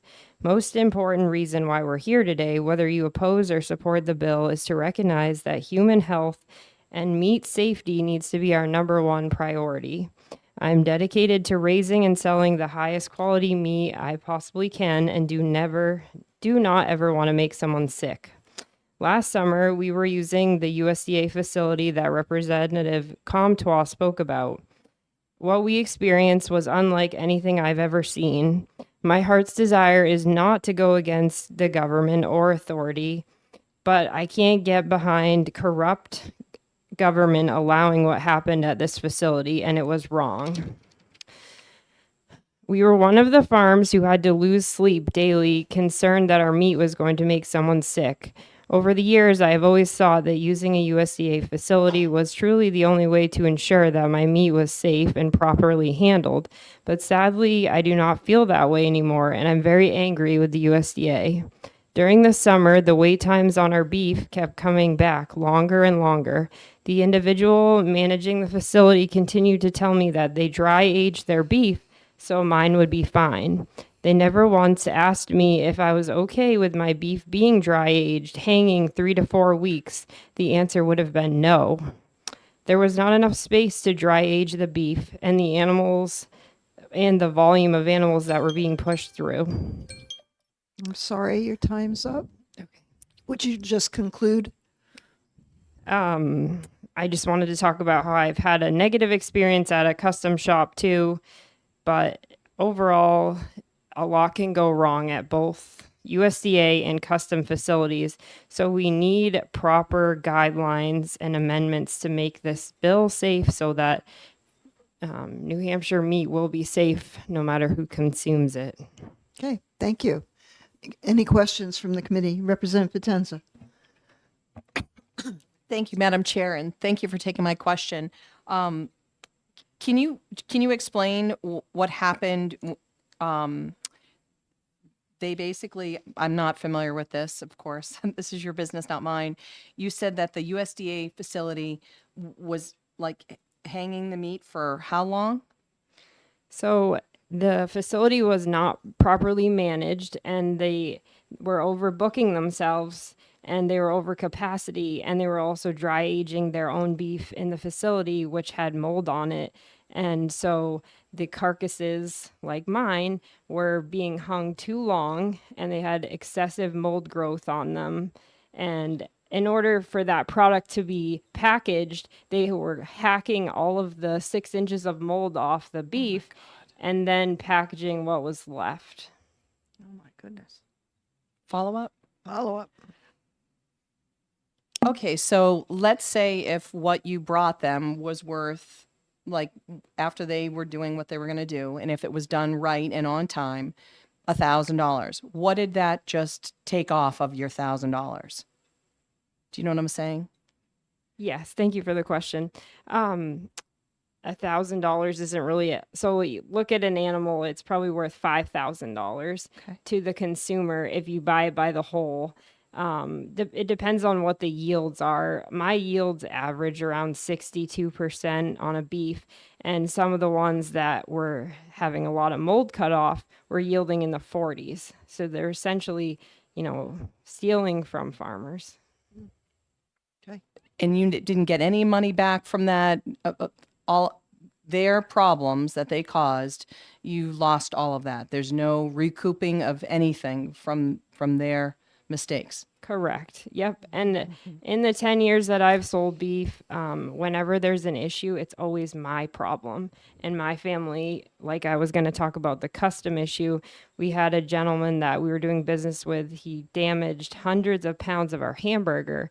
And because it was a custom situation too, we had to eat it. So selling meat as a farmer is not all, happy roses. Okay. Thank Any you other for the questions from the committee? Thank you very much for coming and telling us that aspect of this meat processing process. Yes, Appreciate thank you it. for the Sure. opportunity. Do you have written testimony that you can share with us? Yes, Even if it's written, it's all handwritten. hacked up. Okay, that's a fine. No, I want the physical. Okay, thank you. Call Gary Sanborn from Deerfield. Okay, please tell us your name, where you're from, and It's Gary Sanborn, Willowdale Farm, Deerfield, New Hampshire. 9th generation on our farm. We have used Daryl Robinson, East Conway beef, before he burned. While he burned, we had to go to another facility, 2 different ones. The 2 we used were not USDA. We had horrible experiences. We lost 2 cows at one facility. It was not cooled properly. Same idea, the mold was growing on it, and I refused to take the animals. I made them pay for the animals. I never got fully paid for them. I went to another facility that was not USDA with 5 pigs. There, when I walked in to pick up our animals, the girl was smoking a cigarette in one hand, putting bags, handfuls of meat in bags without gloves on, and flies flying around the room. While I'm sitting there watching her, and she makes the comment, I should probably go get my gloves, but they're too far away. They're 50 feet away. I says, well, I hope those aren't my animals. And I walked in the next door. It was still in the breezeway. There was a tub of hams, not covered, not in plastic, just sitting there with flies flying around them. So that's the first 2 places I used after Daryl burned down. So we stopped processing our animals. We had 150 head at that time. We were not doing anything until Daryl opened back up. Daryl's here today from East Conway. So those 2 incidences were horrible. We are licensed to sell by the pound off our farm. Individual cuts, wholes, halves, quarters. We were selling to restaurants, a bed and breakfast, and several stores before COVID. We were selling high-end stores in Manchester, good high-end restaurants. And I would not use a non-USDA facility whatsoever, for no reason. I know 2 or 3 people that do it in their backyard. The sanitation is not even close to what USDA is. There's been some very outlandish facts here thrown around about USDA and what they've lost, what they have gone as far as against them, which is not correct whatsoever from what we've seen. We've seen firsthand different facilities. USDA has been on top every single time. Yes, there is always a 1% margin or a small margin where something's going to go wrong. It's inevitable. But you can't take the health away of people, their safety, by taking away USDA. As far as what she was talking about where the mold was cut off, that's not on the facility 100%. They have a USDA inspector there every single day. Why did he not catch this? He was not doing his job. Daryl will testify today. They have to take temperatures of the meat twice a day and record it. Well, if you're taking a temperature of a cow hanging up and there's mold off it, you push it to that mold, something ain't right. And that inspector is at fault. Also the farm, but also the safety in place has to be there. Now, if the safety is not there for USDA, what's the backyard guy going to do when he's cutting corners? He's got too many cows coming in, too many pigs coming in, too many sheep, and they're in a hurry to get these out the door. Are their sanitations going to be anywhere near proper? I don't believe so, but I've seen it. Not even close. We use USDA in our marketing. It's a thing to brag about. Yes, our meat is USDA. That's one thing we can brag about. It's not a great facility. We're there every 2 weeks around the year. Every 2 weeks we're there. I walk in, drop off animals, processing, pick up animals, and it's very clean and neat. Okay, thank you. So your time's up. Appreciate your testimony. And Representative Wheeler, would you take your seat, please? Sure. Representative Potenza. Thank you, Madam Chair. Thank you so much for your testimony. I do try to get it all out fast, and How are you? I'm sorry. no, it was really good. Because I think we need. I mean, this all is kind of, really sad, and yeah, it's a lot of information for a lot of us that we haven't heard before. So, you said to me that you didn't accept like those. I think those 2 cows, right? Correct. So, did you get reimbursed for that? Most of it to the point where I was comfortable enough. So if it's a USDA facility, are they taking accountability if they screw up? Absolutely. Absolutely. But a private place will not. This one did not. I'm not saying all of them. Like I said, there is a percentage where there's going to be a problem no matter what it is in this world. This facility did not take care of it the correct way, and we're out money. But there again, I'd rather be out the money than bring those animals into our place and resell them out of our freezer, either by the pound or by the half and whole, and get somebody sick. I'd take the hit before I get somebody else sick. Follow up? Sure. So USDA facilities, we're following federal laws, we're doing everything the right way, everything's supposed to be, clean, all of that, and safe. So, this is your business. This is your livelihood on it. So I don't understand how, if we're doing everything that you're doing everything you're supposed to do, that if the other person screws up, that's supposed to be following all these federal laws and everything like that, that you wouldn't get reimbursed whole for that. Shouldn't there be some sort of insurance or something? Absolutely. And if you have deep enough pockets, you sue the butcher and get it back. Now, a follow up for that young lady was talking about, there was a lawsuit brought against that company. It disappeared. And that's fact. No. The lawsuit disappeared. They were paid to take it back. So if you experienced 2 different custom shops that were substandard in your eyes, are they still in business? Yes, ma'am. Do they still do robust business? I did call the state. Uh-huh. And I left it up to them. I mean, nothing I can do after that. I actually had the gentleman give me the information from the company that fixed his cooler. His cooler went down for a couple days. It was low. I was cooling too low, too hot a temperature.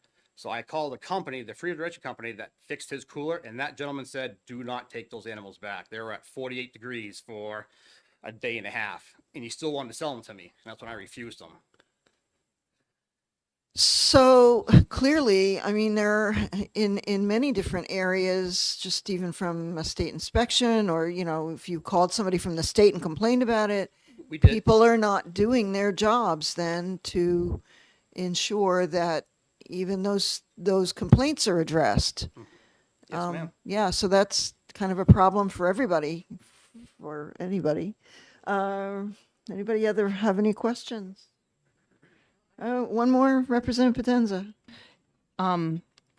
Thank you, Madam Chair. Thank you for this. I would love for you to email our committee the information that you just stated and those. Can I elaborate some more? Yeah, that would be fantastic, especially those places that are still in operation. And we would be happy to give that information over to the commissioner who's not here right now, because this is where this stuff shouldn't be happening at all. And we need to make sure that our farmers are, that they're already up against a lot. And if, we want this to be a productive and lively.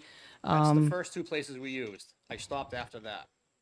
I didn't want to go any further because Daryl does an excellent job. So we put our farm on hold for 1.5 years to 2 years until they get back up and running again. Wow. Okay. Any other questions? Thank you, sir. Thank you. Calling John Leslie.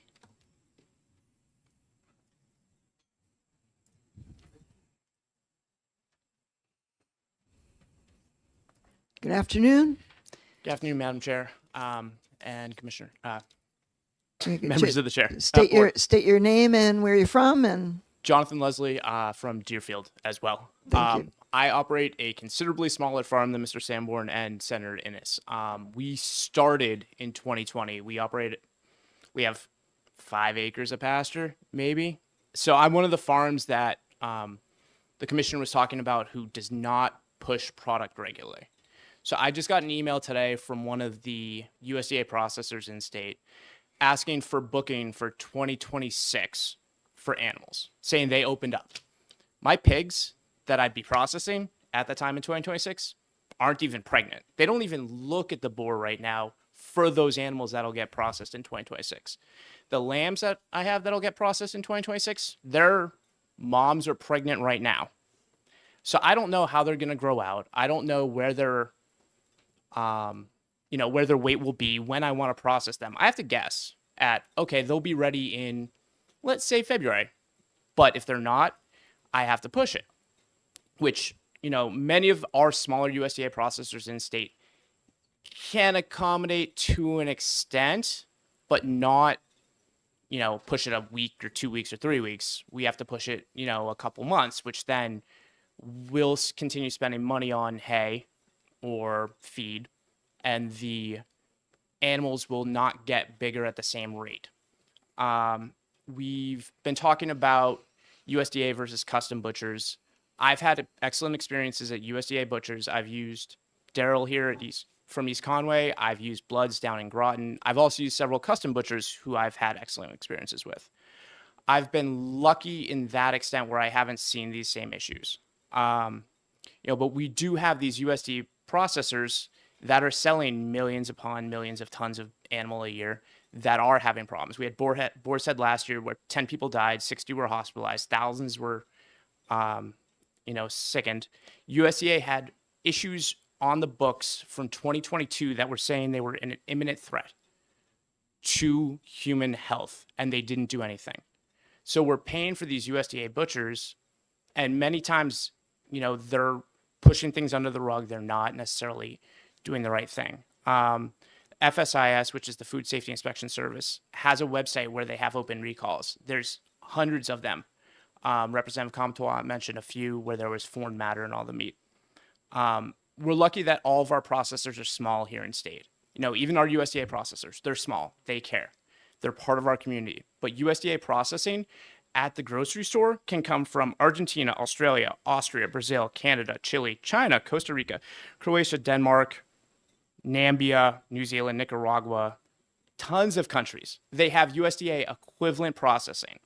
And country of origin labeling is required for chicken, lamb, and goat.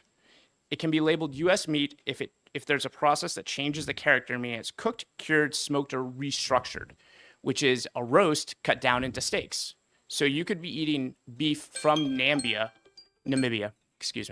that is restructured and labeled as a U.S. meat from Market Basket or Hannaford. Okay, can you wrap up? Yes, ma'am. On that note, this bill would be great for small farms such as myself to be able to get our animals to process.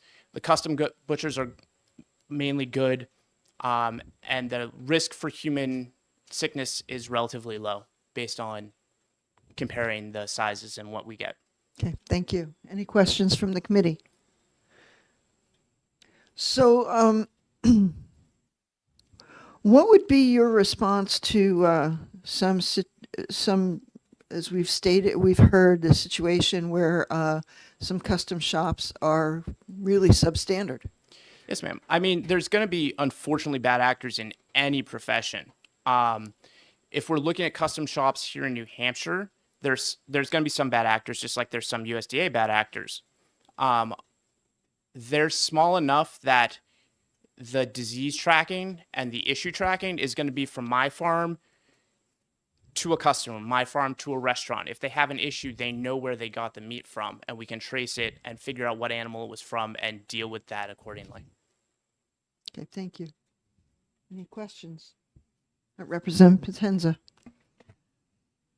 Thank you, Madam Chair. Obviously, I'm fascinated by this subject because I'm asking all the questions. I would assume that because there's a vast amount of testimony coming from both sides here, right? So saying that they've had, more problems with custom versus USDA and stuff like that. But doesn't it matter kind of like where you are in the state? Because aren't there only 4? There are only 4. Well, East Conway is stood up, standing up. There'll be 4 soon. There's 3 currently. It's fairly spread out throughout the state, to be honest. It's not that tight. It's not all southern New Hampshire area. So, USDA. for example, where are you going to versus where the previous testimony was? I want to understand geographically. So ideally, I would go to the same processor as him, East Conway, in East Conway, New Hampshire, North Haverhill. North Haverhill. Okay. The other shop I've used is in Massachusetts. It's in Groton, so it's an hour and some change. Okay. Thank you. Any other questions? All right, seeing none, thank you very much for your testimony this afternoon. Thank you. I have a card here. I'm sorry I can't read the name. Person is from Conway. All right. Okay, when you get, it looks like it begins with a D. Okay, all right. Please state your name and where you're from. Daryl Robinson. Yep, from East Conway Beef. Okay, thank you. We are a federal meat plant.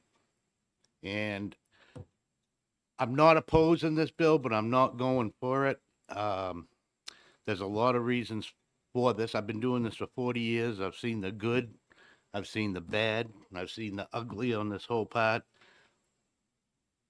Yes, USDA does, it brings a lot of business in. What happened that this lady was telling us about never should have happened. When you have an inspector there, your inspector's there to watch the things that you're supposed to do, and temperature is the big thing in meat. The other things, I understand these people want to do stuff at their place, but when you kill an animal, there's a lot of things inside the animal that the government looks for. It's something they're going to have to be trained to see, because this is something that can make you really sick. And the mold part of it. I mean, the state's going to have to monitor these people as far as their coolers, their temperatures, because that's where mold comes from. And when mold is on an animal and you're scraping it off, it's like a fern that's gone by and it floats in the air. Well, it goes all everywhere. And those are things that temperature does create. Like I say, I've done all this stuff. I'd like to answer any of the questions these people were up here before, but I couldn't. But if you guys get any questions, I'd be more than happy to answer them. Okay. Representative Bixby? Yeah, you mentioned that when you slaughter the animal and you open it up, there are things that the inspector looks at Yes. and that could potentially make you sick. Would that be things like the animal has some characteristics of being diseased that you didn't see when it was walking in, but in fact, when you open it up and you see the organs, you see that it's diseased? Yes, exactly. They check in the stomachs and the glands. That's where you find a lot of it, like in the neck. It's not common, but it happens. I mean, we've had to throw pigs away that's had things wrong with them, and beef too. And that's the whole thing that I worry about when people do it at their house, that they may not see it. You know, that's the big problem. Follow up? So, it would seem like, since it's not that common, it would seem like having someone who has seen an awful lot of animals that person would be able to recognize it more readily than someone who doesn't slaughter that many animals. That's true in a way, but when we work, we take that stuff and give it to the inspector. He goes through it. If he finds something wrong with it, he has to get a vet there to check it. And he'll say if it's good or it's bad. Now, I'm not saying these people can't do that. I'm not saying this at all. But if they do see something wrong, are they going to get a vet to take a look at it? Because the whole purpose of this whole thing is to make sure people are safe eating the product. Because we have a bigger problem than this in New Hampshire. But a lot bigger problem than what we're talking about right now. That you guys don't even hear about, but I see. And it's not just in New Hampshire, it's in Maine, it's everywhere now. But I'd love to have time to talk about it, but I think we're just gonna keep with this here. And Well, what problem are you referring to? the problem is you're saying you want to help the farmer in New Hampshire, okay? I want to help the farmer in New Hampshire. You have farmers in New Hampshire that buy the same beef. It's not from their house. They're selling it at farmers markets, saying it's their beef. And it's box beef that comes from Argentina, comes from Mexico. Their processors cut this meat for them, and it has their farm name on it. When you go to their place and you think you're buying their beef, you may be at some of them, but there's some of them out there, you're not buying their beef. You're buying okay. beef from and I've fought this with the federal government. I do all the time. Okay.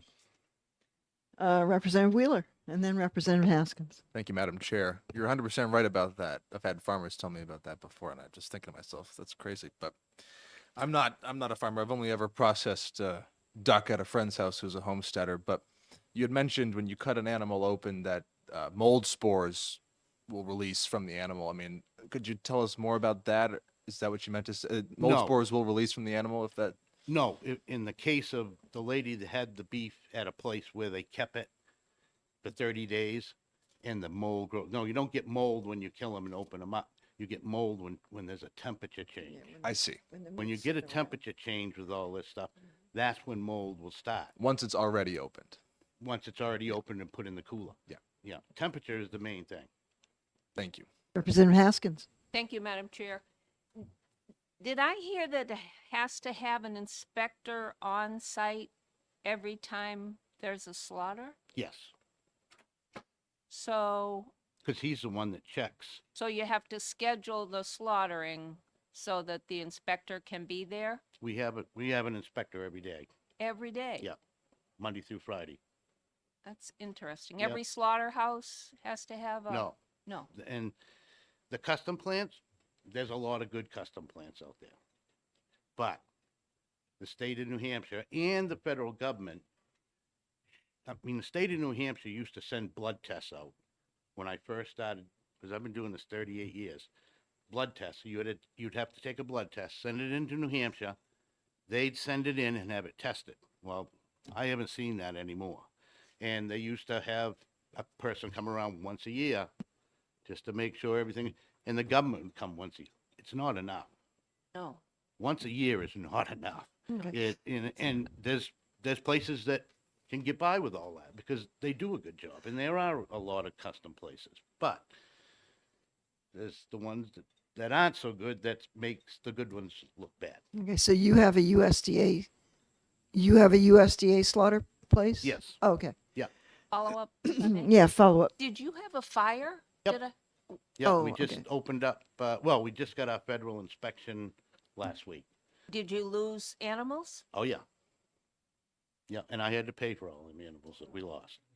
Wow. But I'm sorry to that's hear that. that's why all them people that had the problem with the mold and all this stuff that didn't get reimbursed for that, they should get reimbursed for that because that Of wasn't course their they should. choice Yep. on this. And this should be a follow-up on the state of New Hampshire because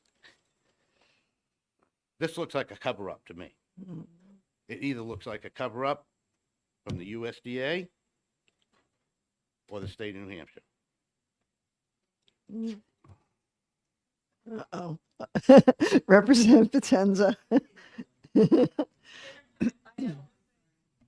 Thank you, Madam Chair. Thank you so much for your testimony. Holy. Okay, so I want to backtrack quickly. So you're saying that that some of the farmers or facilities are going to the farmers market where I've purchased steak or pork or something like that, and they're saying it's theirs, and it's help me understand that. And it's not because whoever they're getting, where are they getting it from then? They call it box beef. Hannaford, Shop and Save, Shaw's, they sell box beef in every every store, because it comes in, you buy cases of ribeyes. That's all you get is ribeyes. You get cases of T-bones and porterhouse. That's all there is. They cut them up. They come from Canada. They come from Mexico. They come from Argentina. Well, it got to the point, and this is why I'm fighting for the small farmer here, why I'm bringing this up. Because if they go to the farmer's market with one beef, say 12 ribeye steaks, and the guy next door's got 500, but he's got less beef than they got. He's buying this box beef through his federal plant and putting their label on it. And I've fought this with the government. I did just last week, and there's nothing they can do about it. But that should be under the state. You're in your state. They're in your state doing this. And these are people they're good people, but It's lying. Yeah, Representative Potenza. Follow up. My other question is about how you said, and maybe you can give it like a time frame. When did you feel as if the safety precautions or controls that were in place have started to decline? You talked about a blood test. You talked about once a year is not enough. When was it more, and then like it started to decline? Can you give it like over a period of time? it was probably it would have been Pre-COVID? way before that. Oh. Way before that. Yeah, you're talking 25 years ago was probably the last time that I'd seen a blood test through the state of New Hampshire. I don't know where, I don't know what happened. I have no idea. Representative King. Thank you, Madam Chair. And thank you for taking so many questions. I've got a question that's kind of from out in left field here. I'm thinking that in a lot of ways, our whole system is they call it just in time, food gets to the grocery stores just in time. And it seems like if we only have like 3 USDA butchers and stuff, I'm concerned that there may come a day where like something really bad happens and all of a sudden meat just can't get to the grocery stores or get to people's tables anymore because, all of a sudden there's no gasoline in the gas stations or the grid has gone down or something bad has happened and now people are starving. And one thing I kind of like about these things is it decentralizes this highly centralized system. And, I don't know, I have this fantasy in my head that like people can go to like their local guy next door and get some fresh, meat that's like never been frozen, never been refrigerated. It was slaughtered that day and take it home. And it seemed like that's something that you just can't do anymore, but it used to be done back in the good old days. And I don't know. I like the idea that someday we could do that again, where things are just like this ecotopia idea, and it just seems like right now there's like you've got to truck your meat all over creation, and you've got to pass it through centralized bureaucratized hands. And I just want like my neighbor's good, beef right next door, and I don't want fossil fuels to have to be transporting it or touching it or refrigerating or freezing it and I don't want to have to pay some inspector $365 a day to stand there. I just want to cut all that out. And like, I don't know. Are those days gone? Can they come back? Well, you don't have to pay an inspector anyway. That's not true. If he works overtime, you have to pay him. You get 40 hours free a week. Do I think it's gone? Yeah, I do. But the stuff you buy in the stores doesn't have to be frozen for 12 weeks because they put gas in the bags. And that supposedly keeps the meat so you don't have to freeze it, which I am totally against. 12 weeks not being frozen. And I would say maybe 4 or 5 days if we cut a beef and vacuum pack it. I wouldn't want to push it any longer than that. There's a gas, if you look it up, they put a gas in the bag. And I've always said, this is the reason. When I was a kid, they didn't have box beef. They had swinging beef, they call it, where they used to come right into the thing and you'd cut it and do this. Now, it's not like that. And I've felt this right along. I have no scientific proof. This is why we have problems with our children nowadays, with the Down syndrome and all these little things that kids never had. And it has to come from somewhere. And I've always said, the meat, I really think that's where it's coming from, is the gas in the bags. When you go 12 weeks without freezing it, there's a problem here. Any other questions, Representatives Scully? Thank you, Madam Chair. Thank you for coming. This is illuminating. Does the federal government require you to have liability insurance? Oh, yeah, I wouldn't dare not to. Yeah. So- I mean, no, they don't require it, no. Oh, they don't, No, right? But you no. do as Oh, yeah. somebody. Yeah. Okay, thank you. Yeah, yeah. Any other questions? Thank you so very much All right. for coming and educating us on a lot of different things here. Probably things you didn't want to hear. Yeah. Lucienne Brown?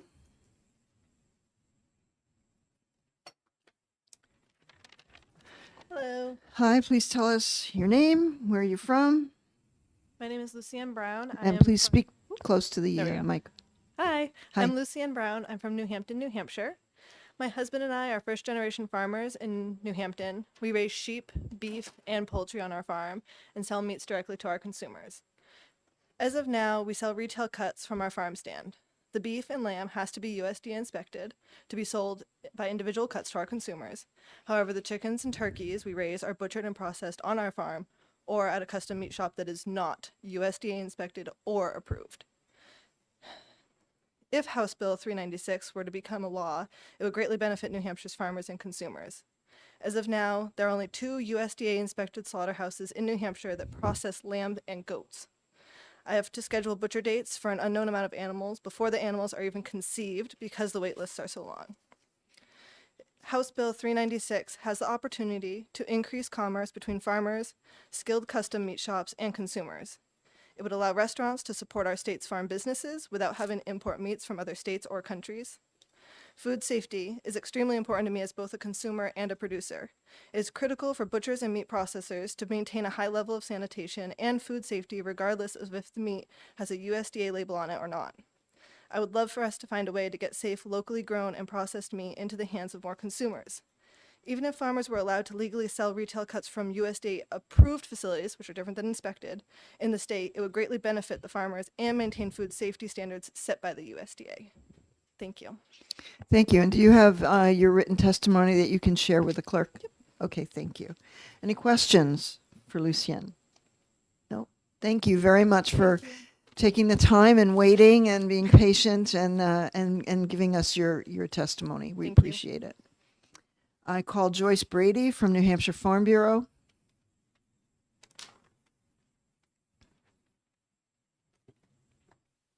Joyce Brady, Columbia, New Hampshire.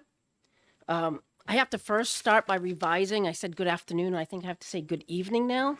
I'm sorry. No, that's fine. My name is Joyce Brady. I'm the New Hampshire Farm Bureau president, along with a diversified livestock farmer in Coos County. Part of my farm includes a New Hampshire licensed processing facility in which I can process USDA slaughtered animals and sell as individual cuts to the end user. I have a license under the Department of Health and Human Service. I am very excited about today, this discussion.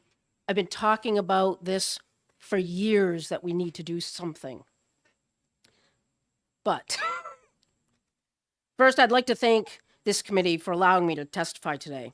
I'd also like to thank the sponsors of this bill for tackling this subject that we need changes, and not just for our farmers, but for our consumers as well. As much as I'd like to see a New Hampshire law that allows more freedom within the meat industry, we need to remember that the USDA has the final say.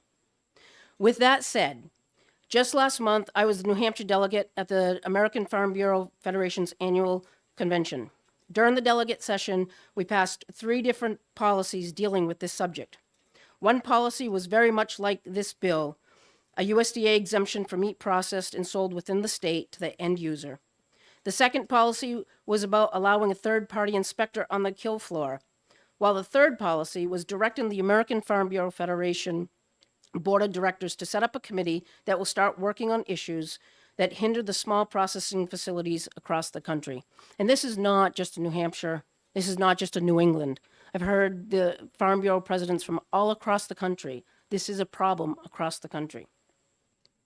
I also just recently worked with the New Hampshire Food Alliance to help them write a brief for the meat and poultry section of the New Hampshire Food and Agriculture Strategic Plan. This brief also mentions exploring the feasibility of a USDA-approved hybrid program. With the new administration, with them talking about the importance of the farmer, with the Make America Healthy Again movement, and AFBF's new policies, I believe that this committee should change this bill into a resolution for the USDA and the US Congress. This is the time for us to move forward and make something happen. But please don't put the farmer and the processor at risk of violation with the USDA. I think the USDA is ready. I think COVID changed things.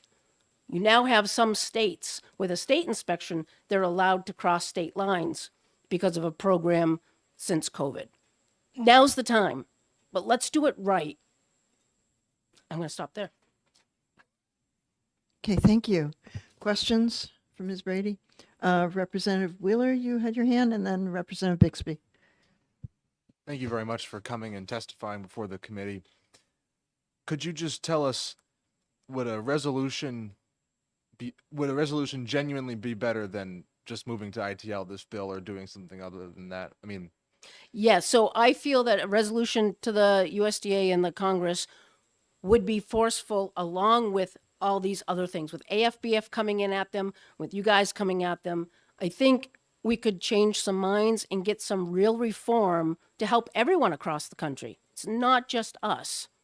And then you don't have farmers or custom processors having the feds show up and paying fines. thank you. Representative Bixby? Yeah, so Senator Innes mentioned a sort of roving inspector program where a custom shop can have an inspector intermediately not intermediately, like once in a while. Intermittently. Intermittently, yes. It's been a long day. Yeah.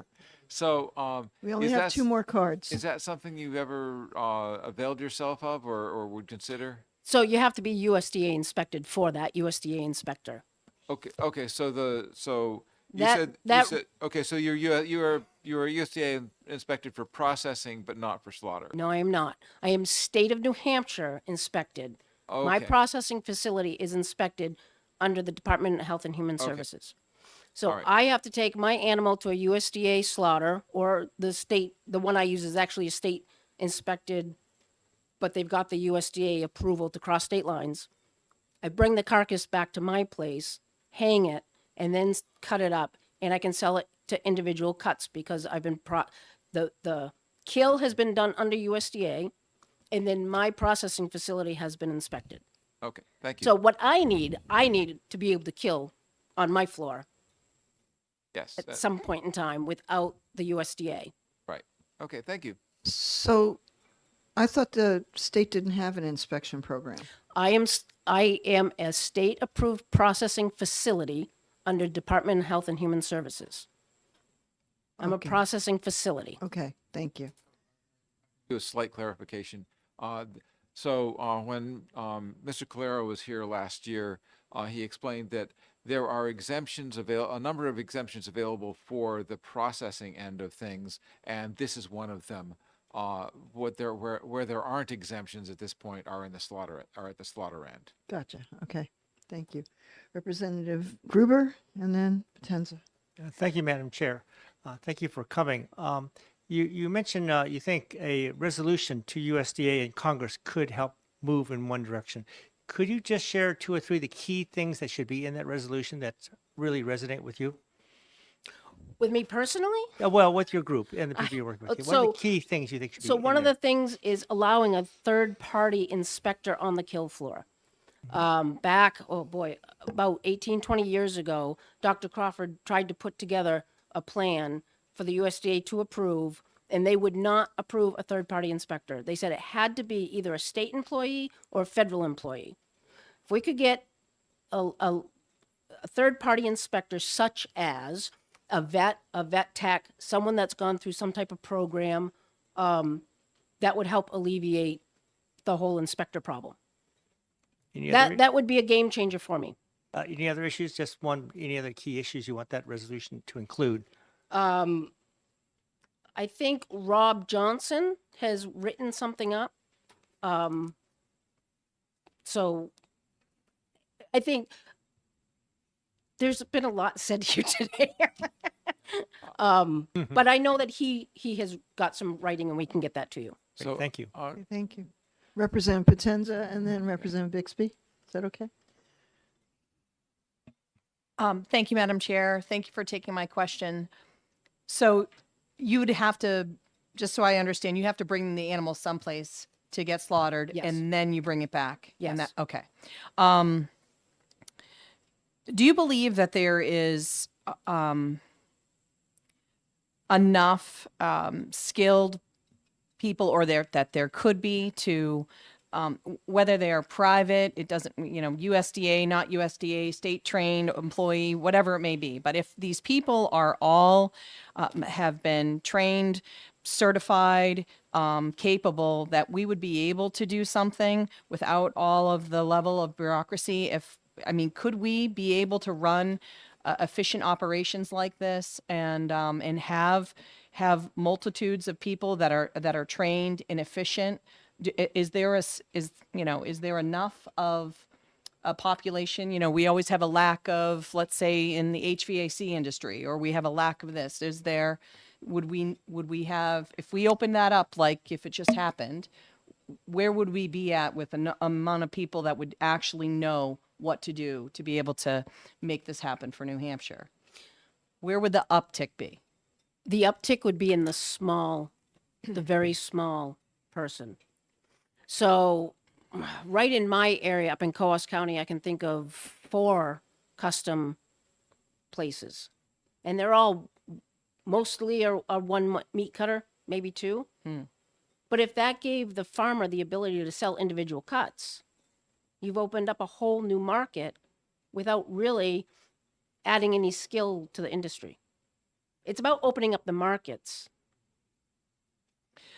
Follow up. But wouldn't those folks that, let's say those 4 customs, they would have to still go through something, some sort of certification training I to would make hope sure, so. and that they would have, just like anybody else, like they would have to probably maybe every single year make sure that they're, that their training, their knowledge, if there's anything that's up to date or whatever, that they would, keep their licensing or whatever, or seal of approval from state or federal government. So do you think that those 4 custom people, for example, would jump at the chance to do that, to be able to open up that for all different small places and shops in New Hampshire? I think so. I think if it's not too much of a burden, financial and time-consuming burden, I think we all want the best for the end user, the customer. We all want them eating locally, because if they're eating locally, that means they're buying from our farmers that we're processing their animals for.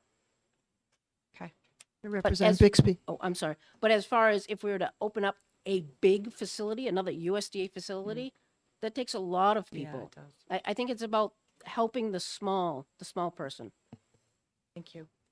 Okay, so would you or Rob Johnson be able to provide us with some suggested text for a Yes. resolution? Yes. Because I don't think we want to try to like wordsmith it right now. No, and he has got some stuff Okay. all ready to give to you. Okay, great. But I guess for personally, right now, my only hindrance is the kill floor.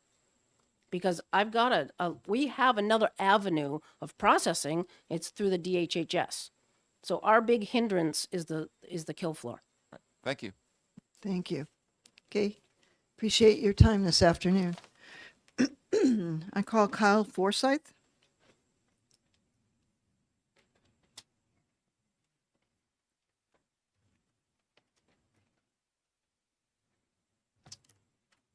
Good afternoon, Madam Chair, committee members. My name is Kyle Forsyth.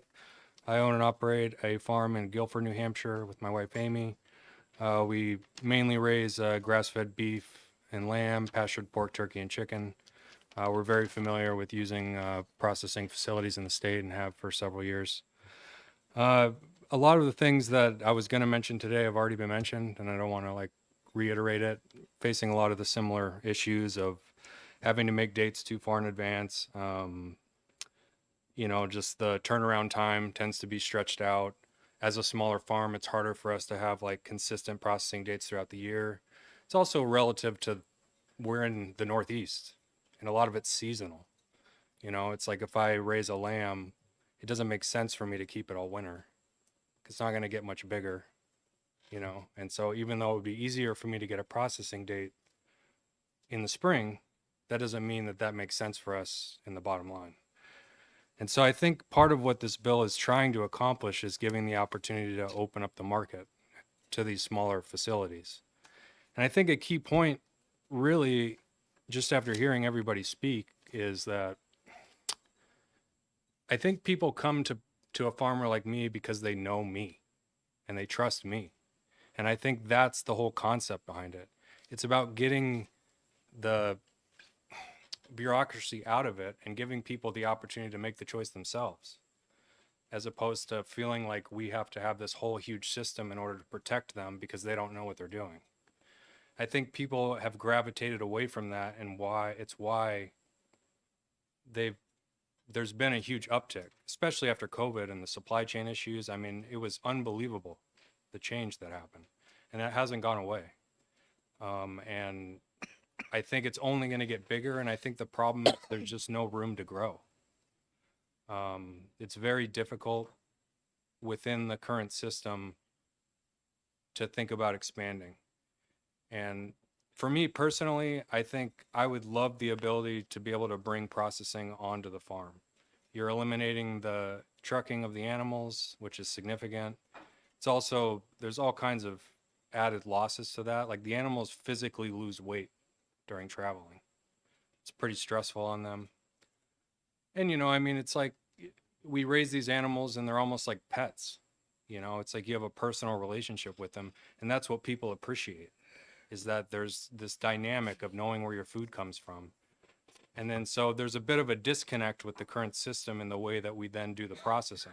They're going to some faraway land, you know, they don't understand what's going on. And I've been on farms before where we've processed animals just for our own personal consumption, and it's a totally different experience for the animal itself than going through the whole process that we have to do now. And so I don't know that the way that this bill is written is fully how it should be. I see a lot of the arguments being made, and they're good ones, but I do think that there's no doubt that there's a huge issue here. Okay, can you conclude, please? Yeah, I think mainly I'm definitely into the idea of trying to get involved with our state to help get the PRIME Act approved on the federal level. They've been trying to put it through for 8 years. Every year they put it in, and it never gets out of committee. So maybe we need to send some lobbies or something. I don't know. Okay. But yeah, I'm good. Thank you. Thank you. Any questions? Representative King. Thank you, Madam Chair. Thank you for your testimony. You're talking about how it would be nice if farmers could process the meat on their own farm and sell it. And that sounds cool, but historically, I could be wrong here, but historically it seems like back in the day, farmers would take their pig or their cow. I mean, they wouldn't even put them in a truck. They would literally walk it to the local butcher, and the butcher would slaughter it. And I think the butcher would sell the meat too. The farmer wasn't really interested in getting the meat back and then taking it home and then trying to be the salesperson. To me, it seems a little bit like the idea of the farmer also being the salesperson for the meat is sort of like it's like a response to something that's blocking that original process, that historical process from happening.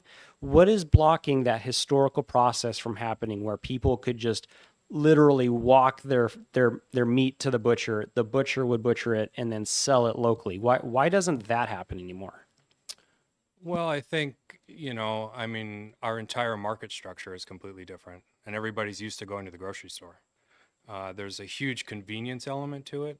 One of the things that we've started doing is an online farm store where people can order online and then get it delivered to their house.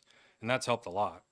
I think it's just people are used to, they're not going to a butcher shop and to the produce shop and it's all in one spot. And so we're competing against that. I think also it's just the distance, there just isn't enough facilities. And I think that's part of what this bill is trying to address because the custom shops are everywhere. Like there's dozens of them. I have one right up the street from me. And, some of them may be good and may be bad. I personally have not been using them because I only sell retail and we have to use the USDA. And so but I have had conversations with some of the local custom shops who are eager and waiting for business from someone like me. I think it's just a matter of, we can't do it because we're selling retail cuts and that's the way our business model is. And I, having talked with some of these processors, I personally don't feel a lot of concern about safety, interacting with them directly. These facilities are not just like somebody's backyard. They're, inspected facilities. They just don't have an inspector on site inspecting each animal. It's really the main difference. Representative Potenza? Thank you, Madam Chair. Thank you, Representative King, for that, because I was thinking about that too. Like the process is so different than what it used to be. I mean, I remember growing up and you'd go to the local butcher, but so do you think that it would ever go back to that? Or is it just because there's not enough? I mean, here in Concord, there's a local butcher, but he's obviously not out back. Yeah. Slaughtering. So it's very different. Well, I but think a lot of them do. Like most of the USDA facilities have a retail shop as well. okay. I just think it's more about convenience. People are used to going to the grocery store. You get everything you need. Why are they going to go to a second place? And they might have, they might appreciate the quality better and it would be worth it to do it sometimes, but maybe not for the everyday meal. Thank you. Okay, I have one last one last card. Thank you so much for your coming out today and speaking with us. And if you have written testimony, please share it with the clerk here. Last but not least, we have Representative Erica Leon. I don't know if anybody else wishes to speak at all, but this is the last pink card I have. Good afternoon. Good afternoon. Thank you, Madam Chair. I won't try and keep us to me being here 8 hours straight because I'm sure you've been here just about as long. For the record, my name is Erica Leon. I represent Dairy, which is Rockingham 13, and I am a co-sponsor of this bill. I have been lucky enough to be able to buy a half beef, even from land that touches mine. But not everybody has enough freezer space or is able to deal with the cost of getting half a beef. We recently purchased it and we only had a 40% yield coming back from a USDA facility with holes in the packaging. So I got meat that had been slaughtered only a few days earlier and frozen that has massive ice crystals within the ground beef. This was an issue of the processing. So I like my local farmer. They're literally a neighbor. I can walk across the street and go from my land to their land. So I didn't ask them to eat that cost of having only a 40% yield off the hanging weight instead of the higher 60% that you would expect. And I didn't hold them accountable for the fact that there were holes in the packaging. But it makes it a lot harder for me to go ahead and keep supporting my local farms. I would like to see more of an opportunity for everybody to be able to get happy meat grown locally by good farmers where you can look them in the eye, shake their hand, and have a conversation about where the meat is processed and how it's processed. Because right now, when it goes into the big USDA machine, there's a lot of unanswered questions, and it just doesn't give us the level of safety that we all used to think the government stamp provided. So I really would like to see whatever we can do in order to increase the ability for neighbors to transact with neighbors, to eat happy beef and happy pigs, and be able to have good food raised locally and just really support one another. I do think that if you look towards a resolution, I think that this might be something that has enough interest that if you come together with the language, we may even be able to suspend the rules in order to do a late drafting and late introduction of a House resolution if we have language that works. Because I think that good food, raised well, slaughtered well, and at prices that allow farmers to keep their farms running and allow households to eat that meat is something that everybody can agree on. So while I would like to move forward and try and see what we can do to provide whatever carve-outs we can for New Hampshire consumers, for New Hampshire farmers, and New Hampshire processors, I also would like to see us encouraging the federal level. Got a message into the perennial sponsor of the Prime Act, so I'll let you know if he's coming back to do it again this year, which would be great to have. But I would just urge you to understand that having a government stamp doesn't mean that all is well. Sometimes it's a lot more important to be able to look somebody in the eye, shake their hand, and really talk through the process as well and be comfortable in the process. If we bring more of this back in-house to New Hampshire so we can have New Hampshire specific meat with New Hampshire specific inspections, I think we'll have a lot more confidence. And quite frankly, I'd be in favor of having a law that you can't advertise something as New Hampshire beef or New Hampshire pork unless it actually lived in New Hampshire, ate in New Hampshire, grew in New Hampshire, and has now returned to New Hampshire. I recognize I am wrapping it up. I recognize with the shortage of processing facilities, maybe we can also say slaughtered and processed in New Hampshire because there's times when somebody needs to go across the border. I hear there's no poultry USDA processors within the state. But let's have our New Hampshire beef be New Hampshire beef so that we can have some good truth in advertising. Thank you. Representative King? Representative King, go ahead. Thank you, Madam Chair. Thank you for your testimony. Have you ever experienced or known people who experienced farmers who took their beef, for example, to a USDA butcher and then got back meat that was mislabeled? Because I've had experiences with that. Somebody we buy from where it's like labeled like a ribeye, and it's like, that's a top round. Do they not even know what they're, you know what I mean? Do they even know what they're doing anymore? I mean, have you experienced that yourself? Thank you for the question. Some of my packages of meat that were labeled in the most recent, both with the trade name and the farm name. So I thought that I had two different cows coming to me because some said X and some said Y on the label. And I had packages with the same exact label that one was 1 pound and an entirely different cut than the 3 pound cut that I found on another. I think that the USDA inspectors and the processors are doing their best, but they're not perfect. So we shouldn't hold New Hampshire specific people to a level of perfection that can't be achieved by the federal government programs either. Okay, thank you. Any other questions? Thank you, Representative Leon. We appreciate it. Thank you. If I may get the blue sheet up there. Online, through the online portal, we had 326 people in support of this bill and 16 in opposition. And for our sheet here, we had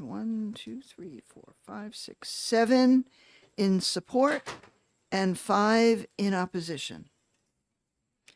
And with that, I'm going to close the hearing on HB 396. And thank you all for your attention. We'll have a work session tomorrow morning to discuss more on what we heard for the 3 bills this afternoon. So have a good rest of the evening. And do I hear a motion to adjourn? So moved. Thank you. We are adjourned. Yep.